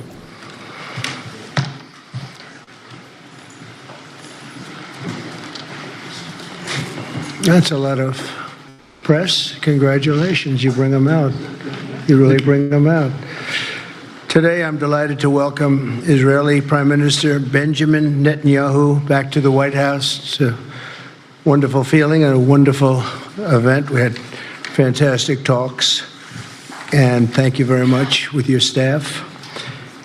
He's the first foreign head of state to visit during our administration, and Bibi, I want to say it's an honor to have you with us. Over the past 4 years, the U.S. and the Israeli alliance has been tested more than any time in history. But the bonds of friendship and affection between the American and Israeli people have endured for generations, and they are absolutely unbreakable. They are unbreakable. I'm confident that under our leadership, the cherished alliance between our two countries will soon be stronger than ever. We had a great relationship. We had great victories together 4 years ago. Not so many victories over the past 4 years, however. In my first term, Prime Minister and I forged a tremendously successful partnership that brought peace and stability to the Middle East like it hadn't seen in decades. Together, we defeated ISIS. We ended the disastrous Iran nuclear deal, one of the worst deals ever made, by the way, and imposed the toughest ever sanctions on the Iranian regime. We starved Hamas and Iran's other terrorist proxies, and we starved them like they had never seen before. Resources and support disappeared for them. I recognized Israel's capital, opened the American embassy in Jerusalem, and got it built, by the way. Built it too, just not only designated it, but got it built at a price that nobody's seen for 40 years. We got it built, it's beautiful, all Jerusalem stone, right from nearby, and it's something that's very special. And recognized Israeli sovereignty over the Golan Heights, something that they talked about for 70 years, and they weren't able to get it, and I got it.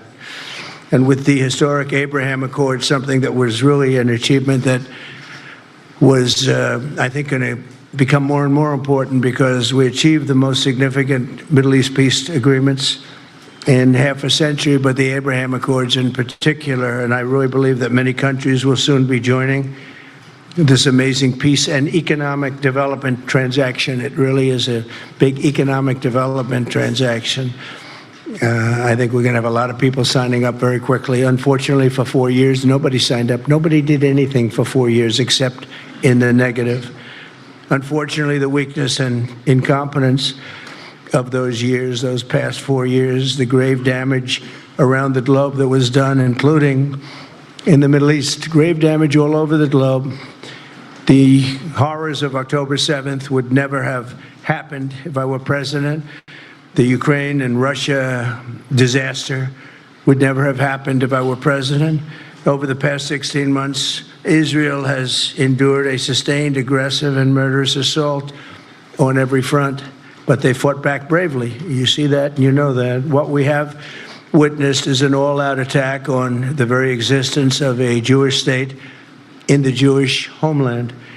The Israelis have stood strong and united in the face of an enemy that has kidnapped, tortured, raped, and slaughtered innocent men, women, children, and even little babies.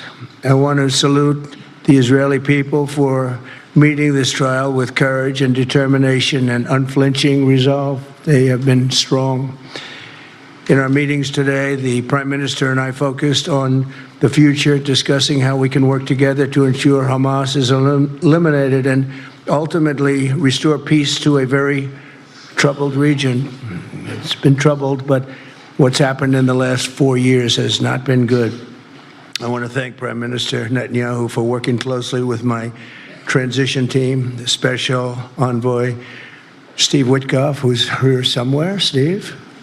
Stand up, Steve, please. What a job you've done. What a good job you've done. Proud of you. Done a fantastic job. National Security Advisor Mike Waltz. Thank you, Mike, for working so well with us. Thank you. We have, in addition, Marco Rubio, who is on the phone right now, listening to every single word that we say, and he's going to be great. And Pete, congratulations. And Scott, congratulations. I see you're here. And Caroline's been doing a great job. She's really probably talked about more than anybody here. She's done a fantastic job, and thank you very much, Caroline. We're proud of you. But we'll only be satisfied when all of these problems are solved, and we have the team to solve them, and that's going to happen. And it's going to happen, I think, very quickly. I also strongly believe that the Gaza Strip, which has been a symbol of death and destruction for so many decades and so bad for the people anywhere near it, and especially those who live there, and frankly, who's been really very unlucky. It's been very unlucky. It's been an unlucky place for a long time. Being in its presence just has not been good, and it should not go through a process of rebuilding and occupation by the same people that have really stood there and fought for it and lived there and died there and lived a miserable existence there. Instead, we should go to other countries of interest with humanitarian hearts, and there are many of them that want to do this, and build various domains that will ultimately be occupied by the 1.8 million Palestinians living in Gaza, ending the death and destruction and, frankly, bad luck. This can be paid for by neighboring countries of great wealth. It could be 1, 2, 3, 4, 5, 7, 8, 12. It could be numerous sites, or it could be one large site. But the people will be able to live in comfort and peace, and we'll make sure something really spectacular is done. They're going to have peace. They're not going to be shot at and killed and destroyed like this civilization of wonderful people has had to endure. The only reason the Palestinians want to go back to Gaza is they have no alternative. It's right now a demolition site. This is just a demolition site. Virtually every building is down. They're living under fallen concrete that's very dangerous and very precarious. They instead can occupy all of a beautiful area with homes and safety, and they can live out their lives in peace and harmony instead of having to go back and do it again. The U.S. will take over the Gaza Strip, and we will do a job with it, too. We'll own it and be responsible for dismantling all of the dangerous unexploded bombs and other weapons on the site, level the site and get rid of the destroyed buildings, level it out, create an economic development that will supply unlimited numbers of jobs and housing for the people of the area. Do a real job, do something different. Just can't go back. If you go back, it's going to end up the same way it has for 100 years. I'm hopeful that this ceasefire could be the beginning of a larger and more enduring peace that will end the bloodshed and killing once and for all. With the same goal in mind, my administration has been moving quickly to restore trust in the alliance and rebuild American strength throughout the region. And we've really done that. We're a respected nation again. A lot's happened in the last couple of weeks. We are actually a very respected nation again. I ended the last administration's de facto arms embargo on over $1 billion in military assistance for Israel. And I'm also pleased to announce that this afternoon, the United States withdrew from the anti-Semitic UN Human Rights Council and ended all of the support for the UN Relief and Works Agency, which funneled money to Hamas and which was very disloyal to humanity. Today, I also took action to restore a maximum pressure policy on the Iranian regime, and we will once again enforce the most aggressive possible sanctions, drive Iranian oil exports to zero, and diminish the regime's capacity to fund terror throughout the region and throughout the world. We had no threat when I left office. Iran was not able to sell oil. Nobody was buying oil because I said, don't buy it. If you buy it, you're not doing any business with the United States. And Hamas was not being funded. Hezbollah was not being funded. Nobody was being funded. There would never have been an October 7th. 2 weeks ago, I once again designated the Houthis as a terrorist organization. They're trying to destroy world shipping lanes, and that's not going to happen. And over the weekend, I ordered airstrikes against senior ISIS leaders hiding in the caves of Somalia and took them out. Here in America, we've begun the process of deporting foreign terrorists, jihadists, and Hamas sympathizers from our soil, just as we have people that are extremely evil, and we're sending them out of our country. They came from jails. They came from mental institutions and insane asylums, and they were dumped into our country. They're gang members. We're getting them out at numbers that nobody can actually believe. And every single country is taking those people back. They said they would never take them back, and they're all taking them back, and they're taking them back very gladly. And I recently signed an executive order combating the vile wave of anti-Semitism that we've seen in the aftermath of the October 7th attacks. Together, America and Israel will renew the optimism that shined so brightly just 4 years ago. It was really a bright, beautiful light. We will restore calm and stability to the region and expand prosperity, opportunity, and hope to our nations and for all people of the Middle East, including the Arab and Muslim nations. Very important. We want the Arab and Muslim nations to have peace and have tranquility and have great lives. I'd like to now invite Prime Minister Netanyahu to say a few words, and we'll take some questions afterwards. Thank you very much. Thank you, Mr. President. I'm honored that you invited me to be the first foreign leader to visit the White House in your second term. This is a testament to your friendship and support for the Jewish state and the Jewish people. I've said this before, I'll say it again. You are the greatest friend Israel has ever had in the White House.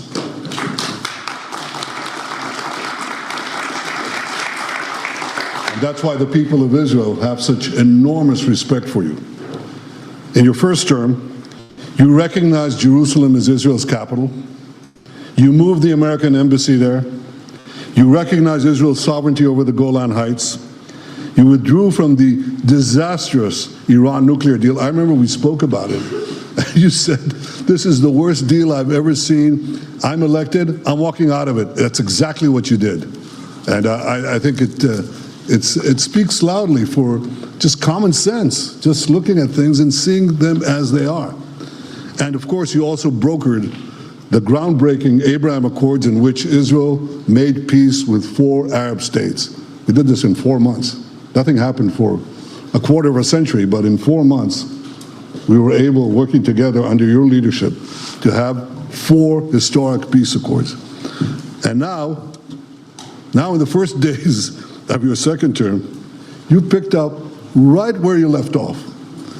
Your leadership helped bring our hostages home, among them American citizens. You freed up munitions that have been withheld from Israel. They had been withheld from Israel in the midst of a 7-front war for our existence. And you just freed it. You ended unjust sanctions against law-abiding Israeli citizens. You boldly confronted the scourge of anti-Semitism. You stopped funding, as you just said, international organizations like UNRWA that support and fund terrorists. And today, you renewed the maximum pressure campaign against Iran. Ladies and gentlemen, all this in just 2 weeks. Can we imagine where we'll be in 4 years? I can. I know you can, Mr. President. For our part, we in Israel have been pretty busy too.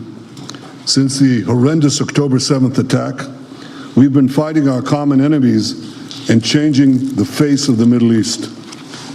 On that infamous day, Hamas monsters savagely murdered 1,200 innocent people, including more than 40 Americans. They beheaded men, they raped women, they burnt babies alive, and they took 251 people hostage to the dungeons of Gaza. And after this worst attack on Jews since the Holocaust, Iran and its henchmen in the Middle East were absolutely ecstatic. Haniya praised the massacre. Sinwar said that Israel was finished. Nasrallah boasted that Israel was, here's what he said, as feeble as a spider's web. Well, Mr. President, Haniya is gone. Sinwar is gone. Nasrallah is gone. We've devastated Hamas. We decimated Hezbollah. We destroyed Assad's remaining armaments. And we crippled Iran's air defenses. And in doing this, we've defeated some of America's worst enemies. We took out terrorists who were wanted for decades for shedding rivers of American blood, including the blood of 241 Marines murdered in Beirut. We accomplished all this with the indomitable spirit of our people and the boundless courage of our soldiers. The Bible says that the people of Israel shall rise like lions, and boy did we rise. Today, the roar of the Lion of Judah is heard loudly throughout the Middle East. Israel has never been stronger, and the Iran terror axis has never been weaker. But as we discussed, Mr. President, to secure our future and bring peace to our region, we have to finish the job. In Gaza, Israel has three goals: destroy Hamas's military and governing capabilities, secure the release of all of our hostages, and ensure that Gaza never again poses a threat to Israel. I believe, Mr. President, that your willingness to puncture conventional thinking that has failed time and time and time again, your willingness to think outside the box with fresh ideas will help us achieve all these goals. And I've seen you do this many times.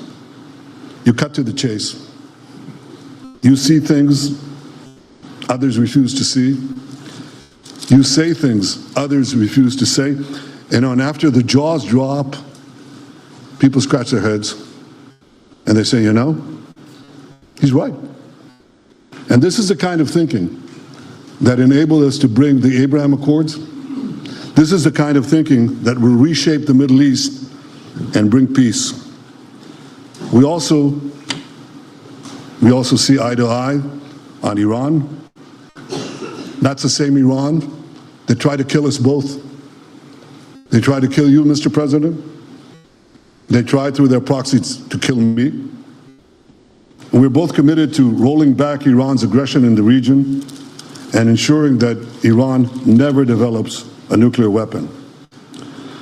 Mr. President, ladies and gentlemen, Israel will end the war by winning the war. Israel's victory will be America's victory. We will not only win the war, working together, we will win the peace. With your leadership, Mr. President, and our partnership, I believe that we will forge a brilliant future for our region and bring our great alliance to even greater heights. Thank you. Thank you very much, baby. Very nice. Thank you. J.D. Vance, everybody. J.D., please, Vice President, stand up. He's been doing a good job. He's been working very hard on all things, but this in particular. We'll take some questions, please. Yes, ma'am. Go ahead, please. Go ahead. Yeah, go ahead. Mr. President, can a normalization deal with Saudi Arabia be achieved without the acknowledgement of a Palestinian state? That question for you too, Mr. Prime Minister. And Mr. President, given what you've said about Gaza, did the U.S. send troops to help secure the security vacuum? So Saudi Arabia is going to be very helpful, and they have been very helpful. They want peace in the Middle East. It's very simple. We know their leader and their leaders very well. They're wonderful people, and they want peace in the Middle East. As far as Gaza is concerned, we'll do what is necessary. If it's necessary, we'll do that. We're going to take over that piece, and we're going to develop it, create thousands and thousands of jobs, and it'll be something that the entire Middle East can be very proud of. But everybody feels that continuing the same process that's gone on forever, over and over again, and then it starts, and then the killing starts, and all of the other problems start, and you end up in the same place, and we don't want to see that happen. So by the United States, with its stability and strength, owning it, especially the strength that we're developing and developed over the last fairly short period of time, I would say really since the election, I think we'll be a keeper of something that is very, very strong, very powerful, and very, very good for the area, not just for Israel, for the entire Middle East. Very important. And we'll again, have thousands of jobs, and there'll be jobs for everyone, not for a specific group of people, but for everybody. Okay, please.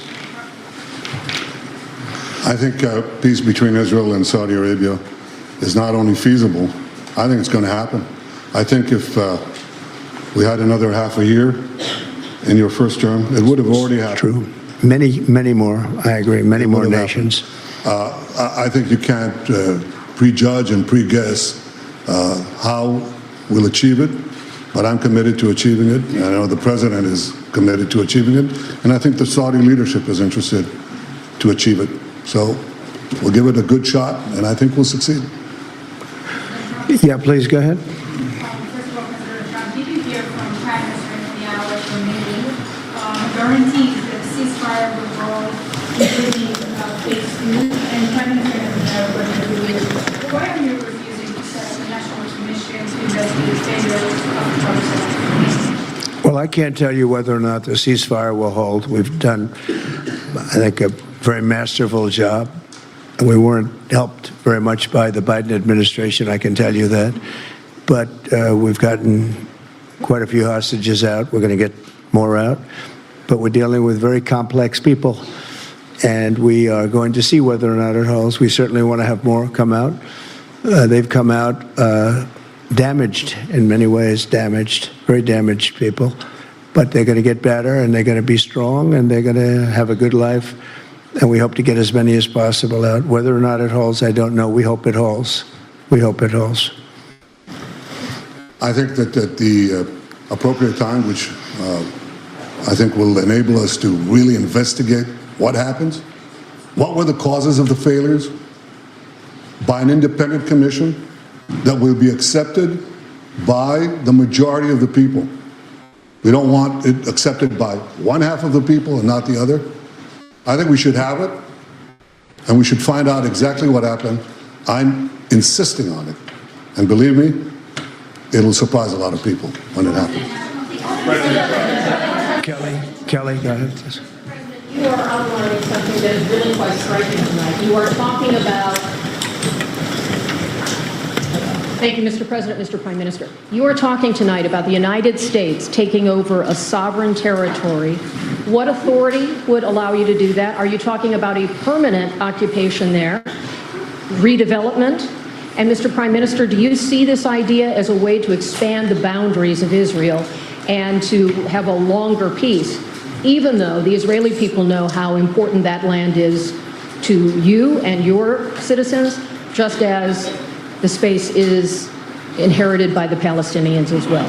I do see a long-term ownership position, and I see it bringing great stability to that part of the Middle East and maybe the entire Middle East. And everybody I've spoken to, this was not a decision made lightly. Everybody I've spoken to loves the idea of the United States owning that piece of land, developing and creating thousands of jobs with something that will be magnificent in a really magnificent area that nobody would know. Nobody can look because all they see is death and destruction and rubble and demolished buildings falling all over. It's just a terrible sight. I've studied it. I've studied this very closely over a lot of months, and I've seen it from every different angle, and it's a very, very dangerous place to be, and it's only going to get worse. And I think this is an idea that's gotten tremendous, and I'm talking about from the highest level of leadership, gotten tremendous praise. And if the United States can help to bring stability and peace in the Middle East, we'll do that. Bibi? I mentioned again tonight our three goals, and the third goal is to make sure that Gaza never poses a threat to Israel again. President Trump is taking it to a much higher level. He sees a different future for that piece of land that has been the focus of so much terrorism, so many attacks against us, so many trials and so many tribulations. He has a different idea. And I think it's worth paying attention to this. We're talking about it. He's exploring it with his people, with his staff. I think it's something that could change history. And it's worthwhile really pursuing this avenue. Yeah, please go ahead. Go ahead. Right. Question for you. Can you hear me? Yeah. So before rebuilding Gaza again, obviously we take all the hostages, and one of them is Don Alexander, an American soldier who is alive. How will you be assured that you will take out all the hostages and then rebuild? We're working very hard to get all the hostages. The word is all, and we are working very hard. So far, it's been moving along fairly rapidly, pretty much on schedule. I'd love to have them all out at one time, but we're taking them out, and tomorrow more are being released, and over the days more, and then we'll go into a phase 2. But we'd like to get all of the hostages, and if we don't, it will just make us somewhat more violent. I will tell you that, because they would have broken their word. Mr. Witkoff and his entire group have been working 24 hours around the clock, and they want them out, and promises have been made to them, and we'll see whether or not those promises will be kept. But we want all the hostages, that's right. How much time do you think it will take?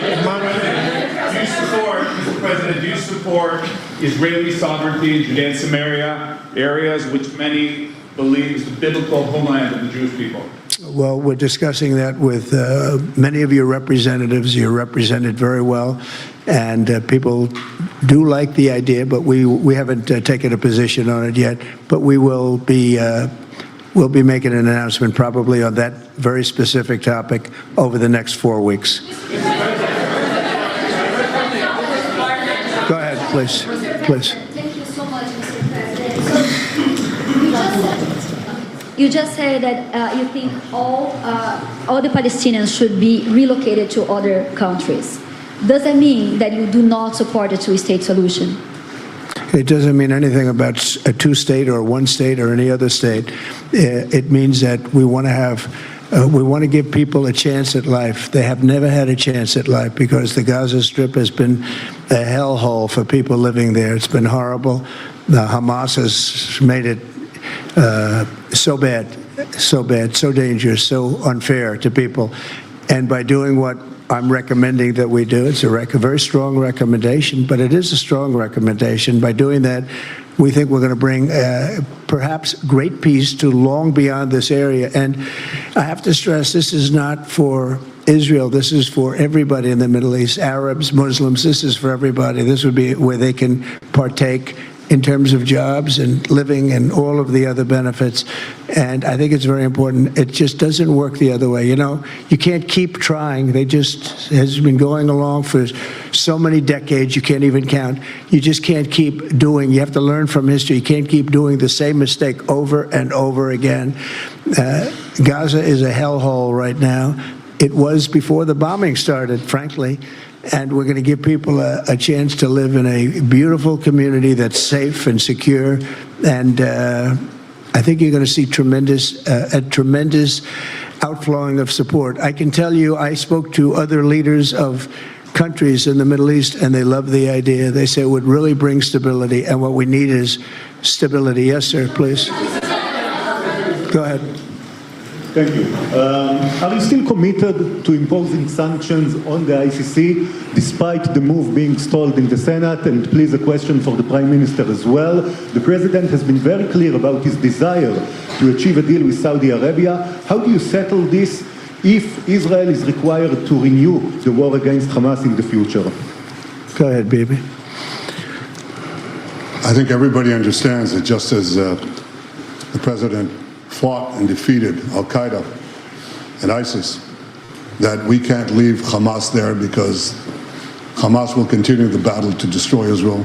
They'll do, you know, when in this temporary ceasefire, one of their leaders comes out, you know what he says? We're going to do October 7th again, except we'll do it bigger. So obviously, you can't talk about peace neither with Hamas or in the Middle East if this, toxic, murderous organization is left standing. Any more that you could make peace in Europe after World War II if the Nazi regime was left standing and the Nazi army was left standing. You want a different future? You got to knock out the people who want to destroy you and destroy peace. That's what we're going to do. I think that will also usher in, actually, the peace with Saudi Arabia and with others. And I think there will be others, too. Yes, ma'am. Go ahead. My name is Afghanistan as a high expectation from you. Do you have any plan to change Afghanistan situation? Are you able to recognize Taliban? Because I'm an Afghan journalist, Afghan suffrage woman. Any comment about Afghanistan? What's your future plan for Afghan people, especially Afghanistan? I have a little hard time understanding you. Where are you from? Oh. Actually, it's a beautiful voice and a beautiful accent. The only problem is I can't understand a word you're saying. But I just say this, good luck, live in peace. Go ahead, please. That's okay, yeah, please. Prime Minister, you said earlier today that it was tough for you to implement these sanctions on Iran, but you did indicate that you were willing to negotiate with them. What would that look like, and are you in conversations with them? And the same for the Prime Minister, sir. I hated doing it. I want Iran to be peaceful and successful. I hated doing it.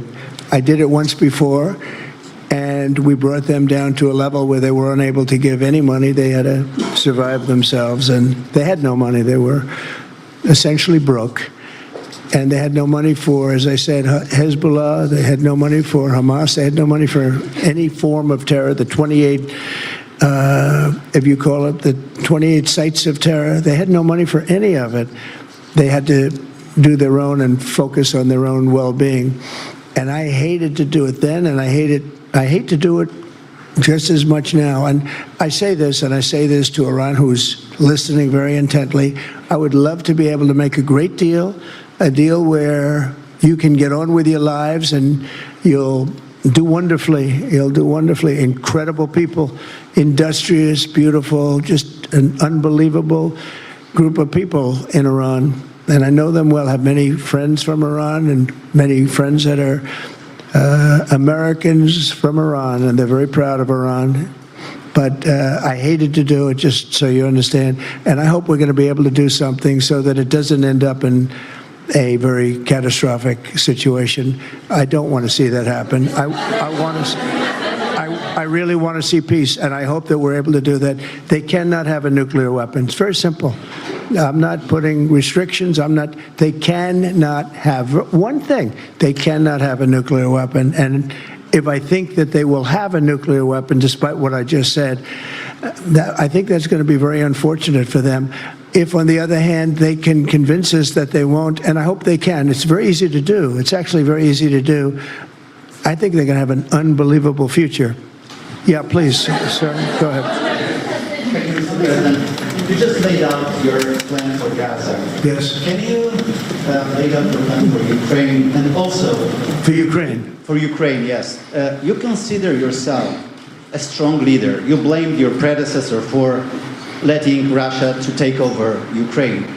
Will you demand from Putin to get out of Ukraine, from sovereign territory of Ukraine? So we're dealing right now on the subject. I don't want to spend a lot of time because we're here for another reason, but we are having very good talks, very constructive talks on Ukraine. And we are talking to the Russians. We're talking to the Ukrainian leadership. It would have never happened. That would have never happened. It should have never happened.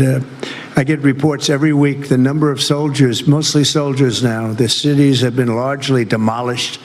You talk about a very sad sight to see. We talk Gaza. Well, many of these cities look as bad as Gaza and worse, what's happened to them. And I want to see that end. And I want to see it end for one simple reason, the life of young people being absolutely obliterated on both sides. You probably have 700,000 Ukrainian soldiers dead, 800,000, maybe more Russian soldiers dead. It's very flat land, and the only thing that's going to stop a bullet is a human body. In this case, usually soldiers. And the numbers are staggering when you hear the real numbers in Ukraine, what the numbers are. And this doesn't include the cities that have been demolished and all of the people that were killed. So I want to see it stopped. We're having very good talks, and I think we're going to get it. I think something will be hopefully dramatically, it will rise above everything. You can't let this continue. This is an absolute slaughter that's taking place on the beautiful farmlands of Ukraine, and we have to stop it. We can't let this continue. It is a human tragedy, and we're going to try very hard to stop it. Yeah, please, go ahead, sir. Go ahead. Mr. President, thank you very much. Okay. Mr. President, what's your view about Palestinian leader Abbas' role in all the regional changes you want to do? And the question for the Prime Minister, what's your view on President Trump wanting to reach a deal with Iran and not a much more active military stance towards it? Go ahead, baby. Go ahead. I think the president just said something that I think is the pivot of everything that we're talking about. He said Iran cannot have a nuclear weapon. And we fully agree with that. If this goal can be achieved by a maximum pressure campaign, so be it. But I think the most important thing is to focus on the goal, which the president just did, and I fully agree with him. Well, I said it, and he said it very well. It's a campaign of pressure to see if we can get something done. He doesn't want to do what some people think will automatically happen because they're very difficult people to deal with, as you know. But if we could solve this problem without warfare, without all of the things that you've been witnessing over the last number of years, it would be, I think it would be a tremendous thing. Go ahead, please. Do you have any plans to visit Israel soon?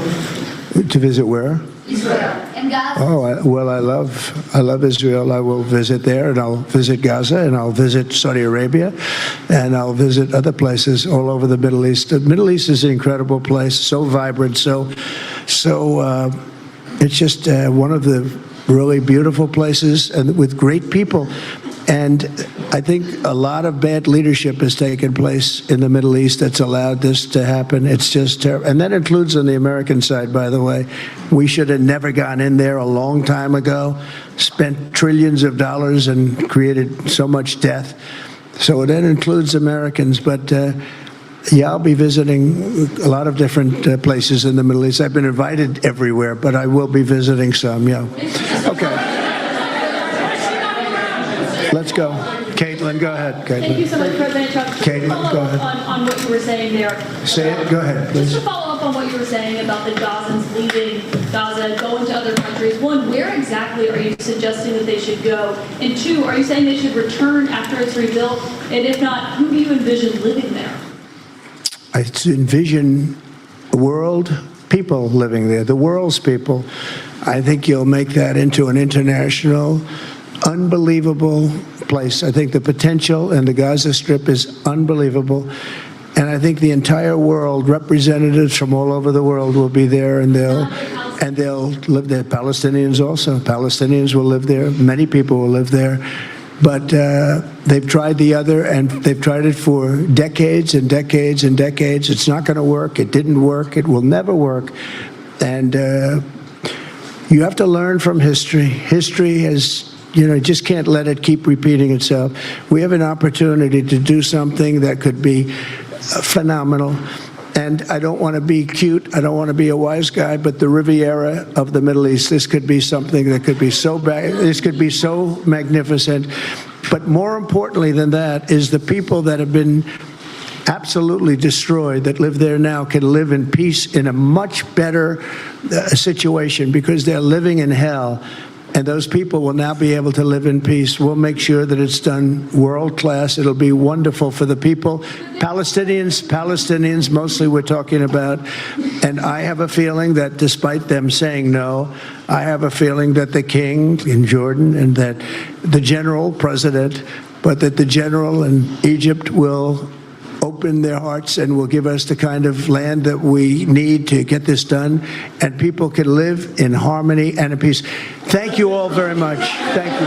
Thank you very much. Thank you. President Trump wrapping up a joint press conference with Israeli Prime Minister Benjamin Netanyahu. A lot of ground covered. I'm Laura Ingraham. All right, so that was the press conference. And I'm monitoring what's going on with Pam Bondi. Let's see if they cut to it here so I have a feed. So let me talk amongst yourselves. Now I'm going to see if I can change my feed to C-SPAN and pull in. Oh, she won? No, no, Skyhook. This 52 to 46 vote was something else.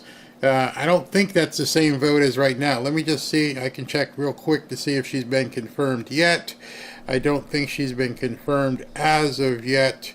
Let me just see. No, as of 1 minute ago, she has not been confirmed. So what I'm going to do is, this was 1 minute ago, Senator Mark Wayne Mullen said, nope, she has not been confirmed. They are waiting for the confirmation. So what I'm going to do is I'm going to put you guys on a hold while I attempt to get this configured so I can show you the Pam Bondi hearing. So I'm not going anywhere. I am here, but I'm going to be off screen getting it configured. The vote is happening right now, but haven't seen it yet. So let's see what happens. I'll be right back.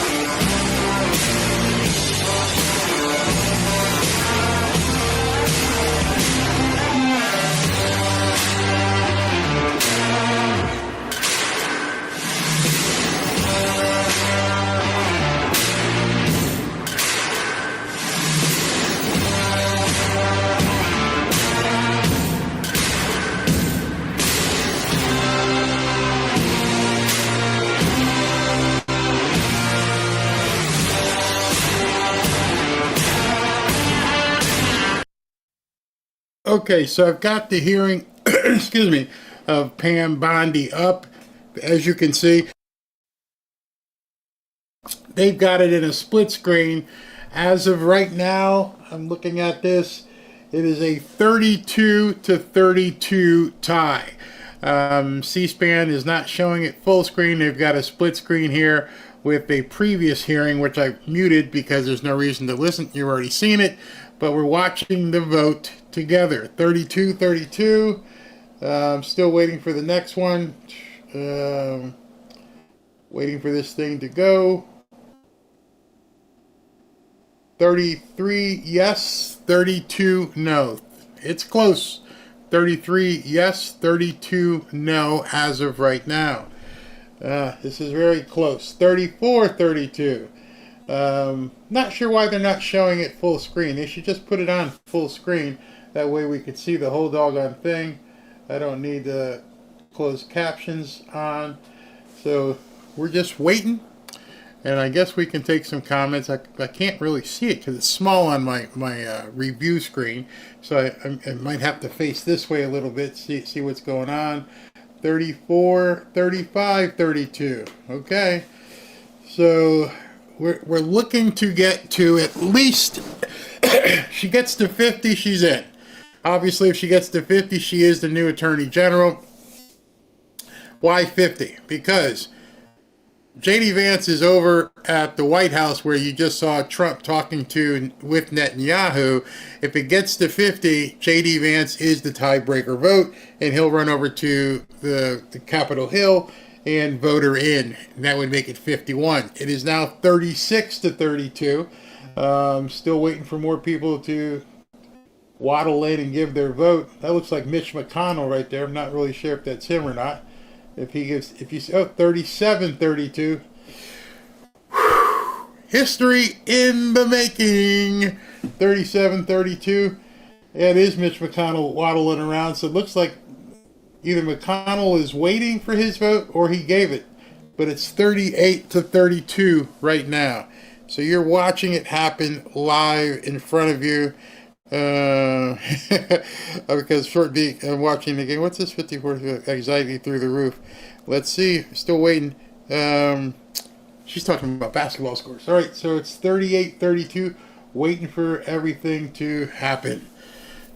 Can you make the screen bigger? No. Well, I could take my face off of it. How about that?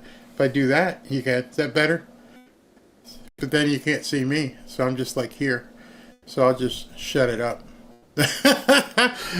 So you can see 38-32. I don't know why C-SPAN has a split screen. Oh, I can tell you why C-SPAN has a split screen.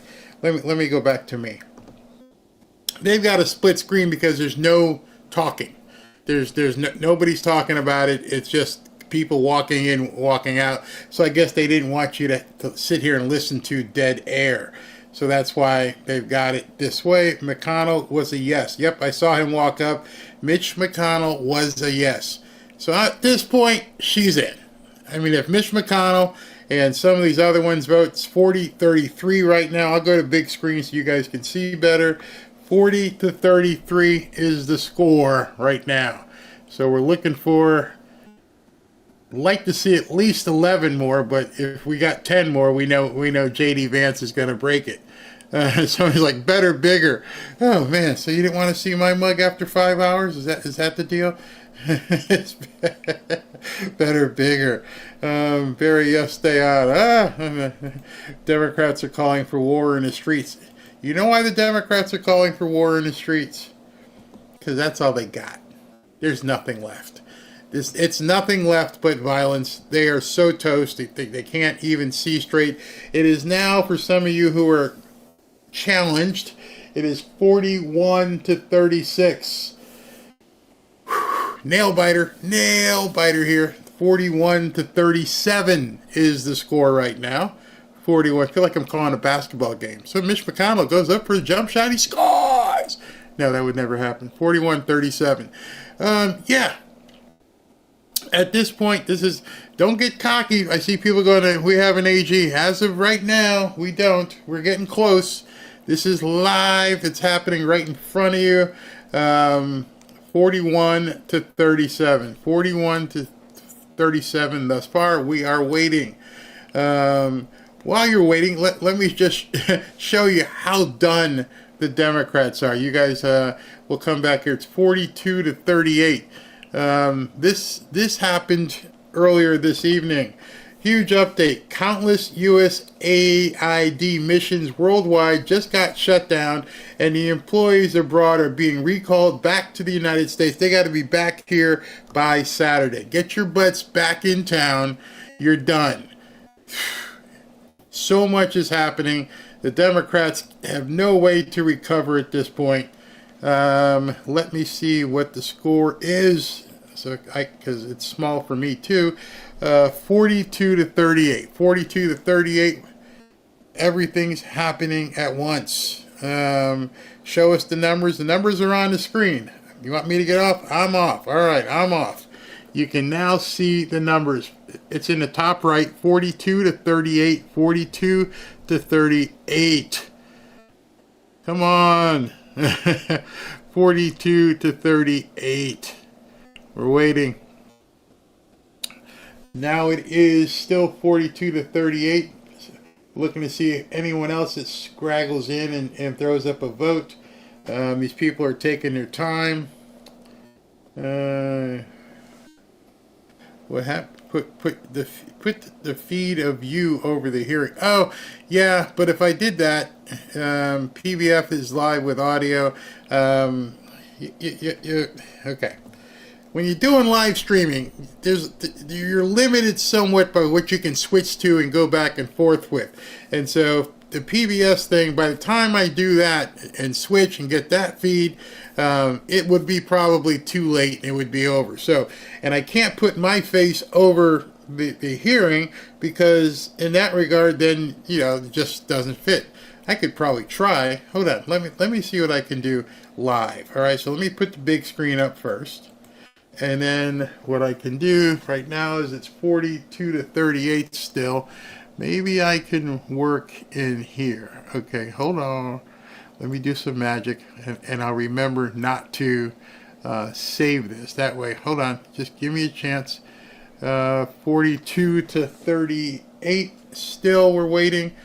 It's funny, some people are like, oh, she's confirmed. Nope, she's not confirmed. This is live, people. This is live happening right in front of you.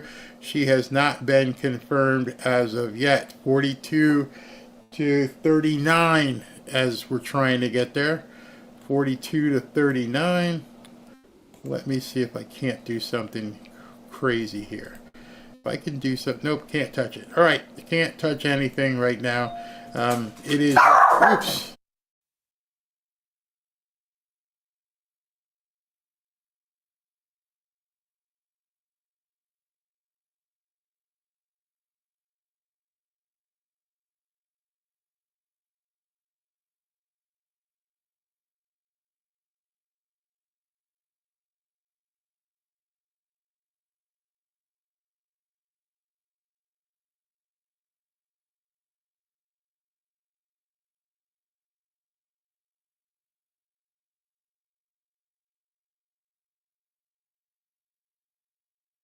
All right, I got the Chihuahua in my lap. It is now 44 to 40. 44 to 40. You guys want to see the Chihuahua? You want to see Chihuahua? Here's Mr. Midas. Hey, say hi. Say hi. Don't bark. Whatever you do, don't bark.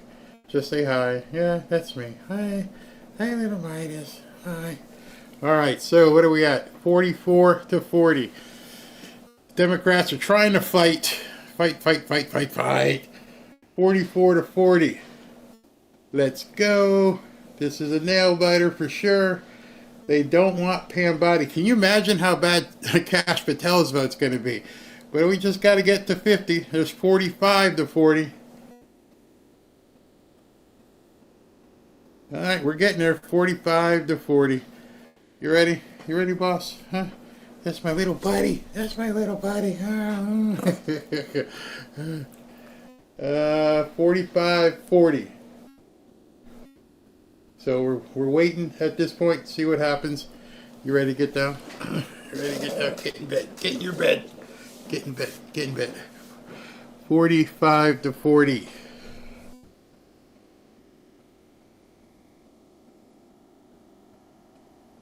Getting close. They're hysterical over Elon tonight. Yep, completely. No, Midas is not a Democrat. Angela, he weighs 16 pounds. He's one of the biggest chihuahuas that the vet had ever sent. 45 to 40. 46. 46, 40. People are saying that she already won. I'm looking directly on the television. So if she won, tell me what the score is so we can tell if you guys are being trolls or not. Because if she won, you would already know what the score is. So we want to know, since you're in the future. If you're in the future, tell us what the score is. All right, so it's 46 to 40. Yes, Maximus. Yeah, he is indeed my boss. 46 to 47 to 42. We're at 47 to 42 right now. Nope, Ryan, I got 47 to 42, so I'm ahead of you, bro.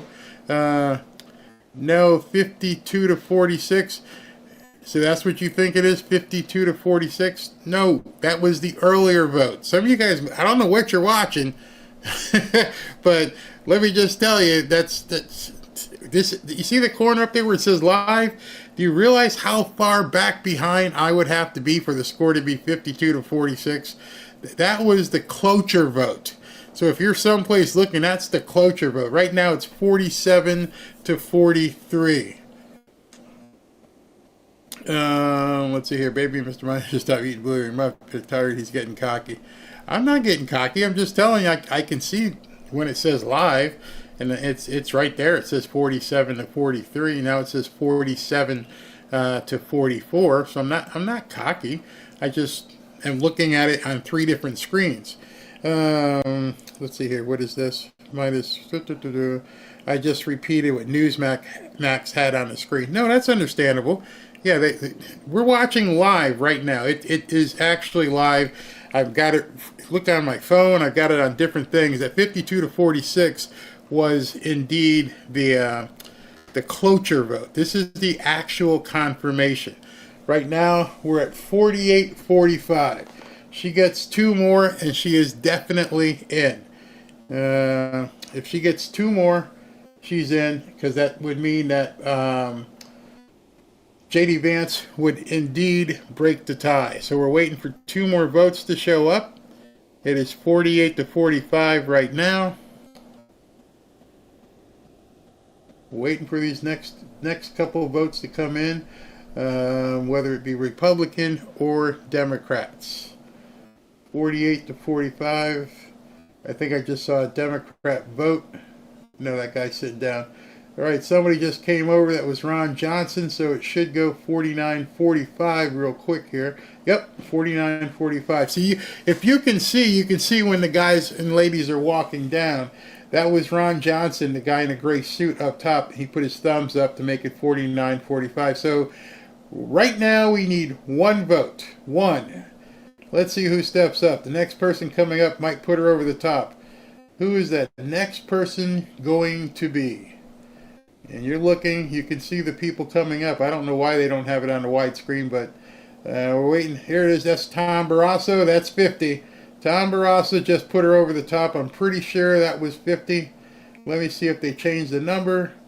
But it looked like Barrasso was 50. Here comes Rick Scott. Might be 50-51. Let's see here. Boom, 50. She's in. She is in. 50 to 46. I don't really care who the other ones that are vote. We've got her. She's in. It's 50 to 46. The best they could do, well, no, they could still have some really crazy Republicans. But no, if there's 50 yay, that's everybody. That's, well, we got 53. So the best the Democrats could do is 49 at this point. Or if they do it 50-50, but she gets, it's it. Because at this point, J.D. Vance would come and break the tie. Game over. Game, set, match. That's it. She's got it. She's in. She's in. She's in. She's in. There we go. 52 to 46. Now we need, let's get 1 more and just make it unanimous at this point. Make it 53 to 47. I want to see it go unanimous. If she gets all 53 votes, that means Trump has got so much power. Come on, give me 1 more. Give me 1 more so it's unanimous. All Republicans voted for her. We need 1 more. 1 more and put her over the top. 1 more will make it 53 to 46. I'd love to see it 1 more, but it's done. It's done. In any way, shape, or form, the Democrats cannot come back at this point. There are only 2 votes outstanding.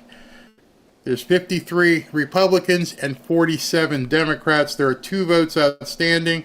Even if both of those votes were on the Democrat side, it would be only 48. She is the new Attorney General. She can get to work right away and start putting some of these people where they need to be. But I just want to see that 1 more. Give her 1 more. Somebody's at the counter right now. They're voting. I'm not sure who that is, if that's a Republican or a Democrat. It looks like Josh Hawley. Yep, that's who it was. Called it. That's it. Done. Unanimous vote by the Republicans to put Pam Bondi in as the Attorney General. All 53 Republicans voted for Pam Bondi. And what's his name? Josh Hawley. I just saw him. He was the one who made it unanimous. 53 to 46. I don't care if they get the extra one or not. I could wait and see, but she's in. Oh, whoa, whoa. She won 54 to 46, so some Democrat crossed the aisle. That is going to be huge news. The vote is 54 to 46. With the vote being 54 to 46, some Democrat crossed the aisle. That is going to be huge news for everybody out there. Understand what you just saw. 54 to 46 is the vote. That could only happen if a Democrat crossed over. Now they're going to go ahead and go to full screen and let's listen in. Okay. Notified of the Senate's action. Mr. President, Mr. Leader. You ask unanimous consent that the mandatory quorum call with respect to the Turner nomination be waived. Is there an objection? Without objection, the clerk will report the motion to invoke cloture by unanimous consent. Cloture motion. We, the undersigned senators, in accordance with the provisions of Rule 22 of the Standing Rules of the Senate, do hereby move to bring to a close debate on the nomination of Eric Turner of Texas to be Secretary of Housing and Urban Development, signed by 17 senators. By unanimous consent, the mandatory quorum call has been waived. The question is it the sense of the Senate that debate on the nomination of Eric Turner of Texas to be Secretary of Housing and Urban Development shall be brought to a close? The yeas and nays are mandatory under the rule. The clerk will call the roll. Ms. Also-Brooks, Ms. Baldwin, Mr. Banks, Yes. Mr. Barrasso, Mr. Bennett,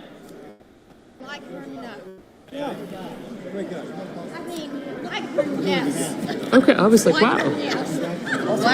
Blackburn stroke. You got me, right? I do have you. Thank you. So the Republicans, with having Pam Bondi voted in, and SV with some great producer work here, it was Fetterman who crossed over. Fetterman from the Democrats voted for Pam Bondi. That's how she got to 54. Oh my God, they're going to lose it. They're going to completely lose it. Right, so she's in. So John Thune is like, we're not done. We're not done. We're going to go with Scott Turner's nomination right now, and that's who they're going to try and push through. Actually, just do cloture. I don't know if they will vote, but Fetterman voted for Pam Bondi. And so cloture, just to let you know it, cloture means we're not taking any more information, and we're going to finish this, and then they may try to vote for Scott Turner for Housing Secretary right tonight. Not really sure, but somebody goes, okay, Barry, time for the 8 o'clock show. Yeah, that's not going to happen. Okay. Ashley already rescheduled Buddy Carter because we had no idea how long this was going to go. But, oh my. So let me go ahead and give away some hoodies so I can go eat dinner and y'all can relax. Pam Bondi is your new your new Attorney General. OMG. That's where things are going to go crazy. It's gonna. I can't wait to get on Twitter tonight. I'm gonna have so much stuff to talk to you guys about because these people are going to go bat poop crazy. The fact that he jumped in there and voted for her, I can't even imagine. I cannot even imagine how nuts these people are gonna get. I love it. I love the fact that they that they did that. Let's see here. Let me go ahead and read this from Rumble because these guys have been so great to me. I mean, so just amazingly great. So, when Rumble first started in 2013, they built a platform for the small creator. They didn't censor or have biases. They were fair and treated all creators equally. No one thought platforms would censor political conversation or censor opinions on COVID, but they did. Facebook admitted they fell to the pressure from Biden and Harris administration. Rumble did not. They held the line. They are attacked daily for giving us a voice to talk to you. They are attacked in corporate media. They are attacked by governments like France. They are attacked from brand advertisers who refuse to work with them. Corporate America is fighting to remove speech. Rumble is fighting to keep it. Rumble won't survive with brand advertisers. They don't get much of it. Watching this show on Rumble is the most they can ask from you, and most I can ask from you. But if you really believe in this fight, and if you have the means, one major way you can help Rumble survive is by joining Rumble Premium. Join a community that believes in the First Amendment and believes in our human right to free speech. Rumble is offering $10 off with the promo code STUDIO when you purchase an annual subscription. Go to rumble.com/premium and use the promo code STUDIO. And like I said, if you have the means and believe in the cause, now is the time to join Rumble Premium. But if you don't have the means, I am just as happy for you to watch the video on Rumble. And if you want, you can just go to the QR code right there or right there, depending on which side of the screen my finger is. And you can go to Rumble and join up at rumble.com/premium and use the code STUDIO. All right, so let's give away some hoodies, shall we? Yes, let's give away hoodies. Hoodie. Wow, cannot believe Fetterman jumped. They're going to go nuts on him. I mean, can you even imagine that it was Fetterman? Fetterman! All right, so let's go ahead and give away 3 hoodies before we get out of here. Let me get to the drum roll, and thank you guys for sticking around for nearly 6 hours. Love you for that. Love you. Oh, wait a second. Hold on. I only have 2 left to give away, so I have to go in here and edit so that it shows me giving away more. Hold on. Okay, save and publish. And then I go back here. And when I draw. All right, here we go. We're going to run that again. And the first winner is Paul Hedinger. Paul Hedinger, you win a free Trump hoodie. And let's go ahead and do that again. Denny Sanders, you win a free Trump hoodie. And one more for the road here. Rhonda Goddard. Congratulations, you have won a free Trump hoodie. Thank you guys very much for entering. What's the state there? I have withdrawals when you aren't on. I don't normally look to go on for like 6 hours, but today I was telling Ashley, I'm like, it's gonna be crazy. It's gonna be crazy. Let's see if we can't do like the 2 o'clock show, and then we'll get off at 2, and then we'll get back. I knew it was a chance we were going to have to go the entire time, and it exactly turned into that. They still have, I'm not going to stick around for the cloture vote for the Secretary of Housing, Scott Turner, but okay. All right, wait a minute, I had done Super Chats earlier, but I think there's some new ones that come in. I can't go anywhere until I take care of that gladly. Lady Addie, nothing makes me happier than seeing people with hope again. America is so back. You are so right. This is huge, Barry. 2 great leaders. Yeah, and I think you're talking about Netanyahu and Trump standing side by side up there. Greg Barth, no tax on overtime, Barry. Thanks for hanging around. Of course, when I saw that they were doing it, I had to jump in there. I am enthusiastic as well. It just drives me nuts. I'm so happy. Deborah Island Girl, Barry, maybe you could explain why all the hostility to Israel. People gotta hate. Haters gotta hate. I don't know. A lot of people have some long-standing hostility towards Israel. I don't know. I wasn't brought up that way. My wife wasn't brought up that way. I was brought up Catholic and turned to a regular Christian, Protestant, Baptist, Southern Baptist, when I met Robin. But the entire time I grew up, maybe it was my exposure. I grew up in a Jewish neighborhood when I was a kid, and right now we live in a Jewish neighborhood, and so I've never had animosity. The guy who financed my first 2 businesses was a Jewish guy. The guy that financed my father's construction business was a Jewish guy.